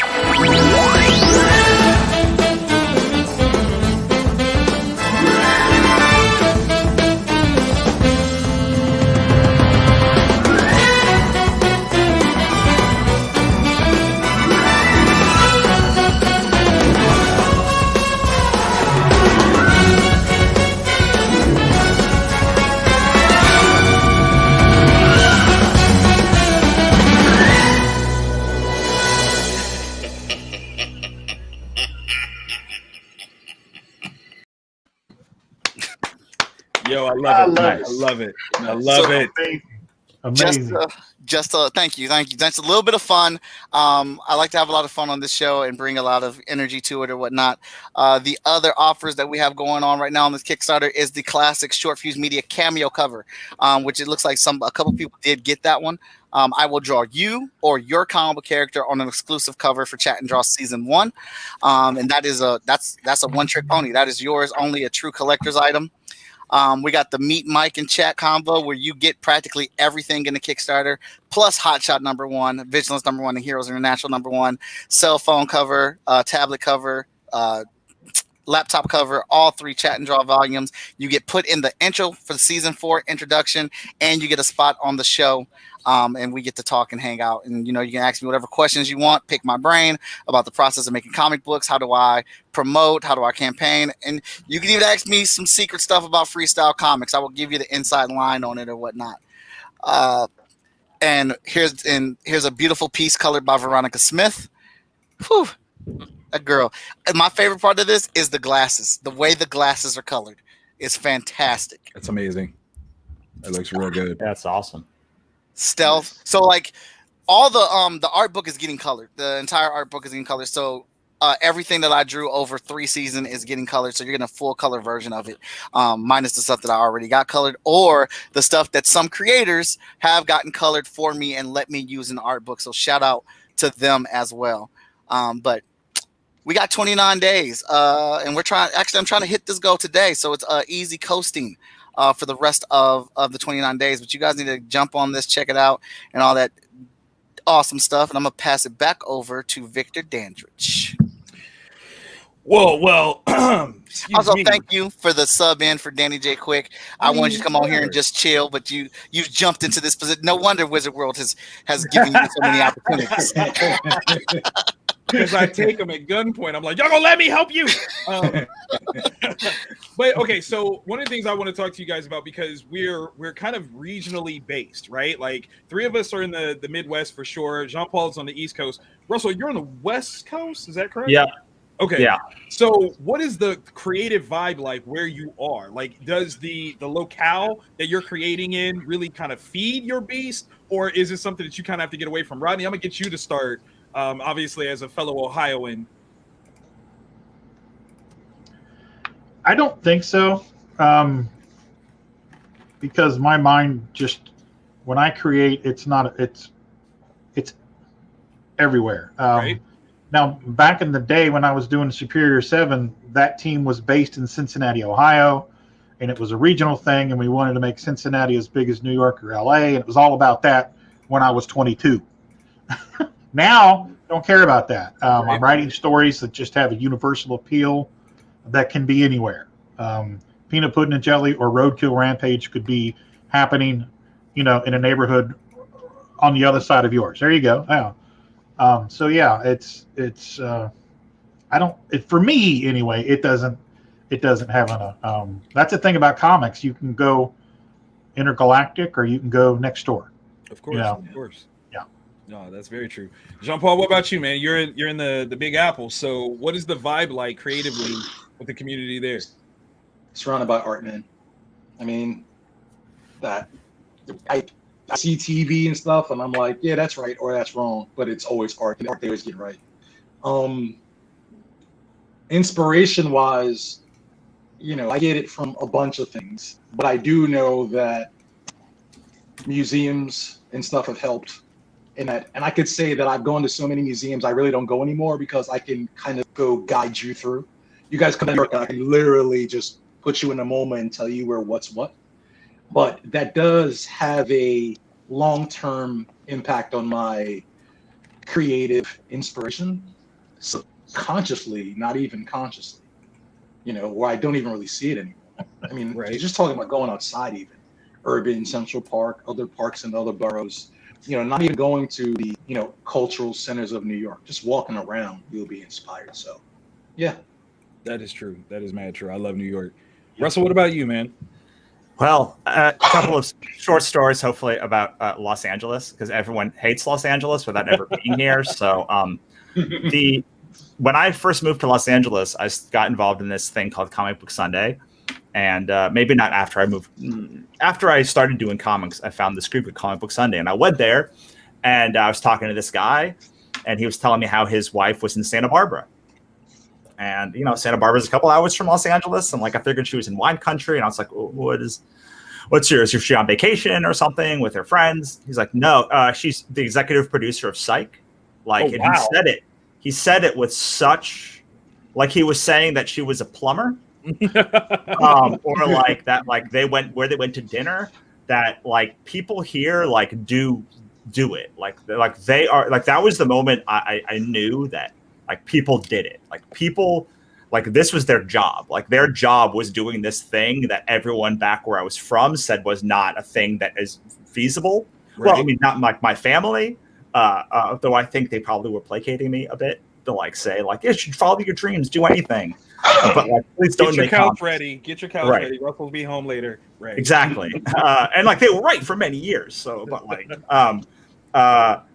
but yeah, so seeing people that actually did it, didn't just say they did it, weren't struggling to do it. These were people he was the showrunner on Kaijuda, which was this amazing animated show a couple of years ago. Yep. And they were doing it at such a high level, and you could literally walk and be like, dude, Disney's right there. You can't say that you can't do this job because some of the most powerful companies in the world are in Los Angeles. Blizzard is 20 minutes from me, and so having people weren't just inspiring to do it. They weren't you could follow your dreams, which I always find is kind of horse shit because it's, but it's not helpful. It's not helpful to be follow your dreams. I mean, it's sometimes helpful on a bad day, but not just saying follow your dreams from a bunch of people who were also struggling to get there, but to be this town is full of people who consider running shows and managing comic book companies, and they think of it as banally as I think of being a plumber or being an electrician or being a teacher, not one, but something that you just do. It's right. Possible. And to that end, being in Los Angeles, so I grew up on the East Coast, DC, and a mid-Atlantic region for most of my life. And when you would tell people you were a writer or a director, people would say, what do you do? No, what do you really do? The jerk questions. And Los Angeles is the one place I've ever lived or been that when someone says you are an accountant or whatever, they ask you, no, what do you really do? Mm-hmm. It's a flip. It flips everything on its head. It's a town of doers. Nice.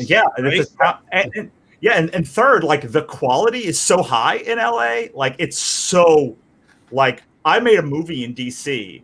I thought it was a good movie. I still think it's a good movie for DC. But then I came out here and I was like, oh, yeah, this is you do, you're doing this thing and you're doing so just to be in the game is the bar is so much higher. Mm-hmm. And it's oppressive and people fail out all the time and they can't deal with it. And they want to go back to where they were the big dog. And Like to be a big dog here means like you are in the second biggest market in the country, and like when you go to conventions, not that there's not great content everywhere, there's like great books everywhere and great creators everywhere, but like when you go to LA shows or like regional shows here, it's like you're sitting next to like the creator of like of like a Darkwing Duck, right. or like something. It's like it's not like it's like you're at this level. You're like, oh, the people that are tabling with me, like they draw comics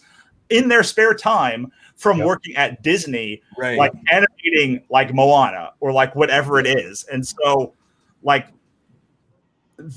but they're very supportive. Like they're supportive, awesome. but in a way that's like, you can do this because I did it. Like it's literally possible because like you are sitting next to me right now. Like right now we are sharing the same space. Right. And like whatever things that brought me here and you here, like we are sitting here right now. And like, I am telling you, like it is possible because I am just a guy who like looks like whatever other like guy. And or like woman or like whatever, and it's like, you know, there's not this air of like I walked into a shop many years ago, back when Stan Lee was alive. He goes, and I texted my friend. I was like, Stan Lee is here. He's like, is it this shop? Is this like spot? And he's like, I was like, yeah, it is. How did you know? He's like, it's across the street from his thing. Like we all see him all the time. Like it's not like a thing. I was like, oh, like that's a thing for me.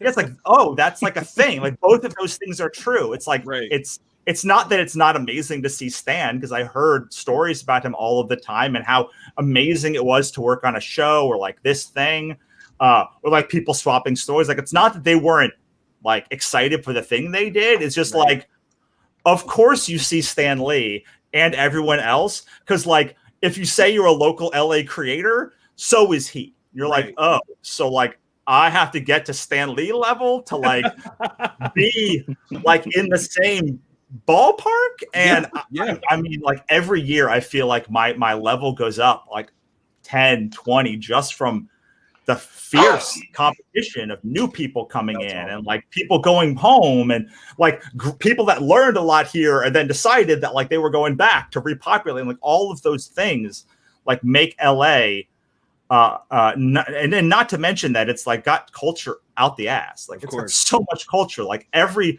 like when we're not in quarantine, like there are local shows and like gatherings and hangouts, and like literally you're just walking into like a gallery one day and like you're like and like you're like, oh, what's going on here? It's like, oh, this is like the Cartoon Network like just gave us access to all of their original art from this new show. And all of this stuff is like happening at the same time. And it's not done in the same way as it's done in New York, or I'm sure anywhere else I've been, where like, you know, it's in the grimiest freaking places, and it's in like underground things. And like, you have to be willing to search for it. But like, it is everywhere. Some of the coolest that I've ever seen is in like Los Angeles. And I only went on that long rant because I know everyone hates Los Angeles. And I feel the need to like tell people from the bottom of my heart, it is my favorite place I've ever lived. That's awesome. And my favorite people I've ever known are from this city. And like, it is not anything like what you imagine. That's awesome. No, I love that. That's a good answer. Quick. You're I know, right? Jesus. Right. Like, so quick. You're in North Carolina. And I want to know what the vibe is creating, or what's the creator vibe in North Carolina? Like what do you guys have built? What's your community like in that space? Oh, you're muted. The opposite of what Rush just said, basically. North Carolina is like, we have Michael Jordan. He came from here. Like he didn't even come from here. Like he went to North Carolina, like UNC. Right. And you know, we have some cool stuff, but it's like to even think that, like I was saying earlier, you know, I didn't even know that Black people made comic books until one of my white friends was like, hey, come with me to this comic book convention. And then it was like, what? Like people just make stuff? Like that's something that people do. So, you know, to come from a place like I live I grew up, you know, in a place called Hillsboro, North Carolina, and before that, I lived in a really small community called Candor, where it was either, you know, How do you drug grow up in a dealer, place like called Candor and you're not comic book related? What is that? I'll blame somebody. it's so Somebody's small. Like in a bottle? Is that what you mean? Like It's small, so like in a small. bottle? Like almost really pretty small much, no. town, right? No, it's like yeah. So it's like all the people there either, you know, are in jail or, you know, just did nothing with their lives. Like I said, I didn't even know, like I didn't even have a comic book store where I grew up. It was so country. So, you know, moving out to like a place like, you know, Durham, North Carolina is the closest place to you know, that's kind of really popular to where I am. That's where Duke is, that's where, you know, UNC, that's where, you know, the Triangle is. So it's like being exposed to something like having Stan Lee come to Heroes Con in Charlotte. That's a big deal for me. Like, so like Russell was saying, yo, I met Stan Lee. It's like, oh shoot, you met Stan Lee. You know, it's a different it's a different type of thing for me. So then when you get exposed to stuff like that, you kind of get inspired to create and to try to, you know, match that, you know, that feeling. It's like a drug, really, is what it is you you get a taste of something, you're like, oh, I like that, I want more of it. So for me, it's just cool to kind of you know, meet people who are also creating, and it's really like a separate world from the real world where, you know, I go Monday through Friday and I work as a graphic designer, but that art is for literally to communicate to the people who are, you know, at the hospital. I'm communicating, but then while I'm creating comic books, it's like this is really an expression of me, of who I am, of the things that I want to tell people. So, you know, it's really two different worlds. You know, in my experience. So, Russ, you sold me, man. I might have to move out there with you so I can get some of that. I mean, I'm from like an area that does not have a community. Like, I'm from an area that, like, DC is like a political town. Like, if you're not doing politics, like, it's not, you don't even exist there. Like, to be creative there, like, is like. I don't know one other person that graduated from a high school that is doing anything nearly creative, because like that's a thing that's worn out of you. But like, yeah, having a group of people like you guys also, like, it's not just like the people in LA, but because I'm from LA, but it's like just being here, being like, oh, like, yeah, I guess there is an editor-in-chief of Wizard magazine, ain't there? Like, I guess there's a person that like has to like makes a living, like drawing these comics and do and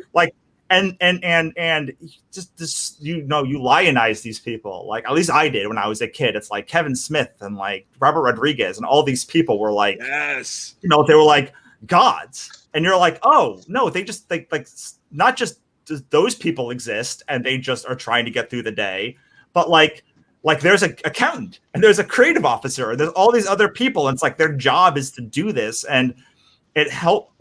It was so gratifying to know I wasn't crazy. Like when I moved to LA and be like, oh no, like they're right. Like this is just a job. Like you put your resume together, you apply to a job, and like someone will get that job. And like there's a lot of people that want that job, but eventually, like you can get a job. Like you can move up and like make a connection and do all this stuff. And like that's what I love about, you know, things like Mike and this and all the independent stuff too. And like me and Danny have been friends for years. And even though we live across the and like to be able to have a group of people that when you look at you and you say you can't do this, you can objectively say, well, that's not true. Like objectively, like Mike makes a living doing this, and like Victor makes a living doing this, and like Rodney and all these people make a living doing this thing. And like so objectively, like it is possible because I personally know people who are doing the thing and know them to be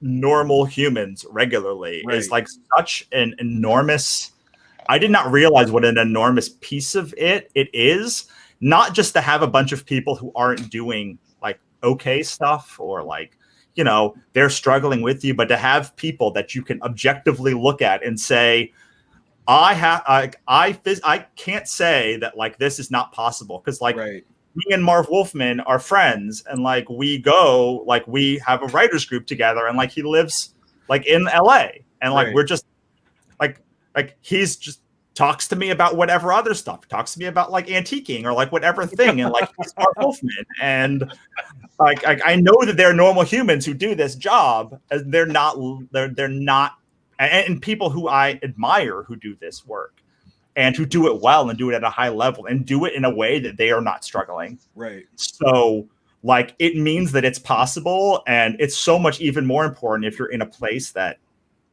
like you don't have that support.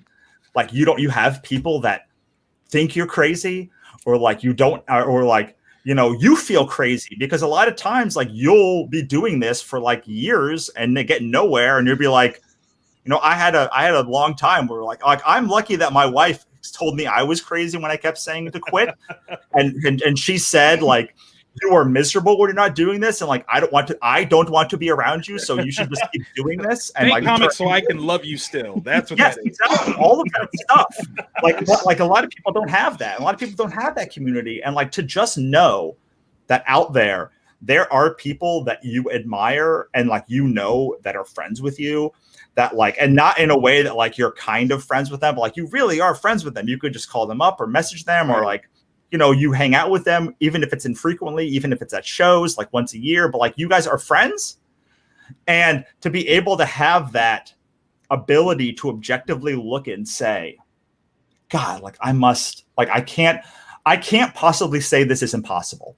Right. It may not be possible using the strategies I use or like doing the things that like in the way that I'm doing them, but like it is objectively possible to do this work. Do me a favor and repeat that one more time for the cheap seats in the back, because that is such an important statement. Right. It's not. So it may not be possible in the way that I'm doing it now. It may not be possible using the strategies that I'm doing now, but it is objectively possible because other people have done it. People I admire, people I respect, and people who like my work. And once you have a community of people who like, you know, you can call up and say like, oh, I really love this book, or like I bought this book, and you're like, what do you mean you bought this book? Like you're friggin' Marv Wolfman, or like whatever, like whatever the thing is. And you're like, oh, you like my work? Well, like it must not be terrible. Like it may not be a thing that resonates with enough people, but like objectively, I admire your work and you like my work, and like not in the placation way, because there's no reason for you to ever say that to me. Right. But like there must be something there. Like I may have to switch genres. I may have to like improve my writing style or my art style, or find different artists, or like leap one way or another, or change and rotate things and like go through a different door, or like maybe I do like an illustrated novel, or like whatever the thing is. But like there is an objective way to get to where Victor is. And like I am here and I don't know the path. I don't know my path to get to a place that like I'm at, or any of the people on this call are at, but it is objectively possible because I watched Charles Schultz do it. Like I watched Bill Watterson do it. Like I watched these people do it, and like they live down the street from me. I know in Ohio, you guys have Jeff Smith, right? Like it's like Jeff Smith lives like next to my neighbor, next to a friend of mine from high school. It's like he's just out there watering his grass, regular guy. Like I see him at the grocery store all the time. It's stupid. Yeah, and you're like, he's there, like he's just a guy, and he found a way to make it work. And like I am intelligent, and I am talented, and I am capable, and like what it takes is for me to not get precious about this is the way to do it. Mm-hmm. But what gets precious is it can be done. Like I don't know the one of 10,000 ways to do it, but like it can be done. Yes. Russ, I need a favor.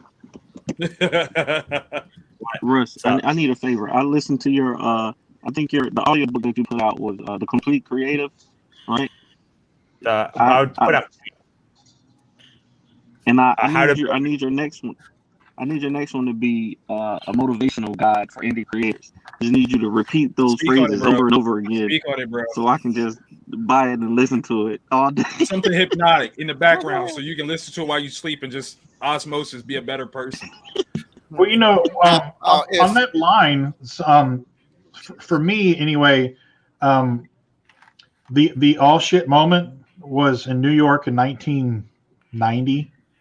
I went to a local convention, and well, we went to New York as a recon mission, to scout stuff, and it was all people that were the same age as me, and they were all on the other side of the table.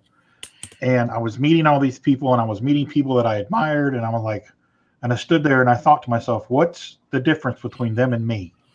Why are they on that side of the table? Mm-hmm. I'm the same age as him.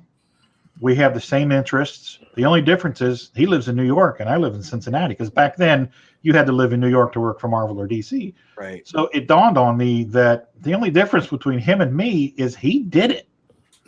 So what you have to do, especially in the independent market, is you have to push everything, all the distraction and all the what if and all the what's he doing, what's she doing, push that out, and you have to focus on your product. And when Kevin Smith was doing Clerks, Mm-hmm. you think he was worried about what Steven Spielberg was doing? He was influenced by what Spielberg did, but he knew he had to get down to the bones and do it. And that's what creators, we have to do. Don't worry about who's doing what. Do you get it done the way you want it done, and then present it, and everything else will take care of itself. And if you keep doing that, and you stay true to your heart and what you want to do and the stories you want to tell, it's going to take care of itself. And that's happened for everybody that's on every level, on every career path or career choice. Just, you got to do the work. There's no shortcut, but don't get distracted by all the noise and the bright lights and bright colors. Do what you got to do, and everything else will take care of itself. All right. I think if I didn't come to Columbus, I wouldn't be the artist that I am. I wouldn't be where I'm at. I wouldn't have the skill set that I have. Don't put that on Columbus. You would have done it. Shut up. You would have done it. Me being from Cleveland had a strong art culture and things like that, but it was like if you were 30 years old and plus. And like I was 18 years old. I was just now getting into comic books, like really like starting to discover them. And I came down here to Columbus, and like my nose got opened all the way up.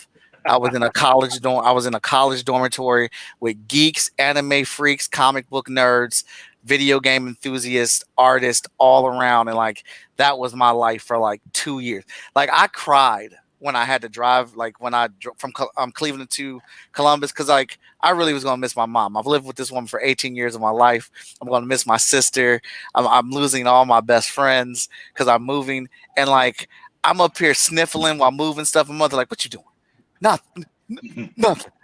You shut your ass up. You going to college. You know what I'm saying? She's like, you hold it. You don't need to be crying about that. And I get down there after 1 week. I called my mother, and what's that scene from Harlem Nights? I ain't never come home. I ain't never come home. It is true. He ain't been home since. I ain't never come home. I mean, there was a comic book shop damn near on every single corner, and there was a Chipotle next to it.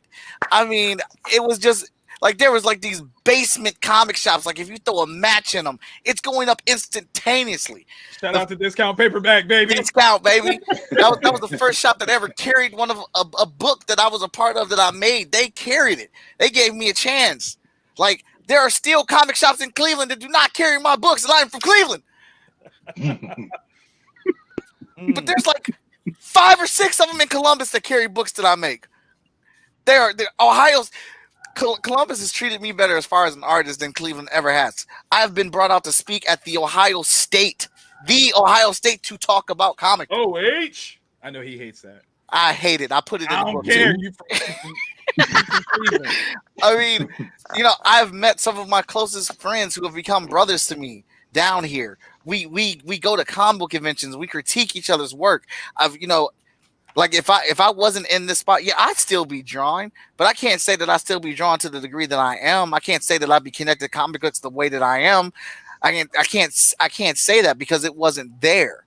And if I was still there, I wouldn't be here learning and meeting and working the way that I am. So a lot of it is yourself. It is the individual, but it also is your environment. Your environment helps you grow.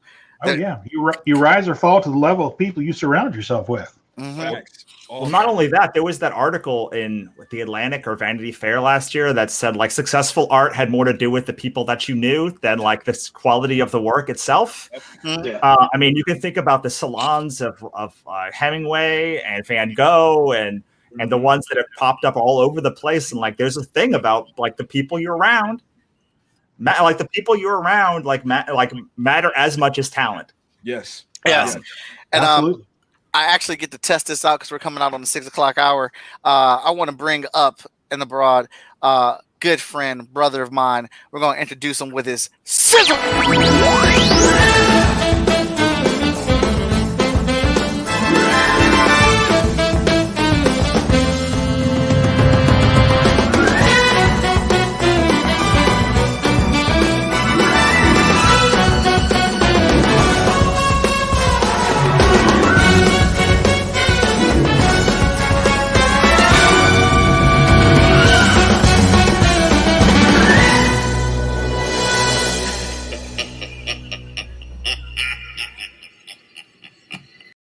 Editor-in-chief of Freestyle Comics, Danny Cooper, is in the building. What's up, guys? What's up? That laugh, man. I watched that so many times. It's the best ever. I love it. That ominous laugh, man. Now, this next gentleman is not any less important. I just have not made a sizzle reel for him. It was just a demo, so he gets the good old classic. Here comes a new challenger. Ryan Robinson, everybody. Hey. All right, guys, that's the 2 hours I was booked. So thank you so much, Russell. He said, "I've been relieved. Tag me out." All right, bye, guys. Nice talking with you. Thank you so much, Russell. You have a good day, man. You too. Actually, guys, I'm gonna bow out too. I got stuff I gotta get going on. All right. So thanks for having me. Man. Enjoyed it, everybody. For Be sure. good. All right. Take Hug care. Tina Guys. for me. Tell her I said hi. Will do. Thanks, Will do. man. See you guys. Bye. All right, while we got this transition going on, I just put that good Kickstarter link down there. You guys need to go ahead and share and or pledge to that Kickstarter. As I've been told by people that have already pledged, you have to adjust your pledge and click the add-on tab on your desktop to be able to do add-ons. So you can do it from your phone, but you just have to go into your browser and change that to desktop view. And then once you change that to desktop view, go to manage pledge, and then confirm your pledge again, and then it takes you to the add-on page where you can get that nice T-shirt, which is what I did. There you go. There you go. Hey, I always know when I've actually, I always know when I've made something really good that impresses Danny, because when I show it, it is immediately told to me, why is that not up in the store? I mean, you should know that, like, I'm a T-shirt whore at this point, so if you're going to do a nice T-shirt, make sure that it's available and as an add-on so I can get it with my package for Kickstarter. Andrew Duggan's in the building, the #1 pledger. Oh, my heart, the #2. He had to rub it in. You know, that's twice. Mr. Quick, you beat me to Victor's Kickstarter, and I was #2 on that one, and yeah. So Andrew got me on this. It's just because you're the shit, bro. That's what it is. You're always the #2. It's not a bad thing. And I tried. Like I had a strategy this time. I grabbed like the first reward I could click on. I backed it. It was the like $1, whatever it was. Like I'm just gonna go in, do this one, and then adjust it, and I still got #2. I want the Game Genie that you guys are using, whatever cheat code you input into Kickstarter. Game Genie to get that #1. I want to know what it is so that I can use it in the future. Wow. If I wasn't at the drive-through, I would beat you on this one too, because I was sitting there refreshing it every minute. I was That is wild. Mr. Ryan Robinson here is a fantastic artist. I have, and some of us had the pleasure of watching this man grow as he has put his skills on that internet table. He's been doing some fantastic work, and I've been quoted to say, never look at Ryan Robinson's Halloween art while watching a scary movie. It will scare the hell out of you. That's how good it is. But Ryan sent some candy to me last night. Some real good candy, and he blessed me with his version of Vigilance, which I'm going to share with you guys right now. Let's see.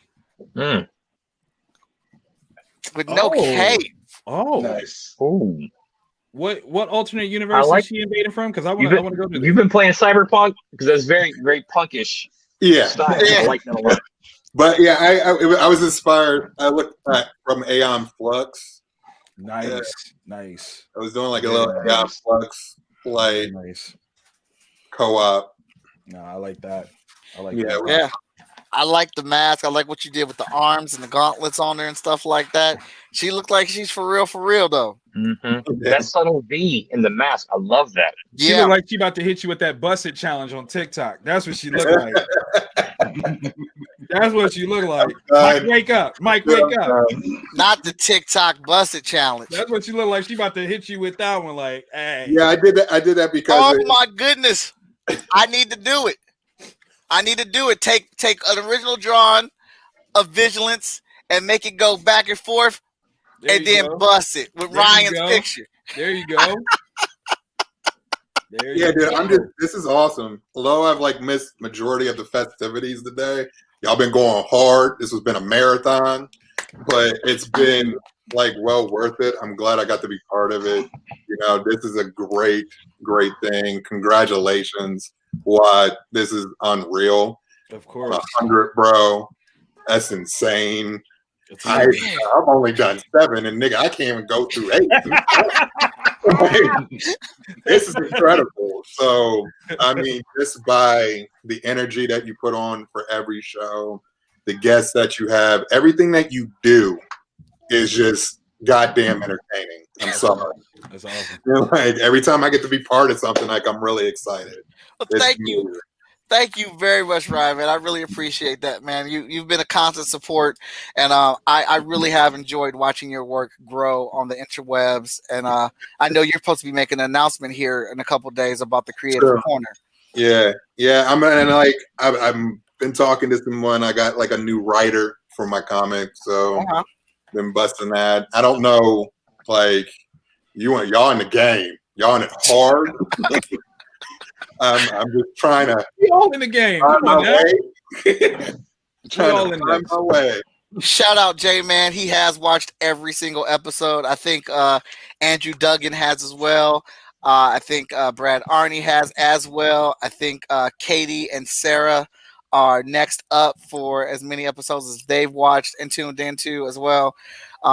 It has been a blast. I have severely enjoyed doing this. I have learned a lot. I think my skill level has increased and my speed has increased. I really did expect to be drawing this cover for the whole 6 hours, and I finished it in 4 hours and 10 minutes. So that just shows what 100 drawing episodes of a show can do. Well, I'm happy to tell you that at the last hour, you are now above 50% on your Kickstarter. All right. Yes. That's what Let's I'm talking go. About. That's what I'm talking about. Super ecstatic. And Love it. I just showed everybody so the inks for that is done. The cover's done.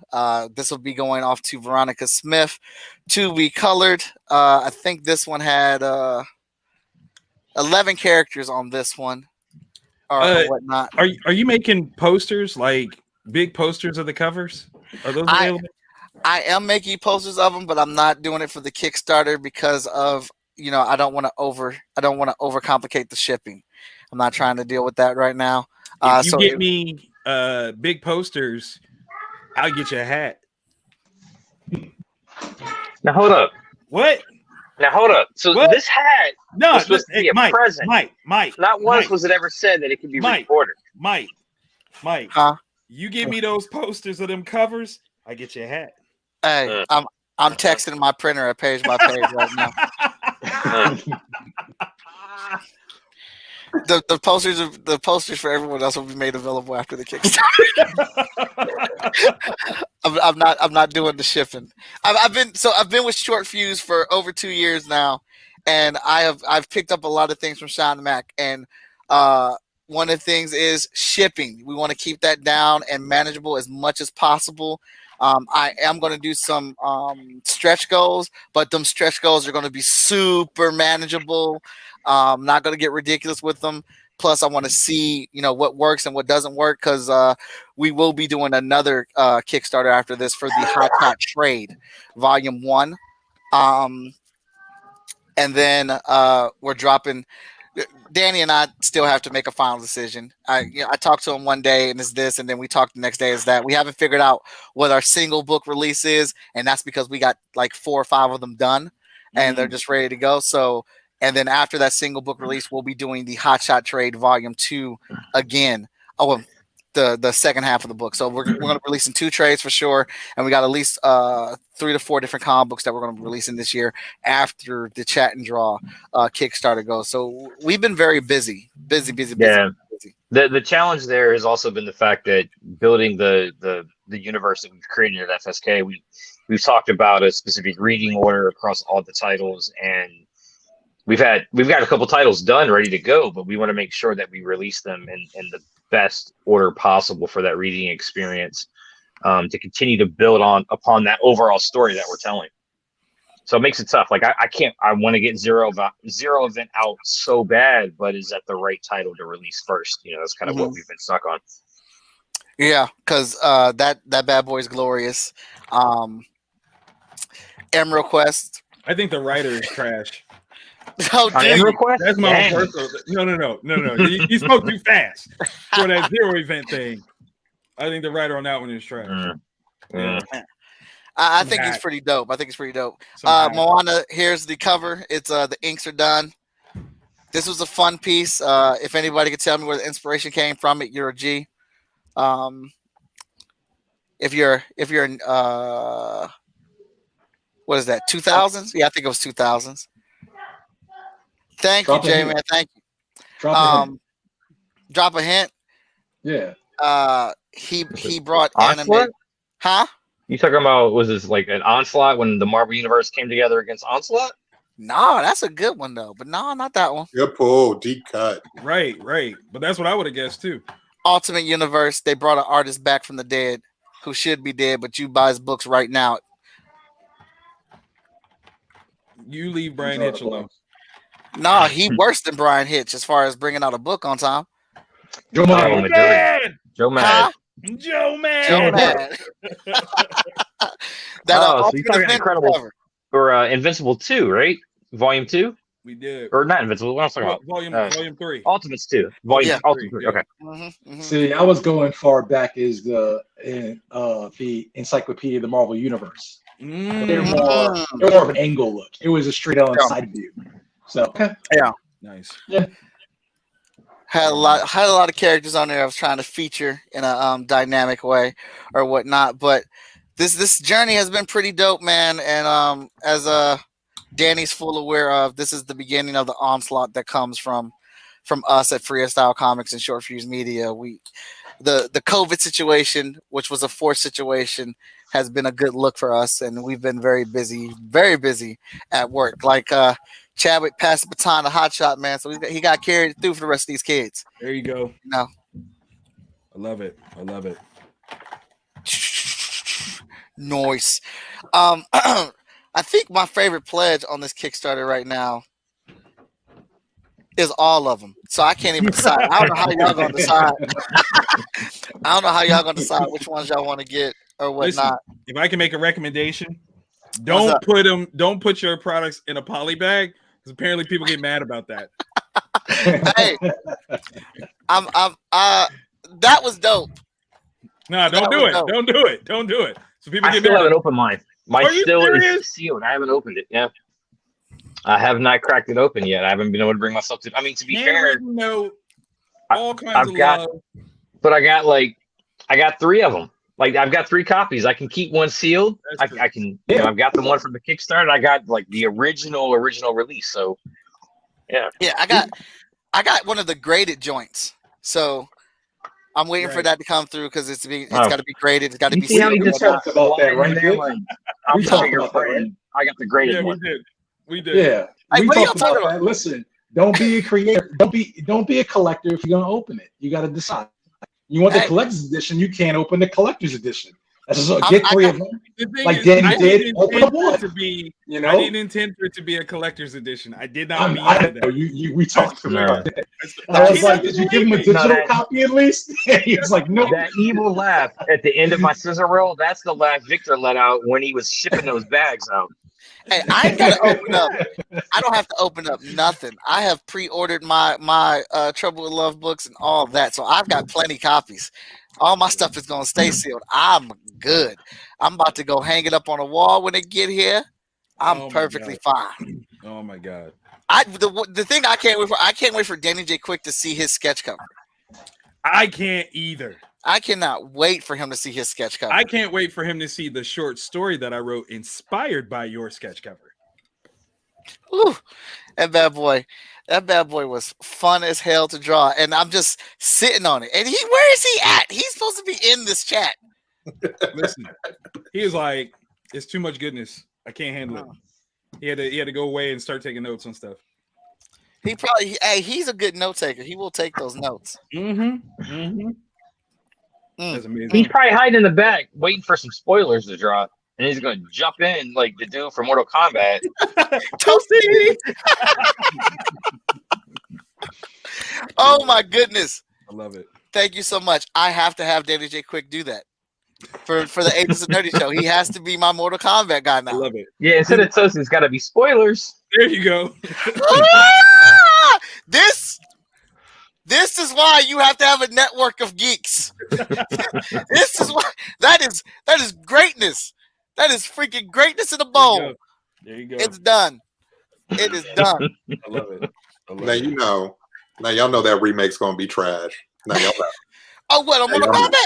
I You think know it's that gonna be movie's good. gonna be trash. I think it's gonna be good, man. They got a good cast. Game is flawless, but that movie's gonna be trash. Man, they got a good cast, Ryan. They got a good cast. Bro, I know they got a good cast, but man, you gotta breathe and take it in. Like, I'm gonna take it in with a grain of salt, bro. Now, hold on. Honestly, there's we have not seen no stills. The We haven't seen YouTube, nothing from the film. The the film YouTube was show done. had the YouTube show that they relaunched was excellent. Mm-hmm. Excellent. So you telling me Did that? What was that? Like that No. dark version of Scorpion sitting in a court in a jail, like chilling, be like, look, I cut all these niggas up, and Baraka was human, and Reptile was like, Yeah, dope. I gotta concur with that. Precious I agree content with you. Reptile I've ever seen in my life. Why don't dude, they I get the love dude who it. wrote the games? The I'd dude rather who wrote see the game should write the movie. That story is competent. Why don't they do that? I don't understand the disconnect. What's like No, those they are can really do it good. better. Well, yeah. Well, of I mean, course. you got Wonder Woman 84 is the bar, right? Oh, That's the bar, right? There it is. As long as they don't Monster Hunter it should be okay. Oh Jesus, Danny, why'd you take it there? Was Monster Hunter worse than Wonder Woman 84? I won't watch it. I actually rated Wonder Woman lower than Monster Hunter. That sounds right. There's monsters. But in it. yeah, but because I mean, you had me beat it back. I mean, I mean, there was no Wonder Woman in Wonder Woman, and there was a monster in Monster Hunter. Hey, just because he was a greater hero that tragically was molested, even though he was a greater hero than Wonder Woman in her own movie, that was a little jab at Mike. Was that the Vic that Wonder Woman was a little rapey? yeah. That's what's and I told you, Patty Jenkins already answered She your just question. wanted that one thing, though. Just that one thing. She already answered your question, Danny. Patty Jenkins already answered on Twitter. It was a ploy and a play with the male trope of switching bodies. Like I said on Twitter, I like 80s movies too, but I watched 16 Candles for the first time, and I was like, they raped that one drunk girl in the movie. So just because they did it in the 80s does not make it okay. And what trope is she talking about? Like Big? Hey, yeah. She didn't know that he was 12. He didn't tell her till after they hooked up. Like, But it wasn't even a body swap. right. Wasn't like, even dude with his literally body. grew up. Like he grew Right. up. If you 16, what was it? 16 again? Is that what it's called? 18 again? That's another body swap movie, but you're in the same body. Right. You're just young Tesla again. said, "What the f did I just walk in on?" Come on, get ready. Get ready. Get ready. Where are That's we all I'm at? saying. Oh, we're at $1,261. That's what I'm talking about. That's what I'm talking about. All right, let's go. Let's I get love it. I love it. I wanna plug some of this swag we got going on here. Swag. Let's see here. And I'll showcase the cover again because, like I said, I did not expect to get it finished in 4 hours. All right, so we got this digital sketchbook. It's 100 sketches. It is all the sketch work that I've done throughout the entirety of the Chat and Draw show. It's a digital offer, $5. You can just go in there. I really enjoy sketching. The sketching is really fun, and with the iPad, I'm able to save a vast majority of my sketches or whatnot when I remember to. So we got a lot of them in here for that one right there.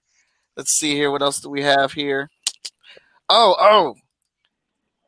Let me see.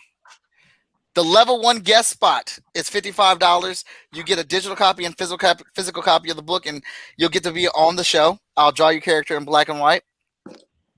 Then we have the color guest spot. What's up, Andy? Level 2 guest spot. Draw your character and color it live on the show. You get the physical and digital copy of Chat and Draw.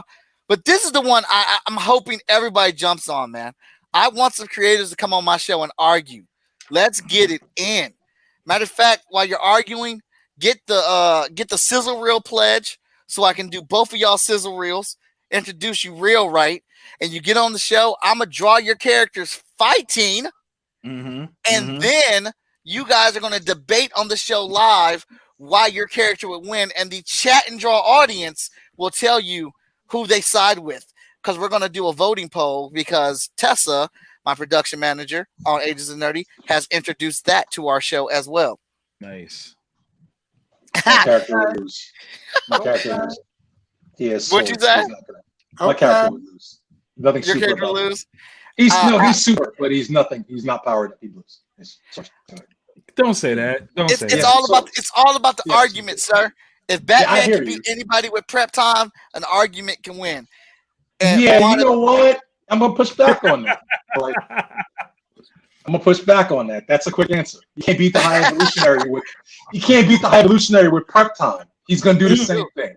You can't beat Tony Stark with prep time. Yeah, I hit him with his own Omega Beam. I hear you. I don't disagree with you. I'm just saying anybody else who preps, he's gonna have a problem against, right? Yeah. There you go. I mean, I don't see Batman beating. Here's a bone. I really don't. Here's a bone, DC. Have Batman fight somebody with prep time. Deathstroke. Come on, that's he's 70-30 with Deathstroke. With Deathstroke, he's 70. But I mean, dude, I found out how real Deathstroke was when I watched that Teen Titans animated flick, and he beat Nightwing up in his own apartment and said his taijutsu was shit. I said, what? What? Yes. Is that where we're at right now? Yes. Like, dude, he was like, ping, ping, ping, ping. Oh, your taijutsu is shit. Dum, dum, dum. Like, what? Yeah, I like Bat. We all love Batman. We love him, but what's the truth about that? You're right. Hey, you're right. Shout out to Moana. That's my sis. I love her to death. She's been coaching me, and she's like, next time you need to make that higher. I'm gonna listen to her. She's a successful woman out here. That's right. That's right. True story. Yeah. So, this is fun. Look, I just feel extra good because I'm not drawing right now because I really thought I was gonna be on this month for 6 hours. I started. I did one layout. You got a show called Chat and Draw. You just said you feel good because you're not drawing right now. Because I got it finished. Listen, he said 100 episodes. You sit on every show like this. You're like, word. Yeah, word. For real? 101 I mean, on chat. That's what it is. You inspired me. Like, I'm gonna go in there and do some work, and I'm like, I can't do this. I can't do it. I'm messing the page up. I can really get involved with the conversation. I did my first layout last night, and I looked at it, and I was like, that's not gonna work. I put this up on here. They're gonna be like, where's the double page spread at, Mike? You was only gonna try to get one? You can cut it in one page? I tried it. Hey, but my conscience wouldn't let me do it. That's exactly how it looked at me. Let you do it. Jesus was like, really, Mike? You trying to kickstart a single page cover? Get out of here. And I went back to the double page spread, and Tess and Dakota were helping me out with my grammar and stuff on the Kickstarter while I was drawing. And I was just sitting here looking at myself like, you knew that shit wasn't gonna fly. I'm up here drawing. I was like, what is it? Who said it? Dang, I can't remember what character said. It's cursed to be this good, to have this much creativity in my body, and then it comes out. I was like, this is gonna take me forever to draw, and then I get it done. There you go. There you go. Danny, shut up. I know you. I know what you're already thinking. You editor in chief. I know what you already thinking. So don't even say it. What? You can get that done. Why ain't issue 11 done yet?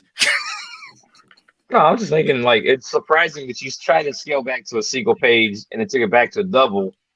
I'm just shocked it's not like a triple, quadruple page fold out. So that's growth.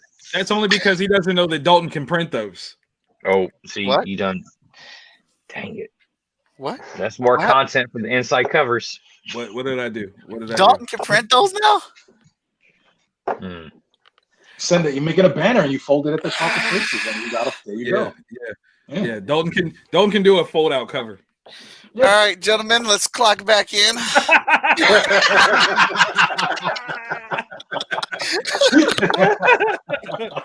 I spoke too soon. My bad. No. The budgets have been set.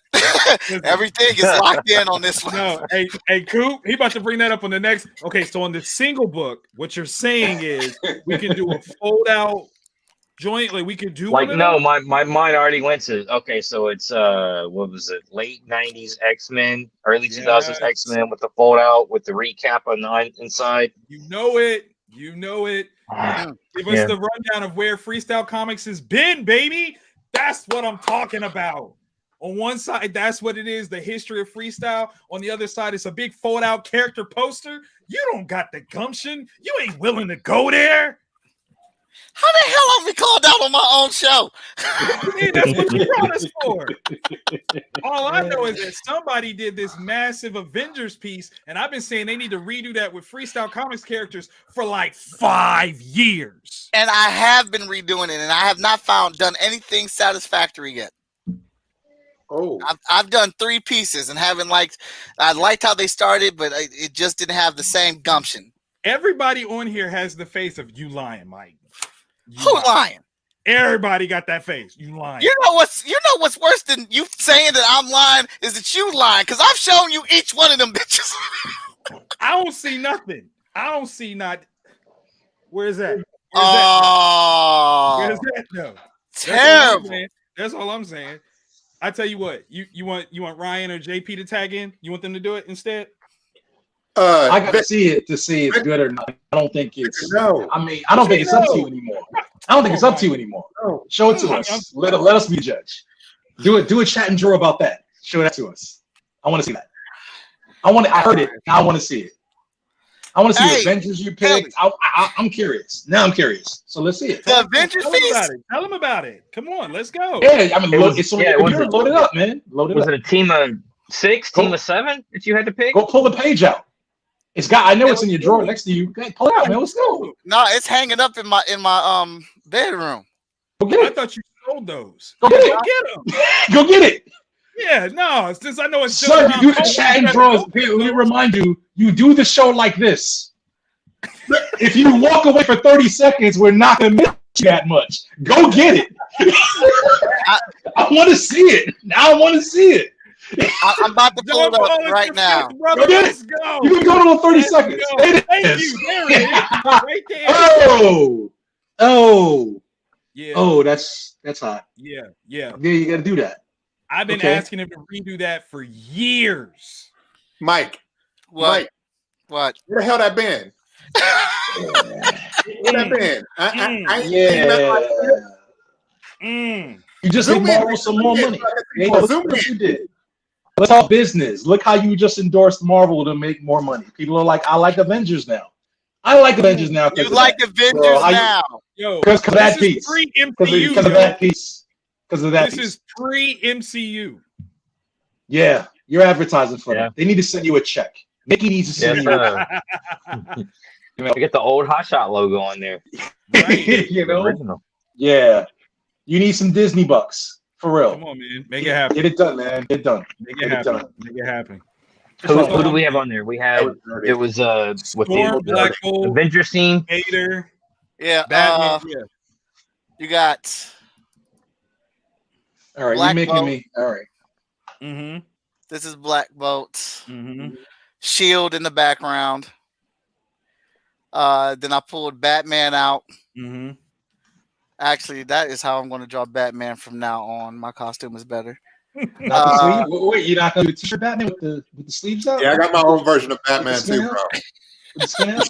You're not going to do that one? That's my favorite Batman. The one with the ears? With the ears out? Come on, you got to do that. Oh no, I don't like the ears out. Jump on, you stop it. That's the best one. Doctor Doom. And then this was the one side of Hotshot. So we got to pick 7 or 8 characters, and we could do an original character in the piece. And we had to. This is when Avengers Disassembled came up. So we had to disassemble the Avengers and reassemble them. Our best Avengers team. Hotshot was on that team off rip. Silver Surfer up here at the top. Nice. Onslaught right here, but Magneto, a more in control version of Onslaught.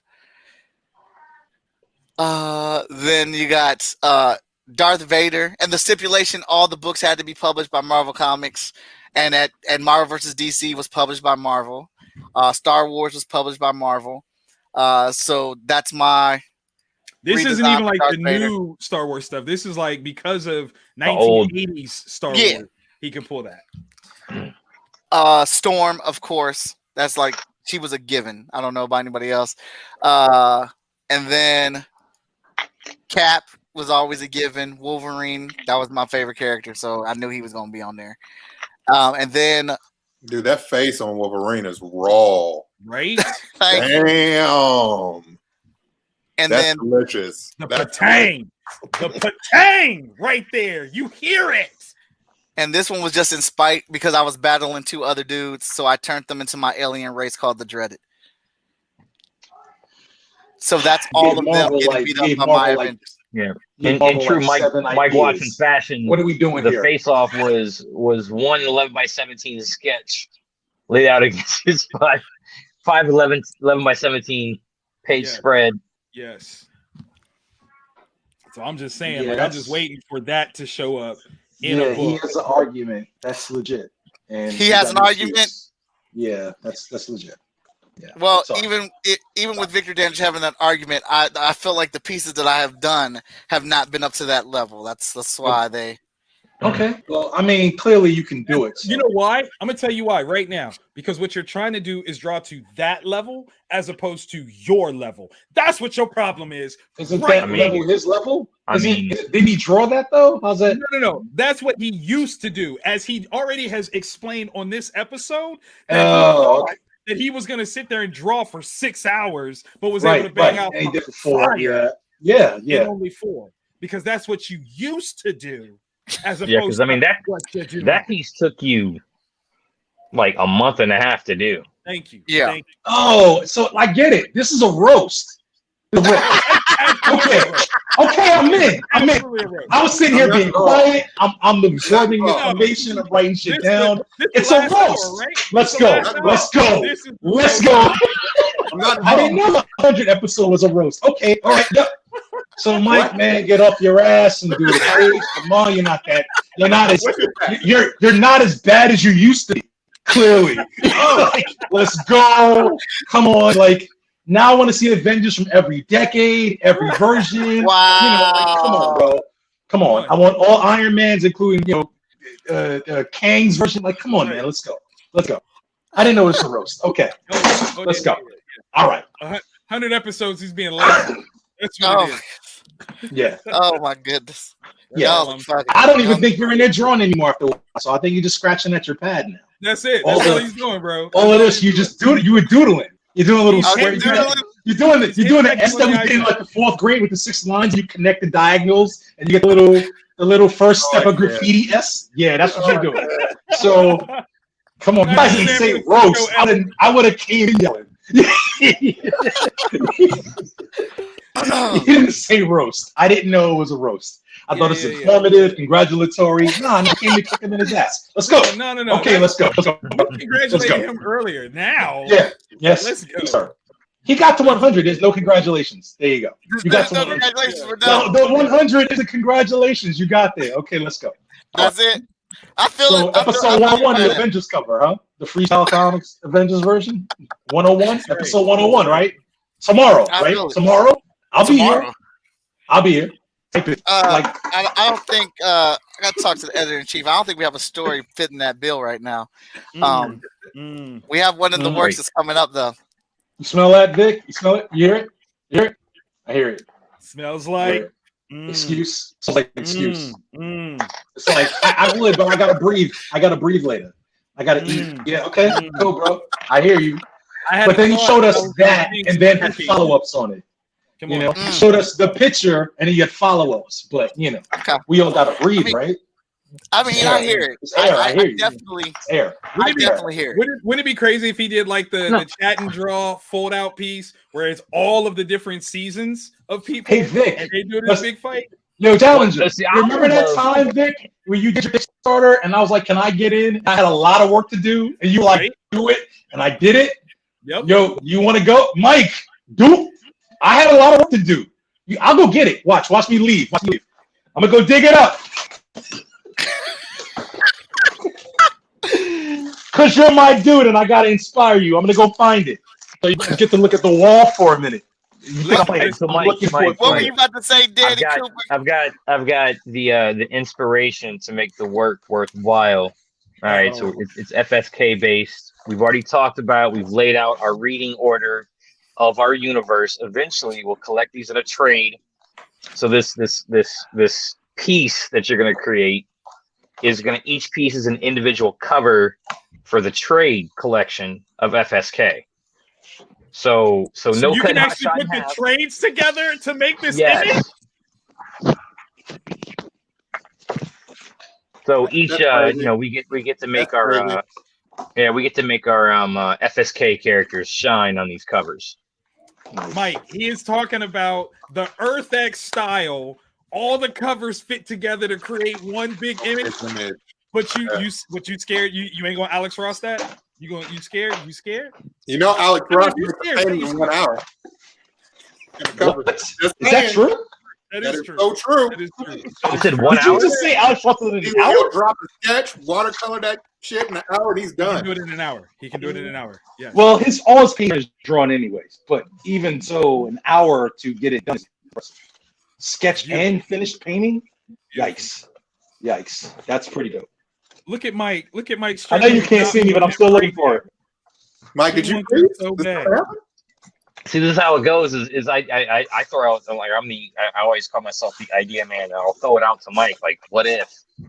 And then it hooks him, and he can't let go of it because the wheels are turning right now. I see him. Man, they're just spinning. He's spinning so fast. I was frozen, man. My screen was frozen. Oh, is that what that was? Yeah. Is that what that was? Y'all saw I wasn't moving. He glitched. That's not what I would have called it. I agree, Haley. We do need that Emerald Quest poster, as you know, those 3 issues are done. That's all I'm saying. So a wraparound connecting trade cover. Yo, Vic, I think I lost your piece. That's all right. I got it. I gotta go find it. I still got it. I'm not worried. No, I got the original. I got it in line art and in color. You know I've got those saved. Close that. Okay, we can't hear you, Mike. Oh, he must be talking to somebody. Yeah, he's upset. He's telling on us. Yeah, I did. I told my wife, and she said she gonna beat you up. with You're those just trying to be pages after you're done. inspirational, bro. Yup. She gonna roll up, smack you in the face she gonna with roll it. up that poster after it's done and be like, "Why you make him do this?" He was probably more just like, so why don't you just do it? Right, That's, like that's right? that's literally why That's he why you had stopped her on talking mute to her. because you weren't sure what she was gonna say. That was logical, and you didn't want no one else to hear it. No, it's worse than that, bro. What she said was, "Ain't I been telling you to do that?" And he came back like, "Oh, I'm sorry." Look at that. They were repeating what I said. Yep. Let me talk to Yep. the guys. Let me talk to the guys. I'm Well, not even listening to you. You know, when I once I upgrade to an iPad Pro with a Mike, what? memory bank that can handle it. Mike, what? That I knew 5K he was spread. going to come out with some BS excuse. Dude, I have to take, and I'm not knocking my iPad. I love it, but I seriously got to do some shortcuts just to do a double page spread. She can't handle it. Hey, Mike, I got a secret. What? Don't tell nobody. What? But use paper. No. Double paper. Hey, Mike, they don't know, bro. Hey, Mike. Mike. I've been done with paper. This thing comes from trees. It's a thing that Mike, comes from trees. You can lay it out in paper, scan it in, because I know you got that fancy scanner, and then bring the imported image as one big file into the iPad. I'm going to ask you this, Mike, because our brother's not here with us right now. Why do you hate paper so much? Because it's destroying our environment. We want the trees to live. Trees create oxygen. I'm trying to save the rainforest. You know they plant trees. You know they plant trees now, where it's they faster. replace the trees they take up. It's faster. It is faster. I had to kick him out. He making too much sense.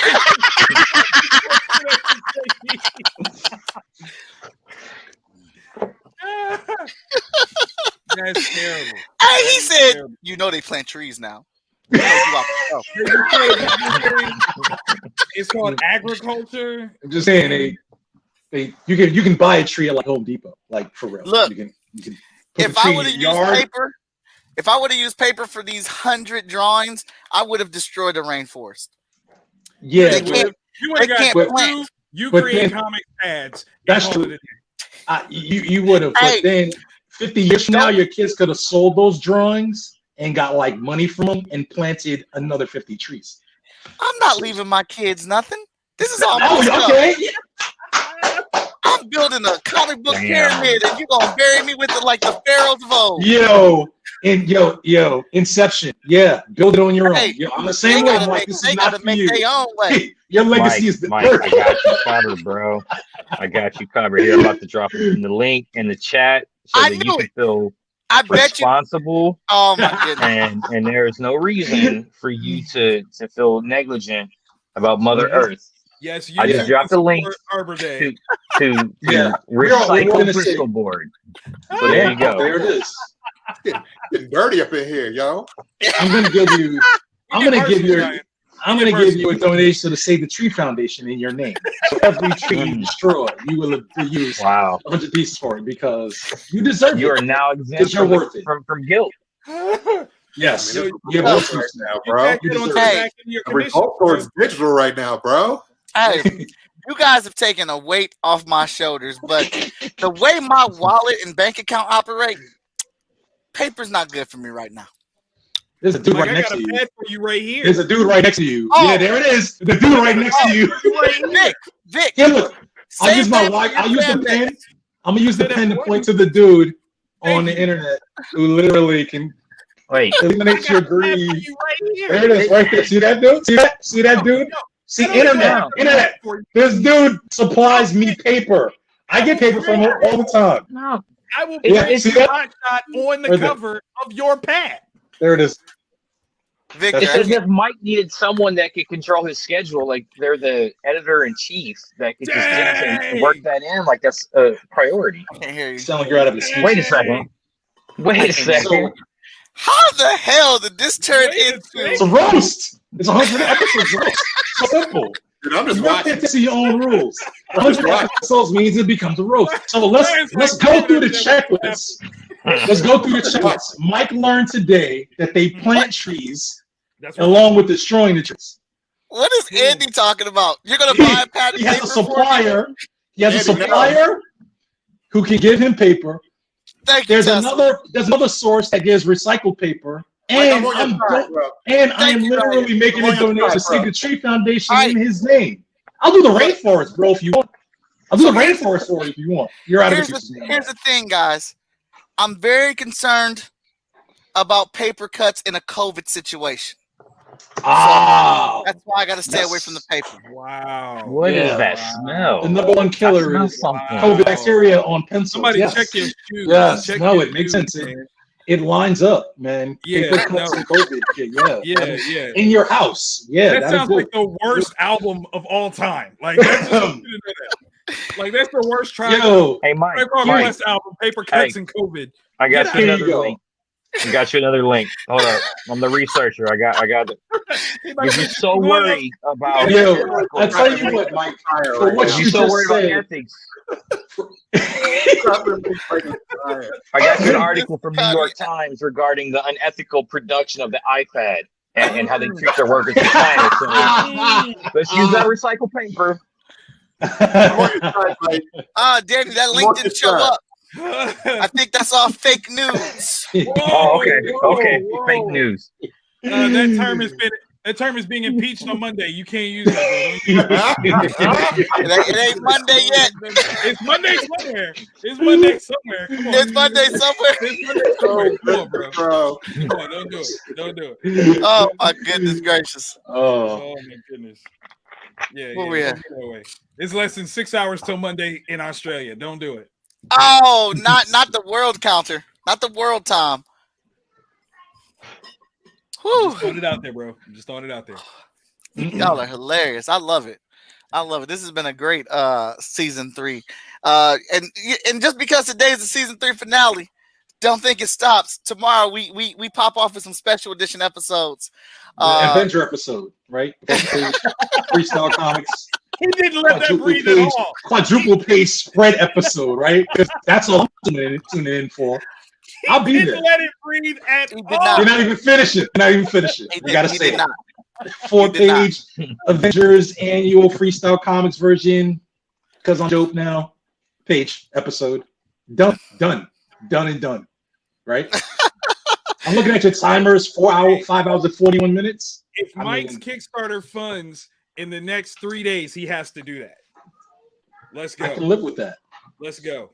I can live with that. Yeah, if the Kickstarter funds in the next 3 days, I will work on this so-called. Oh, you know what? I can't even. No, you just said it. I just didn't finish it. Is what happened. Okay. That's fair. I really want to do it for our Zero Event Emergence event, but I don't know all the characters that we're gonna have yet. No time like the present. Look at his face.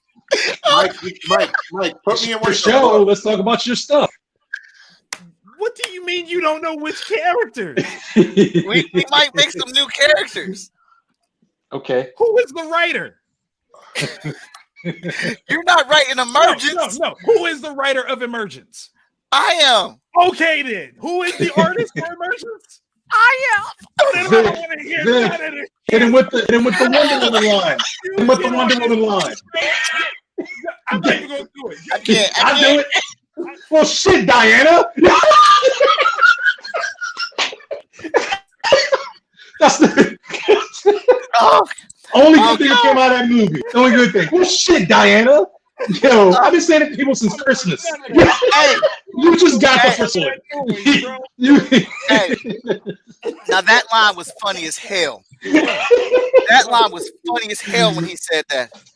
That is the call. That's the line everybody gets when they say something ridiculous. Well, shit, Diana. Kill me in. You want to be in one of the books and we kill you? Kill me in it. Kill me in it. I could do that, sir. Do it. Tessa, I am going to celebrate, but I still got people who want to be on the show. And we're using this whole month to promote the Kickstarter. So I will take a little break because we got to, get everything done. Once the Kickstarter funds and we get done with the Kickstarter, I will take a little break because we got to package and ship everything and get the books offering in and stuff. And then I'll take a little time off to come back with the full-on season 4. These are like bonus episodes. These are like our Marvel MCU after credit scenes. that we're doing this week. Shawarma. Right. Shawarma. Ooh. But also, because Tessa was talking, shout out to Tessa and Dakota. We did our Agents of Nerdy episode last night, which was our award episode. Oh, good, dude. For 2020. Jeez, they were so flawless in the videos and the post-production work that they did for us. It was the best episode of the good, the bad, and ugly, the Agents of Nerdy that we've ever done. Like, it was fantastic. And a lot of that praise goes to them. Shout out to Haley, Sean Mack, Vic, Ren, and Danny Cooper, Moana McAdams, and for giving me feedback and stuff on the Kickstarter. Travis Gibbs as well, giving me feedback and looking at the pledges and helping me put stuff together and giving me ideas for things that I'll be doing on this Kickstarter and the next one for the Hot Shot Trade. Moana and TJ definitely hit on some things there today. You are only as good as the people that you surround yourself around with, and I am a damn god because of who I'm surrounded by. Everybody helps me out so much, and I learned so much from all of them.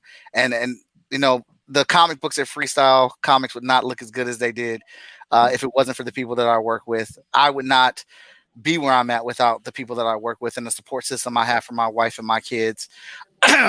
You should hear Mila. Mila is the most supportive child in the world. She don't even be knowing what I'll be drawing. She'll just come over and it's like, "What's that, Daddy? That looks real good, Daddy. Good job." Good job. Love that.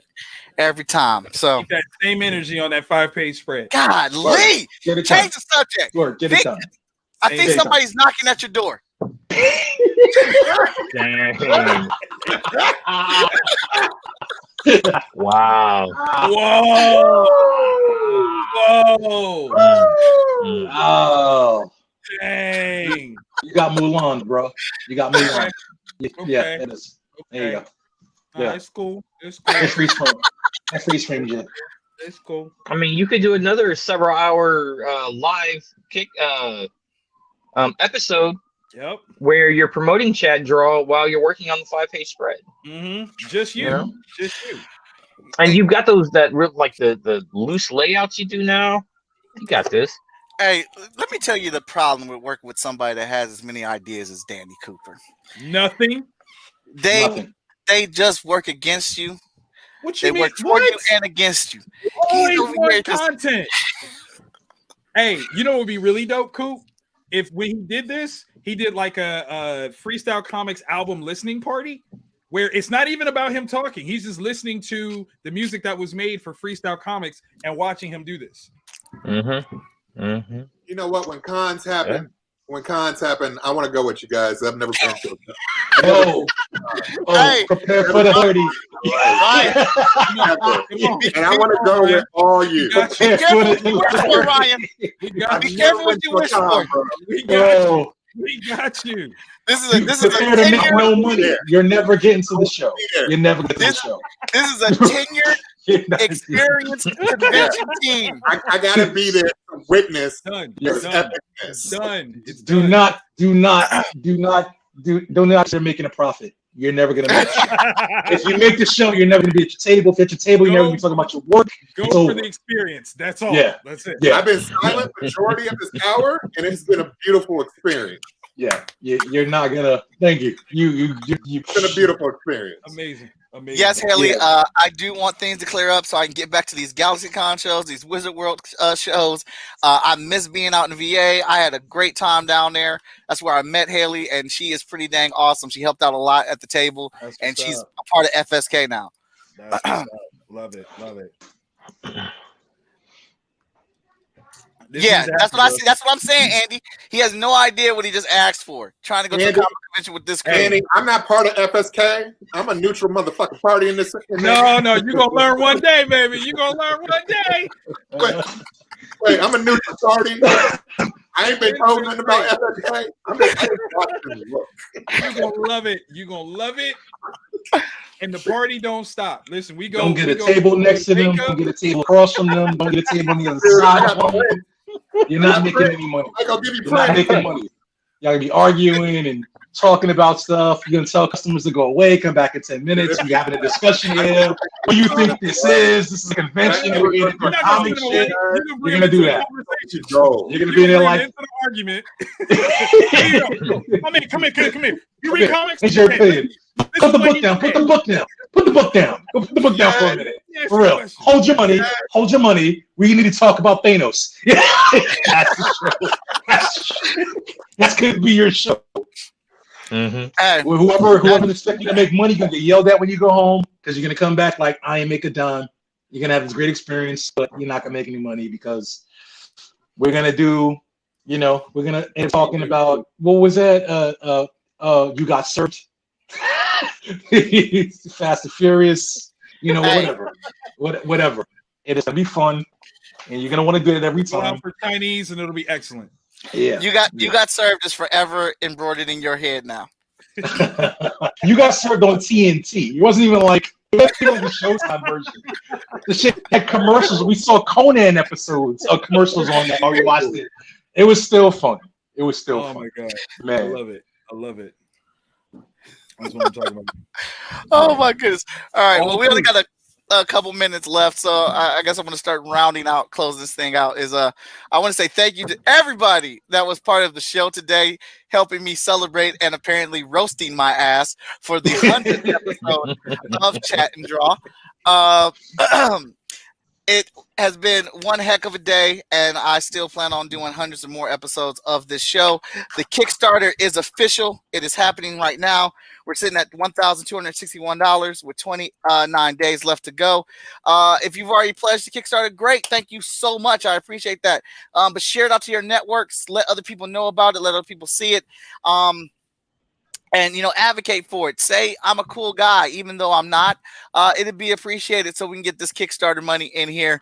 And just know that this Kickstarter for Chat and Draw is the beginning of the onslaught for this year for you guys to see everything we've been working on during this COVID time. And the more we do, the more we can unleash. I'm just going to put it like that. The better we do, the more we can unleash, because I've already got some hidden stretch goals for myself.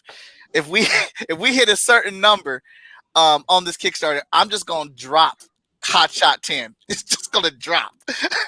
No Kickstarter, nothing, because I will be so happy. But that's we'll have that for a discussion later on. But I want to thank everybody for being a part of the show today, helping build Chat and Draw up to what it is and what it will be.